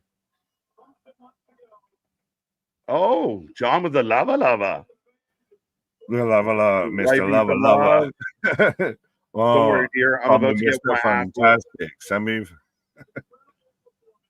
But yeah, no, I mean, I think like Boston said earlier, we talked about earlier. Oh, as he hugs up Jelly, Posty standing there looking happy. Posty looks like a guy who would be posted up at your local gas station at 3 a.m. Yeah. So does Jelly Roll. They look like they would be the street toughs that hang out to your local 7-Eleven. Absolutely. But see, I don't know. No, you're going to have all of this ceremony and this pomp and circumstance, and then he's going to have, his Well, we got to remember, it's his last time in Paris. So you're like, are they just hyping this up because of Paris? Or is this one of those holy shit? Both. Real Lesnar's in Paris. Right. And you've still got to think about it. September's not that far away. We're less than a month away before WrestlePalooza. Oh, right. So we go off the air. So no Brock. No Brock. No walk, no talk, no Brock. Let's go. All right. So Cena just gets his moment in Paris. Yeah. Awesome. Hell of a match. I'm out here I'll say like a chicken hawk a little bit and everything. Yeah, that's one of those times I'm okay with being wrong. Like, I assumed Brock would be involved somehow. I feel like they teased it, but they never told us what it is. So maybe it's not. He was saying, Aldis was going to tell John that, Brock's going to be here next week. Like, again, we don't know. They left that open. But I'm okay with it. What is your moment that outdoes that to end the show? I mean, the crowd's going to be fucking lit all over again right now. This is the amazing part of this. And again, the world title ends shows. And that's the way it should be. You're going to have a lot of moments in this match that beats that. That was just a straight up win for John. Seth retaining with a new member, huge moment. LA Knight winning, huge moment. Punk managing to get the belt back, which I don't think so. Huge moment. Like, there's so much possibility with this. Well, you said with a new member, what if Seth just wins clean? I'd be surprised. But that's what I'm asking. If that's the moment, does that do it? I think we're perfectly fine with it. We got to stop doing this pussyfooting thing of like trying to like rearrange things. Your world championship goes last. The job is on them to have a big moment. Now that didn't have, maybe that's why they don't do Brock Lesnar there, because how do you come back from that? But I think there's a lot of potential with it. Like this kind of have the vibe of like, oh, the show should be over. And no, it's a huge deal. Motherfucker. Let's go. No, I feel insulted now. Why? They're doing the Intercontinental Championship tomorrow at Perfect. 2 p.m. Eastern Standard Time for Raw in Paris. Perfect. No, you rob me of AJ Styles getting his whole chance, his whole songs, his whole singing, his whole pop and circumstance, and that whole fucking moment, because you're going to do it on Monday Night Raw. That's your one thing on Raw. No, I'm halfway mad because I'm going to be at fucking work. Oh, well, we will be live here, folks, for AJ Styles potentially winning the IC title tomorrow. And I'm good with it. We've talked a lot about this. You got to save some stuff for your weekly shows. And let's go. I think we're in. So that is that's big so thing. good. You built it up so long. What? I said, but that's so good. You built it up so long and everything. It's going to be a big Raw match. Got Uncle Alan. Oh, Philip Chiro. If you this is huge. Imagine a French person. Respectfully. I think that's who we have in the ring right now. Ho, ho, ho, Sacre Bleu. Whatever he said, the crowd went insane. Je suis un tabernacle. My TV says, Madame's and bracket speaking French. 30,343 in the building. For all the schmarks out there that love to make fun of each other for ticket sales, here's one to chew on. And then for those who wondering what the collective total for AW attendance to shows is for a monthly escape, that's what that is. Yeah, and again, for if anybody out there doesn't believe it yet, another example of the dirt sheets being completely full of shit. Meltzer completely trying to spin his own narrative. Every time that guy opens his disgusting mouth, it is to sell a narrative. And he tried to sell a narrative, and now there's 30,000 people making him look like a fucking asshole. Good job, Dave. I am aware. Right? And so we're getting the post-show, not the post-show media scrum, but the post-show. Brock Lesnar show up in the post-show and beat the shit out of the post-show. F5 him through its head. If Brock shows up anywhere, everyone's instantly scared. Right? Oh, mon Dieu. As Seth out here. He literally has fabric on his sunglasses. You can't see through the asshole. He's got fabric on his sunglasses. Jokes. Listen to the crowd. But he does big time Bex better than Becky ever did. Right. And Becky's just now out here doing the man, which is the best gimmick she ever did. Call in sick, Nick. Yeah. Well, we got a public record now, fucker. It's literally out there publicly in the open and everything. Right. And also, still, trust me, vacation hours have come in handy at times to make sure you're there for shows. I can't take a fucking month off. Yeah, like I said for earlier, folks, we are considering looking at our options as far as the international shows go. Do we cover them when they go live? Do we cover them when they go later? It is something that is in debate, in discussion behind scenes, and we got to figure out where it all fits in. But we might do some of these tape shows at regular times. Well, we've also still got the fourth man. The fourth man. I like to start coughing now, Nick. Who's the fourth man, though, folks? That becomes the question. It's easy to say there's a fourth man. Who is it? Who is it? I've never needed anyone. That feels like bullshit to me. Says the guy who was part of the Shield, part of the Authority, part of the Vision.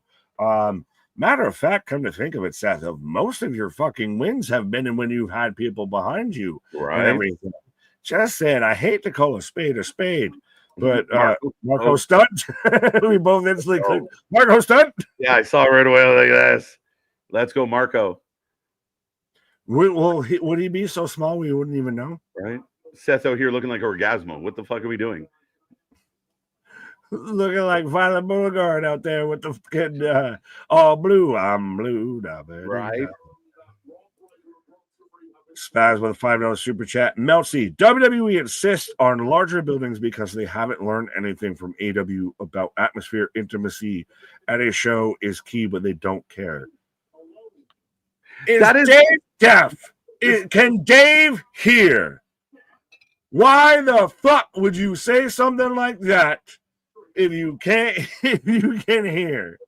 No, but again, this is Dave trying to do Dave things, and to me, let's not. I keep saying it, dear Dave.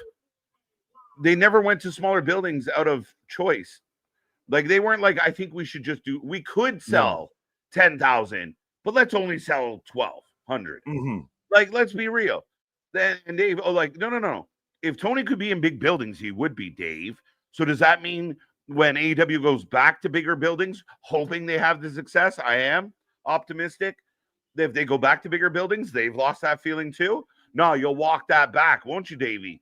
We know how you work. And again, at the end of the day, if you follow Dave Meltzer, the Wrestling Observer, or anyone connected to it, stop doing it. It's better for your health. He is one of the biggest cancers in this business, and we need to cut him off. I don't believe in cancel culture, but I do believe we're moving cancer, and he is a cancer. Sorry, Dave.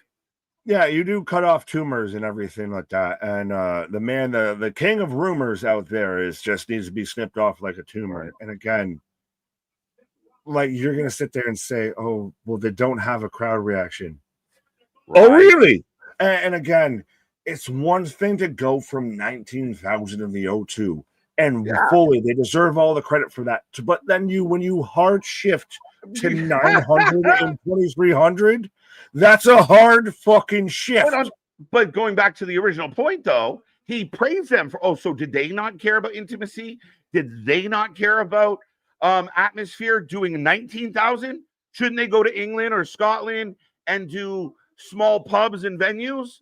Oh, yeah, Dave, that's the problem. You're a walking fucking contradiction, and you try so hard like an obsessed stage 5 clinger that you just move all the details to fit your narrative, and you contradict yourself, and you step on your dick more than you don't, and you spend way too much time face down, not understanding how you got there. See, I hate that you give him enough credit that it's long enough that he could step on it. I think he more of he's trying to reach for it and just swings and misses and everything like that. But yeah, I see Ricky out there. It's not a tumor. Yes, he is very much a tumor. And speaking of another tumor out there of SRS out there, we have cysts, we have boils, we have tumors out there that just need to be removed, annexated out of this. And everything, and we'll all live a lot better out here. Yeah, fuck them. And SRS is one of the most insecure, childish, weird. Did you get a DM on your vacation? No, I did not. Oh, I was hoping you did. Yeah, like what the fuck? Come back after a week away. Again, I mean, anybody that wants to pay money and support a company that has people like that, then I mean, I know I called.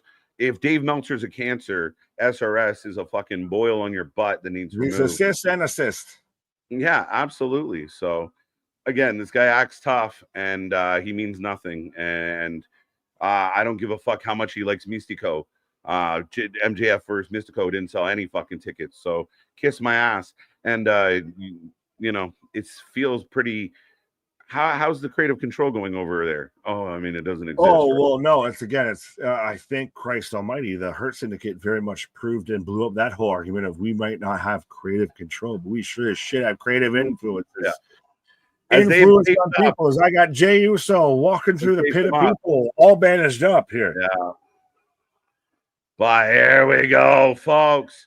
And remember, we're not the IWC. We are the WFU. And we are a different brand. We will not show up in your DMs to tell you to go fuck yourself. Trust me, we're way too busy and not nearly that insecure. To your face. We'll definitely say it to your face, though. Fucking hell. No, but we'll have the actual discussion with you and don't get all weird and start talking about rubbing thighs or anything like that. As I got Jey Uso just Yeetamania running wild. right? When you got heartbreak. Well, I like the whole. I do love a good. I do always enjoy a pre-Wednesday KJ rant. Right? I haven't had one in a while. It's nice back. Well, we've had a week worth, a week away from your rants. Right? I'm in such good spirits. It's hard to get good and fired up. But Dave Meltzer is disgusting, and I just don't have any time for it. It's so fucking. It's just so fucking weird. So weird, bro. Oh yeah, that's another name, Ibu. That's fucking. Don't give these people fucking time. That's the thing. No. And again, we're out here, the fucking flag bearers of we are anti whatever the fuck they are, because whatever the fuck they are is whatever we ate. Exactly. Labu out there talking about WWE's integrity. Shut the fuck up. And again, of course, you of all people want to talk about fucking integrity? Yeah. Integrity Farms, Randy? Yeah. And of course, a guy like SRS will support that because he's in the bullshit business as well. Right. Hey, I know that this happened, but click here on this link to get the information, which everyone else is already reporting for free. Click now. Click now. Save your money. $14.99.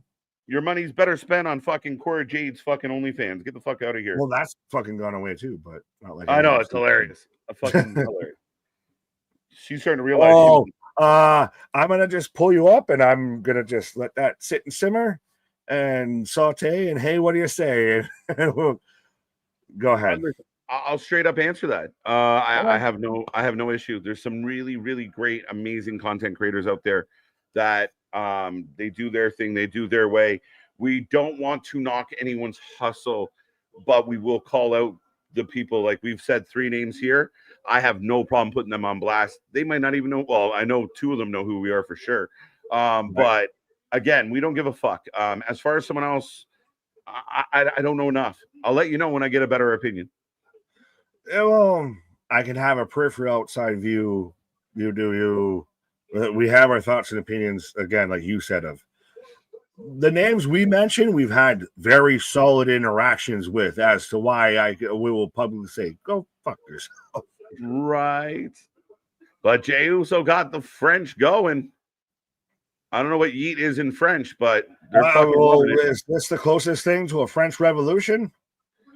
Say you want a revolution. Wrong country, my bad. Well, no KJ rants before Labor Day. No, he's got to get them all out of here because then it's just right. Yeah, it's not KJ White rants. It's just KJ rants. Don't you know you're supposed to not rant White after Labor Day? Right.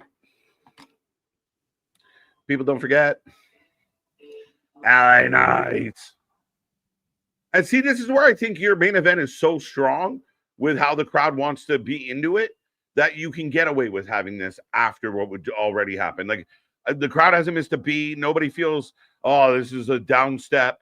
Just right into the whole sing yeet. Now we're going to sing this and now we're going to cheer for that. You're going to have your big false finish moments and everything. But if you're one of those, if you're an account out there that was like, they're going to end this on a huge surprise, maybe they will. A big shocking moment, prepare to eat a lot of crow, I feel, because I don't know if this is your main event, if this is where that moment happens or anything. Yeah. And again, we were looking for clicks. People are out there surfing for clicks. And then fans, you don't got somebody's back like RVD? Right. And again, then you look at how it works out and how it plays out. And sometimes fans are like, oh, I thought it was going to be a bigger moment. You're not obligated to get that bigger moment, folks. You get the biggest moment they have to offer. As we've said, and I know I was halfway gaslighting a good chunk of this, don't be mad because they didn't do what you booked. Exactly. This is still going to have one of those to where I'm calling at least over under right now, folks. 5 moments to where you feel there, to where there's going to be a false finish, to where you feel someone is going to win this match that doesn't. I'll go over 5 for sure. I think there's going to be a lot, especially with 4 people involved. I think I don't want to overdo it. I don't want to overdo it. Right, but I think there's going to be a lot. I think there's going to be a few big moments. LA almost wins a couple times. Jay almost wins a couple times. Punk almost wins a couple times, right? Like, and here comes Punk. Right. Let's fucking go. And yes, I was, because that's not how I should have booked it. That's how they should have fucking booked it. Right. Now he's not even around. Well, and he has Oh, we can talk about this later because we're gonna halfway get into the whole the hour shirt sale of We Want Cross and all of that. Of the noise starts to seem like it's fading. You wanna be Oh, what a great visual. You got the Chicago colors floating through. Jelly Roll's having a time with Posty. But see, this is where you're bigging in of still. He did the match, but he's still going to be a fan. He's still going to bring in other celebrities and everything. Granted, that's where you get the people priced it out, but yeah. Right. Again, I don't know how many followers they have across social media, but you think the millions and millions of people that combined follow Jelly Roll and follow Post Malone, and they're having the time of their life at a wrestling show. Fans are, you're called an influencer for a reason when you have a certain level of fame. And again, fans, oh, fuck, what's this wrestling thing? And next thing you got young music fans kind of curious about this wrestling stuff. Got my AP going psycho. Hey, shout out to Dare Hard. Cameraman knew exactly what he was doing. Hard focused on that one fan, CM Bug fan in the crowd. Hard focus. This is your moment. Can I get your number? Can I get your number? Want to be famous? Oh, hot tunes. Put on that thing.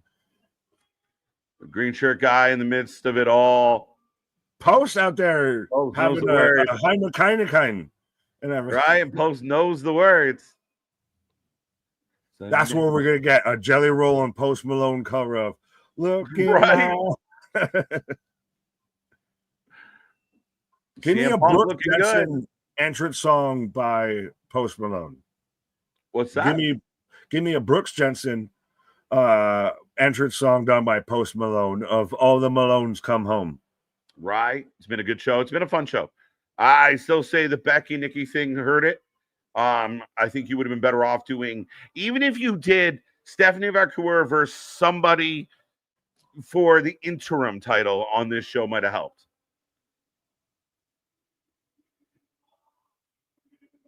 What the fuck are they singing? They're singing a song. No, I wasn't sure because they went a cappella.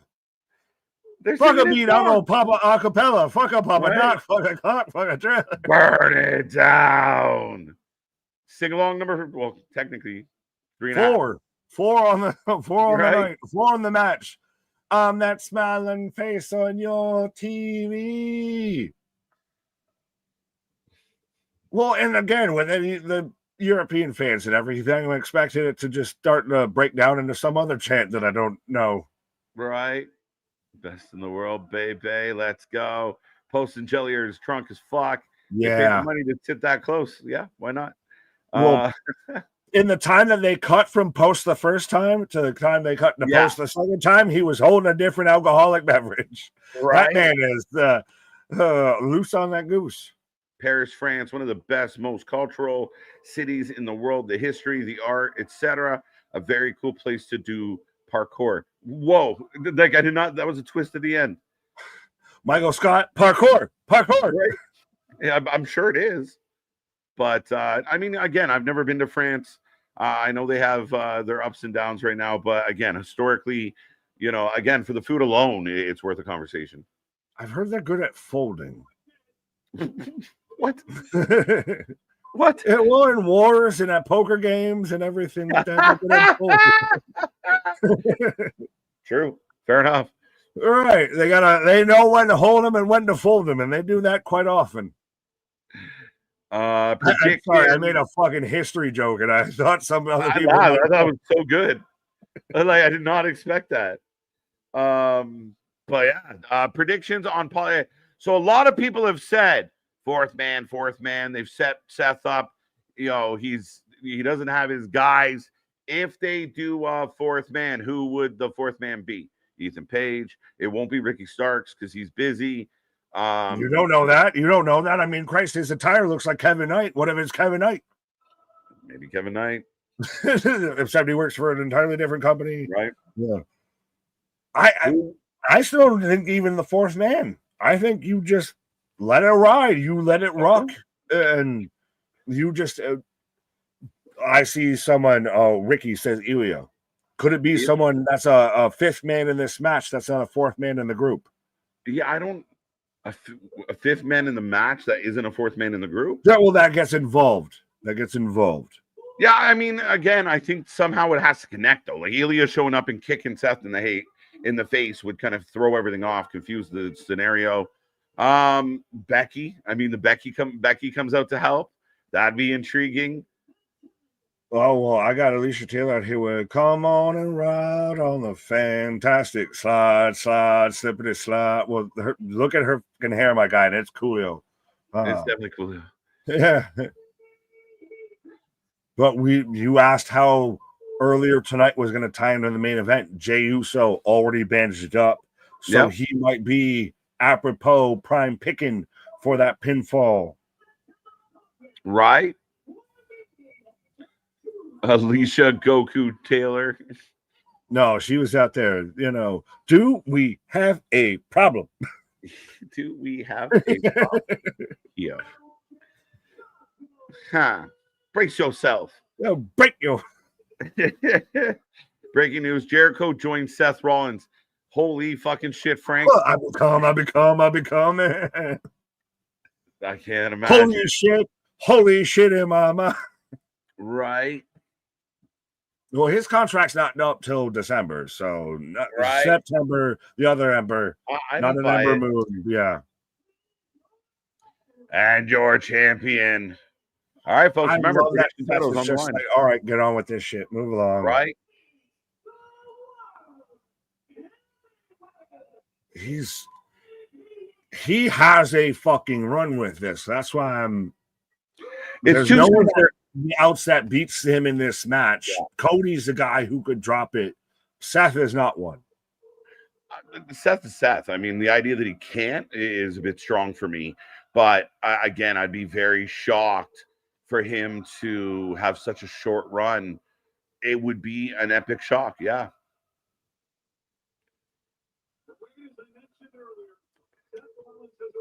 He's Vincent Van Gogh, and we're just all watching this shit on the canvas.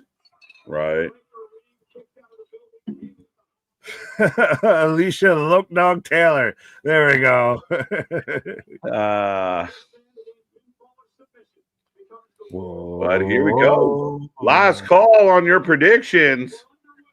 Fatal 4-way world title. Who leaves with the belt? Yeah, we are. Go ahead. Go. No, I was just saying we are on our way. That's all I was saying. Sorry. 72% Seth, 5% Punk, 14% Jay, 9% LA. Oh, and A, as CM Punk instantly super kicks the shit out of Jay right now.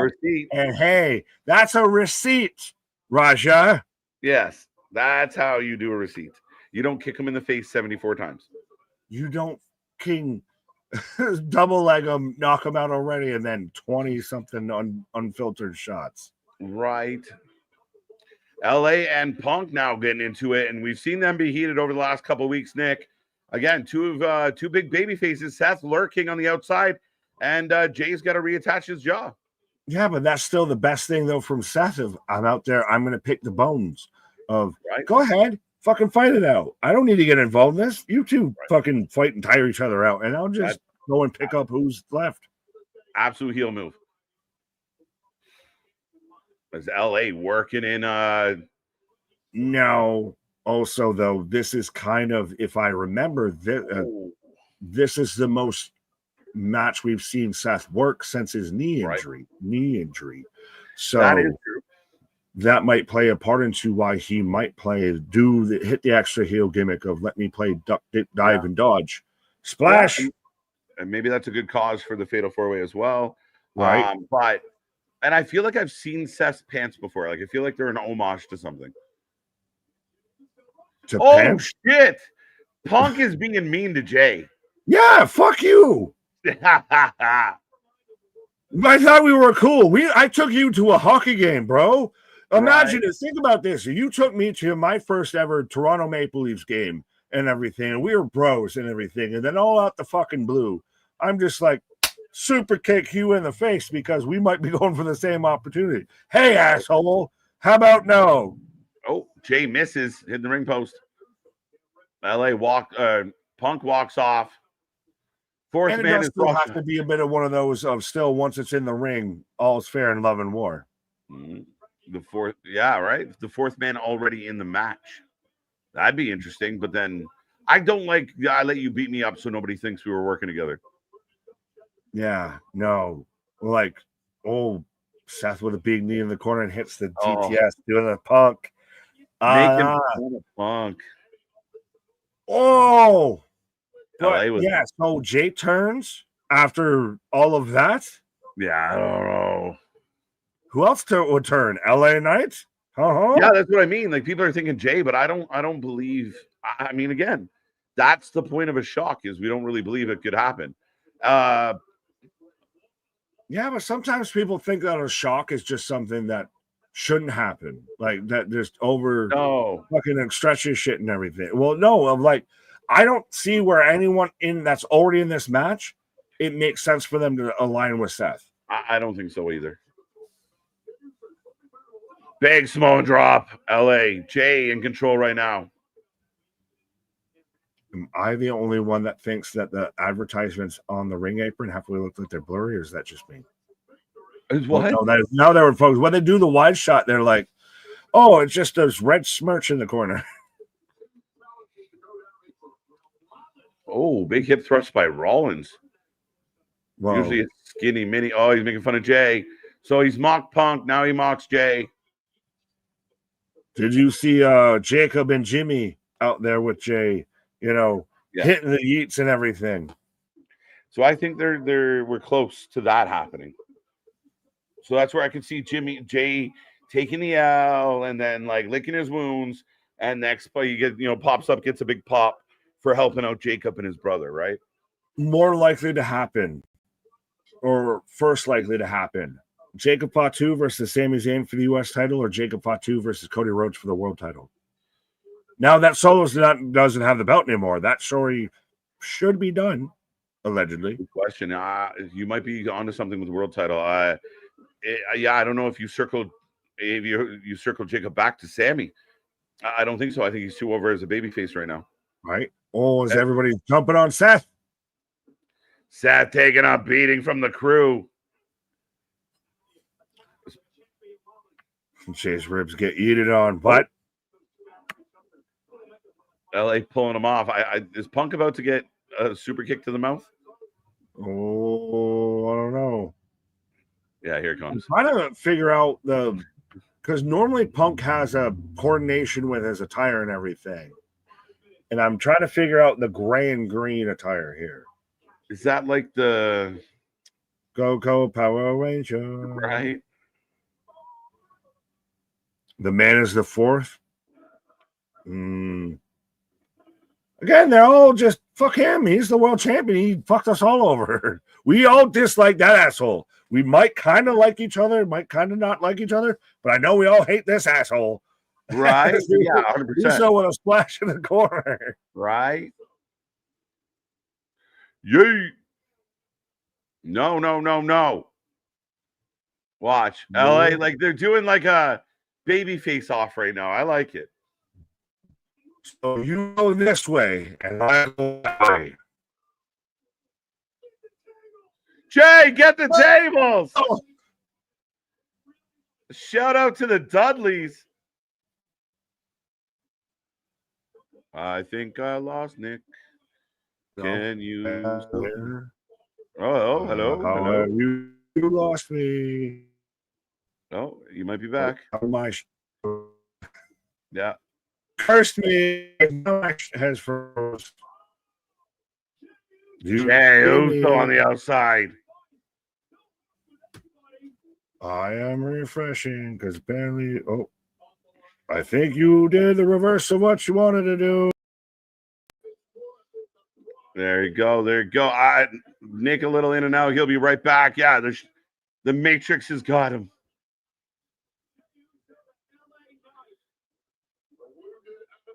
Get the table. So, yeah, Jay and CM Punk with the Dudley spot. I know Bubba will be tickled pink. So the first NXT War Games was 3 teams.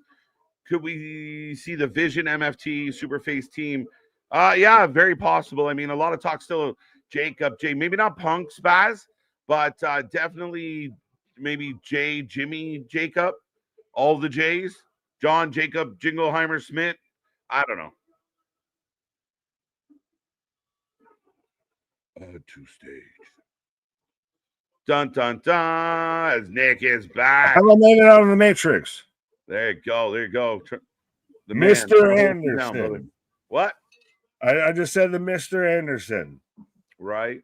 You could have the red pill or the blue pill, and I took the purple one for some fucking reason. Fun match so far here in the main event is Punk chasing down Seth. Yeah, I got Punk on the top rope right now. Double birds, crossbody. Right there. I think you need to hiccup. Just I come out of the Matrix and I still need to hiccup. Somehow you hiccuped just a bit. I can't. I got Punk in the corner. Tongues out in the corner. Jingleheimer Schmidt. His move is my move too. Right. There you go. That's what you're saying. You have a super team of Jimmy, Jacob, and Jay. All the Jays. We'll just smoke all the. Well, we haven't even talked about, and we might have to save this for after the show. Of the alleged women's war games, women's blood and guts in AEW. But yeah, why not? Fuck it, right? Just fuck it. We don't book them. We'll just throw them in a cage match together. All right. Well, yeah, we're gonna have 57 of them. As I got LA Knights. KOD onto Jey Uso as he eats a shining wizard from CM Punk. Oh, nice shining wizard. Pedigree. Face down. Oh, 1, 2. Oh, dab again. Crowd can't. The crowd clapping. And well, everyone is down right now. Everybody just hit some cool shit on everybody right now. Right. Seth doing his homage to Nikki Cross. Doing a hologram. He's the hologram to the hologram. We haven't even talked about that. I think I saw a thing that hologram is 30-0 in AEW. It's so ridiculous. Now, see, the fun part is he's only had 3 matches on TV. Right.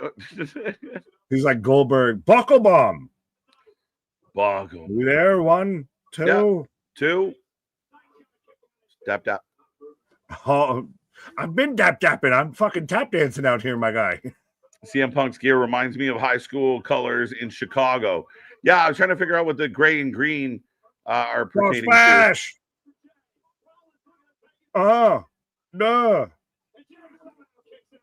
Jay, let's go.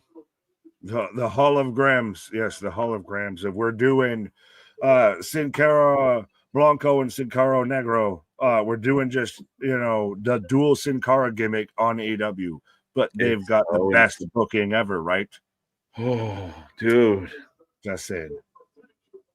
Not taking away from what we're watching, but it's things that are happening. It was one of the things I saw last night trying to catch up. And I was like, what is no? It was one of those reactions of like, no, they didn't. You did. Did you? No. Whoa. But yeah, Seth stalking LA right now. Mush him in the face. You're yesterday's news. Wow. Ooh. LA's not taking this pin then. No. I don't think so. Jay's taking it. I think you have a built-in excuse. And all. Sorry. Yeah. Jay has an excuse. He eats the pin because he got beat up already. Right. Big Nick, I drafted Josh Allen on my fantasy team. If he sucks, I'm blaming you. Bro, you have no idea. We did our fantasy draft. I'm the commissioner and ended up first overall pick. Have to draft Josh Allen. Nick was so nervous about Josh Allen. He had to make sure he got him. That's my quarterback. God damn it. I hope Josh sucks this year. Screw you, MDB and Caleb Williams. Well, no, you're a Raiders fan, so fuck you, Geno Smith, though, too. Sorry. Irish whip. Let's go. Big clothesline. Oh, Russian leg sweep. Bret Hart eats your heart out. Right? Oh, Cutter. Nice neck breaker. LA Is on cutter fire. if they're facing forward and a neck breaker if they're facing backward? Yeah, like the drop neck breaker. Yeah. Well, no, because it's the same mechanism. It's the same maneuver as a cutter. Of if somebody's taking on the back of the head, is it a neck breaker versus they take it on their face? It's a cutter. The cutter. Yeah, it was funny the distinctions, right? But very factual. Right. I was just clarifying. No, it's very true. Elbow drop. Big elbow drop from LA.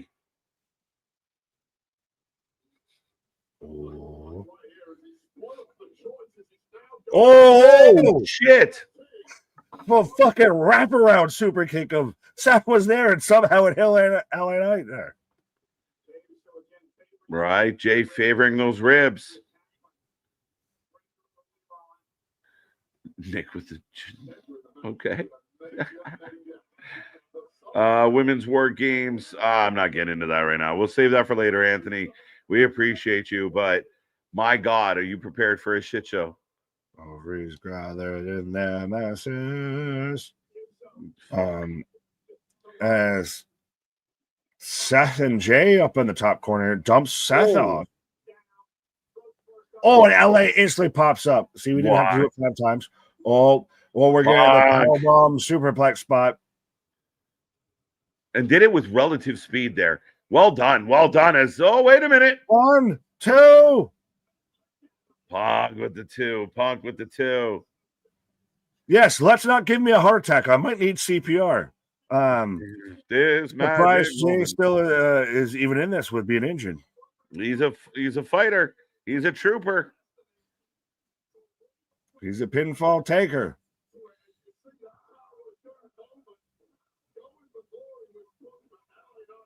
CM Punk, the only man standing right now. Right.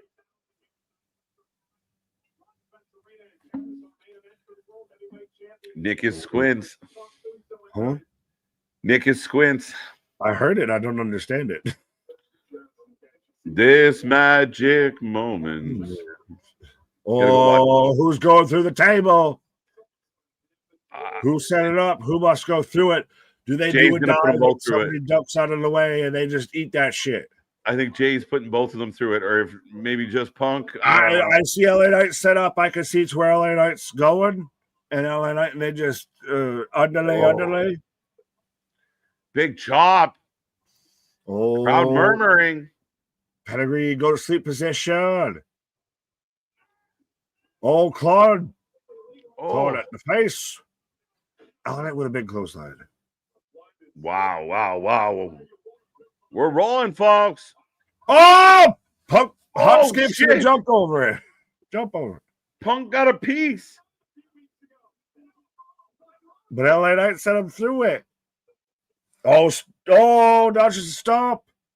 BFT. No way. No way. Oh, no way. No, Jay. Hey.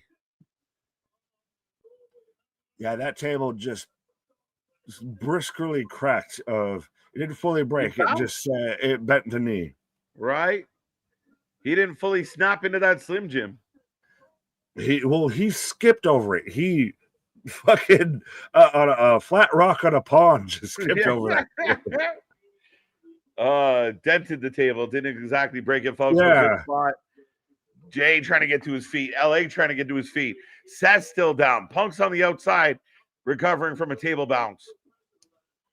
Better or worse so far than Logan, John Cena? So far, not as good as John Cena, Logan. Okay. Big exchange. Spots back and forth. Yeah, the table didn't want to do business. Not going to work for me, brother. Gimmick table. Right. There you go. Jack Perry helps Seth retain. Again, that would be mind-blowing, Frank. Highly unlikely. There's the rumor. Oh, basement baseball slide from LA on a J. There's the rumor going around that Jack Perry was the doctor that helped revive Luchasaurus. What a waste. Now Lucha's arguing with Kip. No one cares. Like, it's so bad. I think that would be great if, like, Jack Perry was Seth Rollins' like sidekick, little shit troublemaker. I think that'd be great. No, see, how would you feel if Jack Perry was the big overarching baddie of the Death Riders? I think it'd be stupid. I think that's fucking I'm just throwing out an idea. It's one of those, if he sat there and I'm the one I'm trying to take out their company. Yeah, no, that's shit. That's like, he's not big enough. He's not good enough. He's not impressive enough to be. Yeah, I just started thinking of like Darby Allin versus Jack Perry, which is great for a high school gym. Which is where they book their shows, at a high school gym. Right? Yeah, Perry to me is not a guy that you're like. I like Perry. Yeah, he's mid, bottom. Yeah, he's not intimidating. The mastermind seems a stretch. If Jack Perry is in the building, he is working restroom concierge. Ouch. Mint? Thank you for the super chat. Would you like a towel? Right. Whoa. And so Seth set up on the table, LA Knight in the corner. Mic drop elbow, nobody home. Oh my God. LA through the commentary. And with these new tables, it's not like, oh, the table just explodes. Like, that's a fucking slab of some shit that just gave way. Right. Bounced. I think they're chanting "Fight Forever" a little bit. Crash and burn. Facts. Yeah. Jack Perry isn't a guy at all. No. And if you didn't, it is what it is. Yes, definitely a bottom. This, I'm not going to go full into it, but I think they could have done something with a scapegoat gimmick. But they could do anything. Wouldn't go anywhere. He's a fucking kid. We're not going to argue about all this right now. It's Jey Uso with a tope.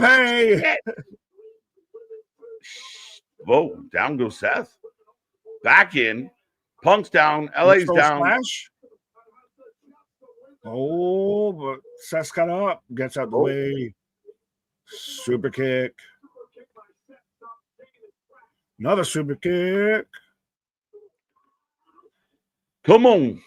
Spit. Oh, pedigree. Oh, no. Oh, I love it. Oh, see, the only thing with that slow-mo is you see Jay like dolphin diving into the pedigree, like literally, like let me put my arms back so you can catch him. He was throwing a spear like this. Yeah, hey. That's nitpicky. We're good. That was a nice spear. No, I love that spear. I've been here a week. You haven't. I deserve to be nitpicky.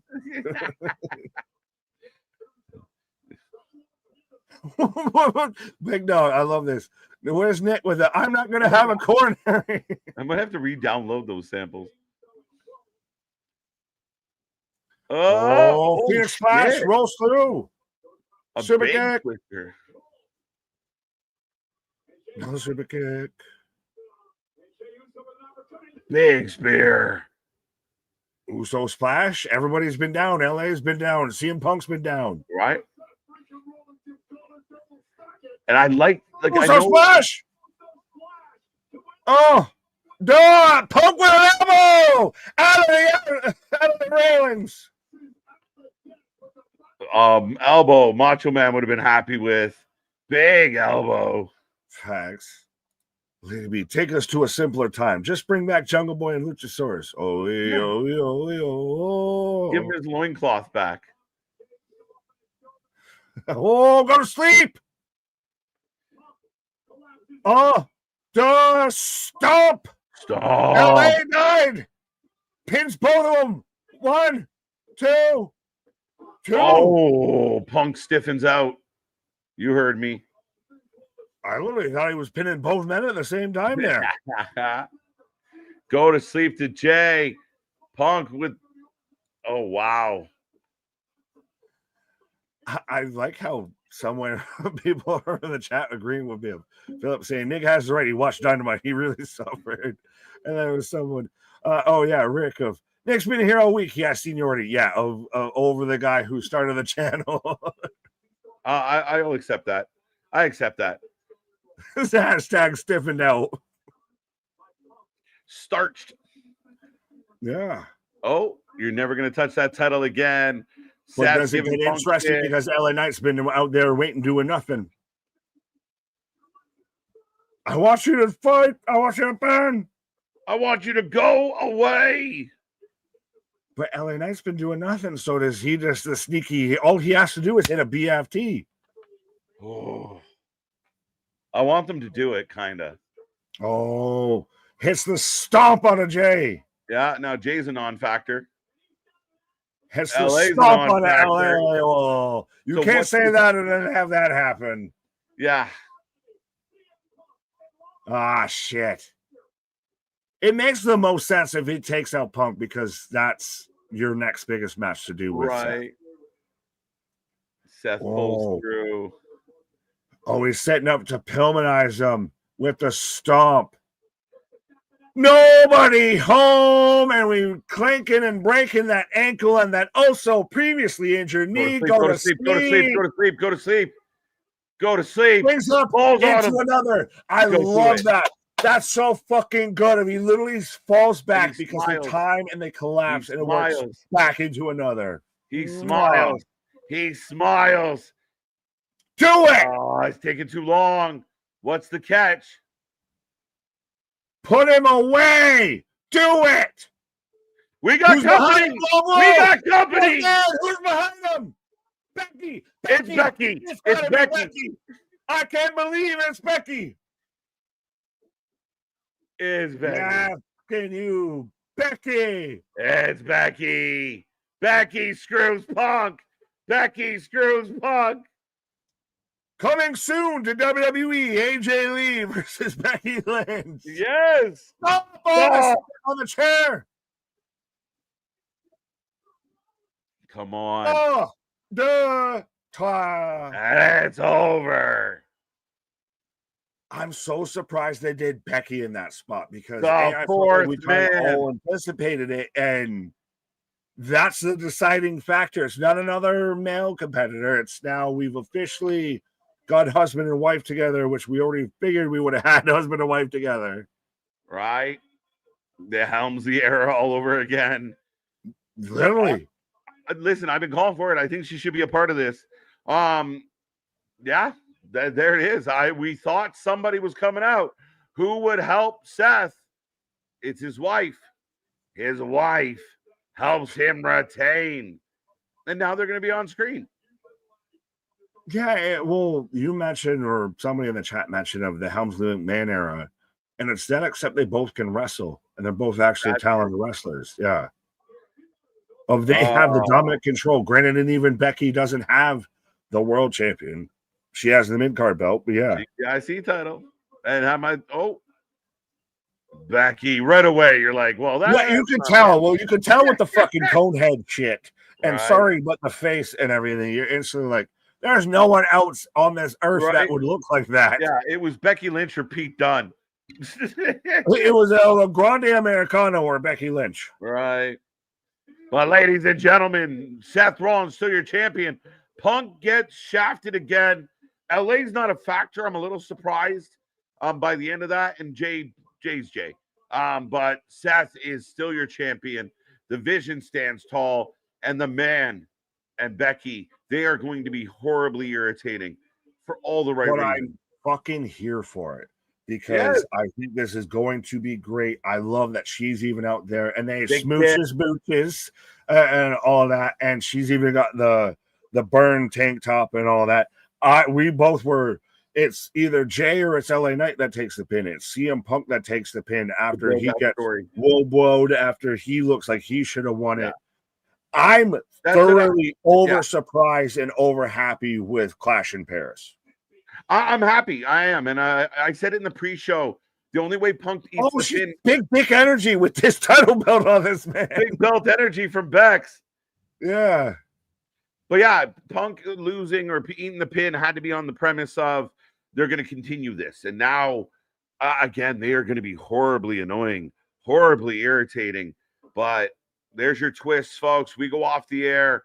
A big night, a big day, a fun show. Fun show. Happy with that show in a lot of ways. We take a rating out of 10 so y'all can let us know. But yeah, Nick, you said it, overachieved. Well, and how do you feel of we do-si-doed and tiptoed and had differing opinions on what's your final end off? What's your big surprise? As the rumors were saying that was going to end out and close out the show. I thought, Brock, we get big time Bex to close out the show. How do you feel? Again, it's funny because a lot of people that were using like the clickbait had pictures of LA Knight. They had other, again, you can't get mad at them not booking what you thought or what you expected. Right. There are going to be mixed feelings about this. A lot of people, and that's what they know that's coming down the pipe. Anybody out there right now that's jumping on and like, oh, they know that, and they're anticipating it. So that's by design. Again, I mean, I don't see a problem with Seth retaining, and you still have Punk, who deserves better. We'll see. I think Jay's going to move on and help Jimmy. I'm happy with this show. I'm really happy with it. I thought the main event was fun. I felt like it had this nervous energy because everybody was waiting for it. I thought it could have been a little bit better, a little more exciting, but overall, I thought it was good.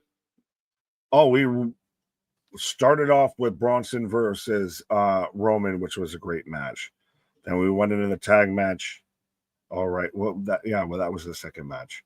Right. And then you had Nikki versus Becky. Bomb. I guess it's funny that we had Becky in the most throwaway moment and the most important moment at the same time and everything. And then we get to the John Cena Logan match. We have this match. Like, most of the show was phenomenal. And I actually there was multiple matches even before we got here of like, how can they outdo how good this match was? Yeah. And how, with it being so unique and so different from what we've seen recently in wrestling. And we all knew we were going to have the Becky spot, but we finally got there. Yeah, I don't know if we knew, because I thought we were going to get it, and then we kind of threw it out there as a possible, and then it never happened. We thought it was going to happen at other times. So yeah, I mean, I like it. I like the twist. I feel like, and you can tell me, yourself or the chat, right? I feel like Triple H is backing off of a whole lot of chaos for all the matches. I think like John Cena, Logan Paul speaks for itself. Like, there wasn't Brock Lesnar getting involved.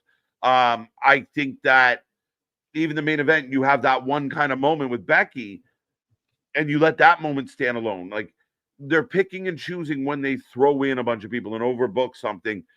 I think they're letting the matches kind of speak for themselves. Quality over quantity. And I even entirely forgot that we had Rusev versus Sheamus, which very much outkicked its coverage and all of that. And I will quickly, as you've got 1, 2, 3 kids saying 8 out of 10, as I'm back after the show, before the pre-show or the post-show, as Ghoul out there saying 4 out of 10, one of the worst PLEs of the year. Oh, come on. She must not like Becky. Just Irish hatred. Maybe. As Punk collapses. And Punk's cursing and swearing. But it's one of those, I almost don't fully dislike the whole idea of, Punk takes the pin and everything, because now you fully have the right and the reason as to why you continue Punk versus Seth. And hey, I got screwed over by your wife. Your wife had to beat me because you couldn't. Yeah, and like you said, now does this really open the door for AJ Lee, CM Punk, Seth Rollins, Becky Lynch? Right. Who on Green Earth doesn't know Becky is on the side of Seth? This is a surprise, Stephen. Yeah, well, that's a little why I'm Oh, he's just randomly breaking tables, his Punk, and just sending it He's off. pissed off. But it's one of those like, that's Seth's wife. Like, we know that's his wife and everything. We don't need to like gonna give away announce that they're together because we assume they're together because they're together. Right.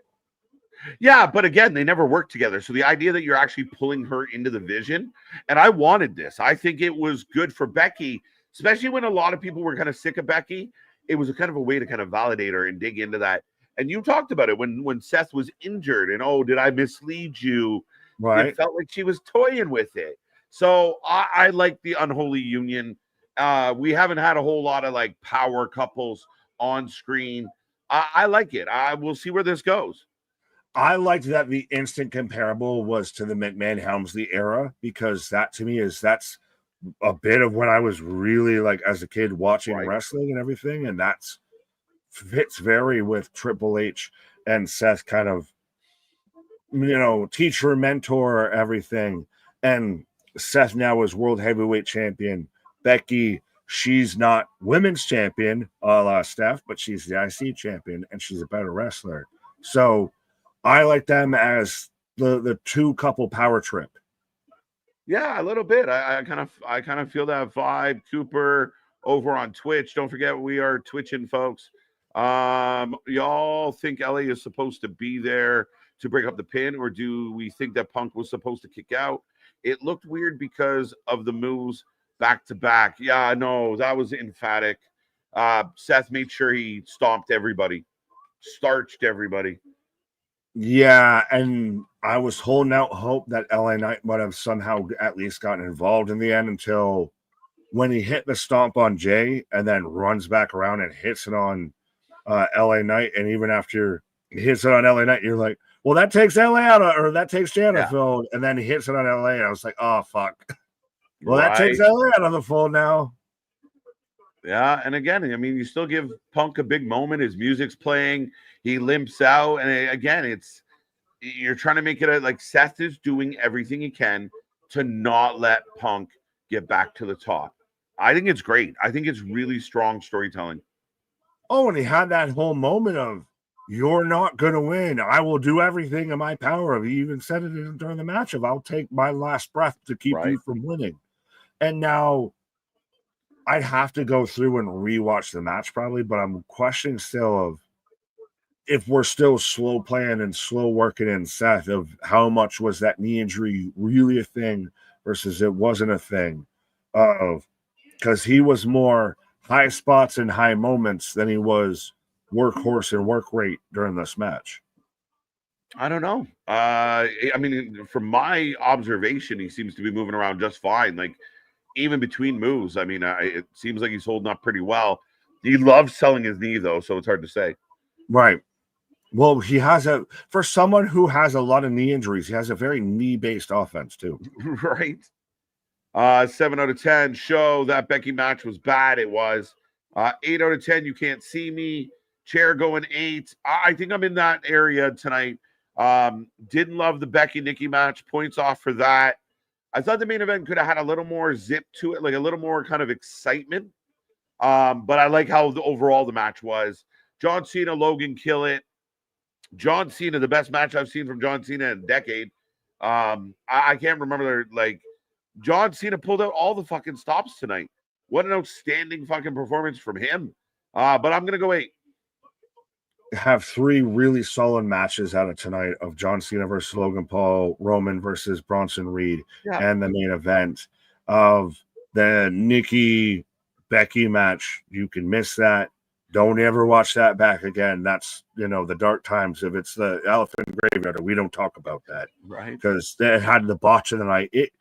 That could have really spiraled that show into some really badness, because it was but I thought as much as real quick, but as for much as this was, and I even made the joke of feeling like this might be finger painting instead of, you know, a master class in art. They really fucking delivered out here. They Vincent Van Gogh their ass off here. Yeah, I mean, again, in a lot of ways, I would completely agree with that. I mean, I think it was a really strong pay-per-view, a lot of fun. I love this. If this is how more of the matches are going to be, I'm sorry. I will take this style of wrestling, bell to bell, over anything I'm getting elsewhere. I love me high flying, Nick. You know I like pace. Right. I'm a big fan of the luchas. Let's go. But when push comes to shove, and you get this kind of storytelling, I love it. I mean, watching the good guy try and survive and get out, and we're watching a replay right now. Shit. Roman eating a fucking spear on the announce desk to where he's out there after he took out Paul Heyman and throwing out autographed shoes in the crowd of just gets decimated. And then, hey, when you think he's done, he gets decimated again. And oh, wait, he's still injured? We'll decimate him again. Right. Swifty with a bit of a swift comment of, what a waste of time watching this show. But you did it, right? You did it, didn't you? And again, we always look for more of an elaboration from people, opposed to just, what a waste of time. I didn't think I wasted any time today. I'm pretty happy about it. No, not at all. But I guess they're out there like Jeff Jarrett's former babysitter getting engaged. Listen, there can't be outrage out there if I can't believe we didn't get Brock Lesnar. 90% of the audience didn't want Brock Lesnar, so kiss my ass. If there's an outrage for we didn't get Brock, then we got a bit of foul bitches. Yeah, there's some fucking talking about both sides. Receipt checking out there, right? But again, highlighting Roman. Roman gets annihilated. Seth ends up looking strong. Bronson loses, looks incredibly strong, looks like a monster. And the Vision with Becky Lynch. I mean, this is gonna be interesting, man. Who cuts a fucking promo in that group? Paul Heyman, Becky Lynch, or Seth Rollins? Who's supposed to promote? Right? 9 out of 10. Pay-per-view worst match was Becky Nikki. 9 out of 10. Yeah, I'm a little stronger on, you got to take a little bit off. I thought the tag team match was okay. Good. Don't have any problem with it, but okay. I'm not going to really remember it next week. Because I'm between two. I'm between a number and a half a number. What? I went 8. Okay. I'll meet you at an 8 because I was at an 8.5. Okay. I'll meet you at an 8 just to, put everything in a nice little bow. But that's where I was, wondering where you were at. Because this was still a really good show. If this, to me, very outmuch kicked its coverage. Yeah, I mean, this had no business being as good as it was. Right. And I think if you break a lot of it down, I mean, it looked good. The vibe was good. The energy was good. Paris comes out, shows up, shows out, does great. They were into everything. That helps. And then I thought the matches, 5 out of 6 matches, I'm pretty content with. That might be the match I'd go back and rewatch so far out of John Cena's retirement tour. Yeah. Guardian saying, hated the ending. Seth plainly said, if he can't win the match alone with no help, then he doesn't deserve to be have the title. That anytime you hear a heel say that, expect the opposite, Guardian, because essentially he doesn't deserve the title. The good guy does. So the minute he said it, and I think somebody in the chat said it during the interview, when he said, if I can't win myself, they said, definitely someone's coming out. That was the trigger. So, yeah. Bad guys lie. That's why it was a whole story of the fact that Braun and Braun security got thrown out of the building because he might have at that point actually had to do it on his own. Yeah. But you knew there was something afoot. Now, we threw out some other names, and I like I said, I was a little surprised that it was Becky. And again, you feel bad for Punk, who gets his head squashed and doesn't get the dub. But John Cena in the ring, just so everybody. 8.5. 7 out of 10. No Tijuana. That's not even fair. Hey, Frank. Well, no, she's Ring of Honor. So if you want to watch Deonna Purrazzo and also even Taya Valkyrie, because I didn't even realize Taya was out there. There's the Ring of Honor, pure Ring of Honor Women's Championship. That's in the middle of a tournament and everything. And Deonna Purrazzo's out there in full effect. I say I've seen more Deonna Purrazzo in Southern New Hampshire University graduation and advertisements than I have on any sort of AEW television, but I digress. Yeah, I mean, my God, it's a shame. I'm such a big fan. And another belt. Ring of Honor needs more belts. Ring of Honor really needs more belts. What the fuck? Well, they also need thicker barricades because if you watch Death Before Dishonor, their barricade was about yay thick. Brock on top of the Eiffel Tower right now. What is he, fucking King Kong? Yeah, John Cena, eight John Cena appearances left. That and hey, what? Well, he's got a little scrape on the chin here on the sheet there and everything. But right, this is so. There you go. We can get into this at a later date and time, but real quick, does Brock Lesnar write John off so he fucks off for a little bit? Yeah, I mean, maybe a little bit, but I think right now, like we wake up tomorrow in September, right? September, October, November. I mean, you can spread out 8 appearances over that. You take a couple weeks. Yeah, maybe you haven't spread out 8 appearances in a month, let alone fucking 8 appearances over fucking 4 months. Yeah, but they know they have 8. They have 8 in that window. You only have 4 SmackDowns. He hasn't done much for Raw. So if he misses 1 or 2 SmackDowns, I mean, they're on a kind of a pace. But you've been worried about the last show. You have to use at least like 4. So you realistically only have 4 because you have the 4 going into the go home to the end of this. So you have 4 to use, not 8. Why 4? Why do they got to use them? You have the last 4 going into the month before his retirement match.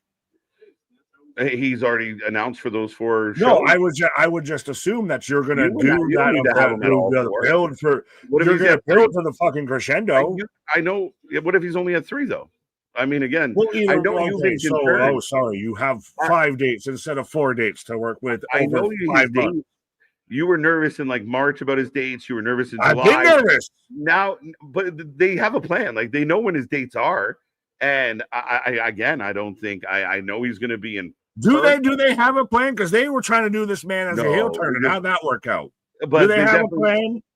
They plotted out his dates, and again, I know you're really worried about it, but the 8 dates, the 16 have been spread over. We've made it to September. Now we have 8 left, and I think they'll be fine with 8. You go a little bit light, but yeah, I don't think he's going to get written off for a long time. I think he's getting ready for Perth. He's going to be there in Perth, so there's a couple more appearances.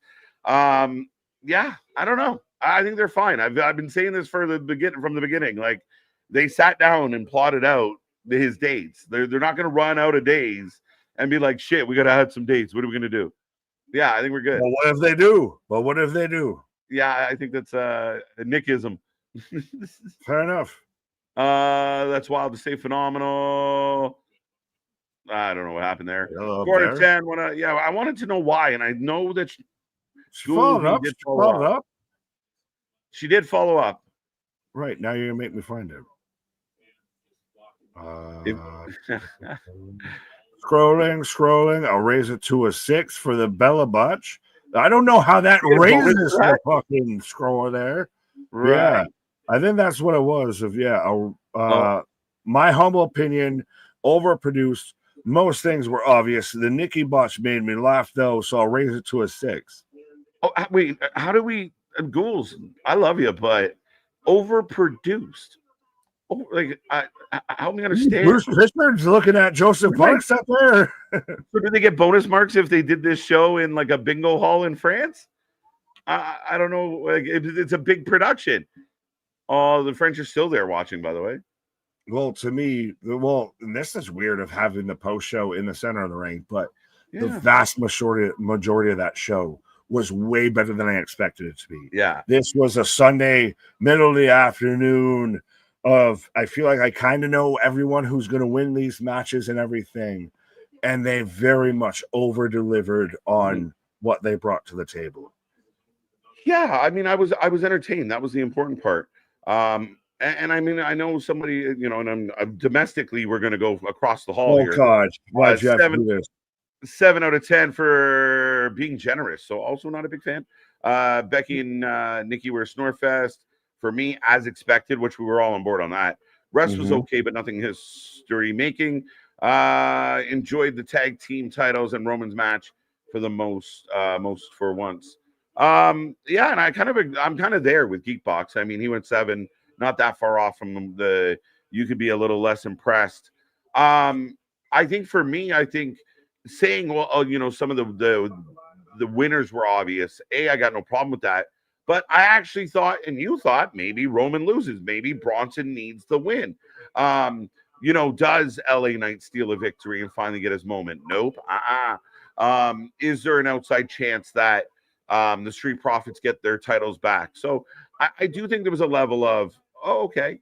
Again, is this one of those groundbreaking, never forget moments shows? No, but it was a really good show. Was Nikki and Becky that bad that it anchored down the show that much? No. Because to me, even if yes, Roman was going to win, to me, John was clearly going to win. Seth was clearly going to win.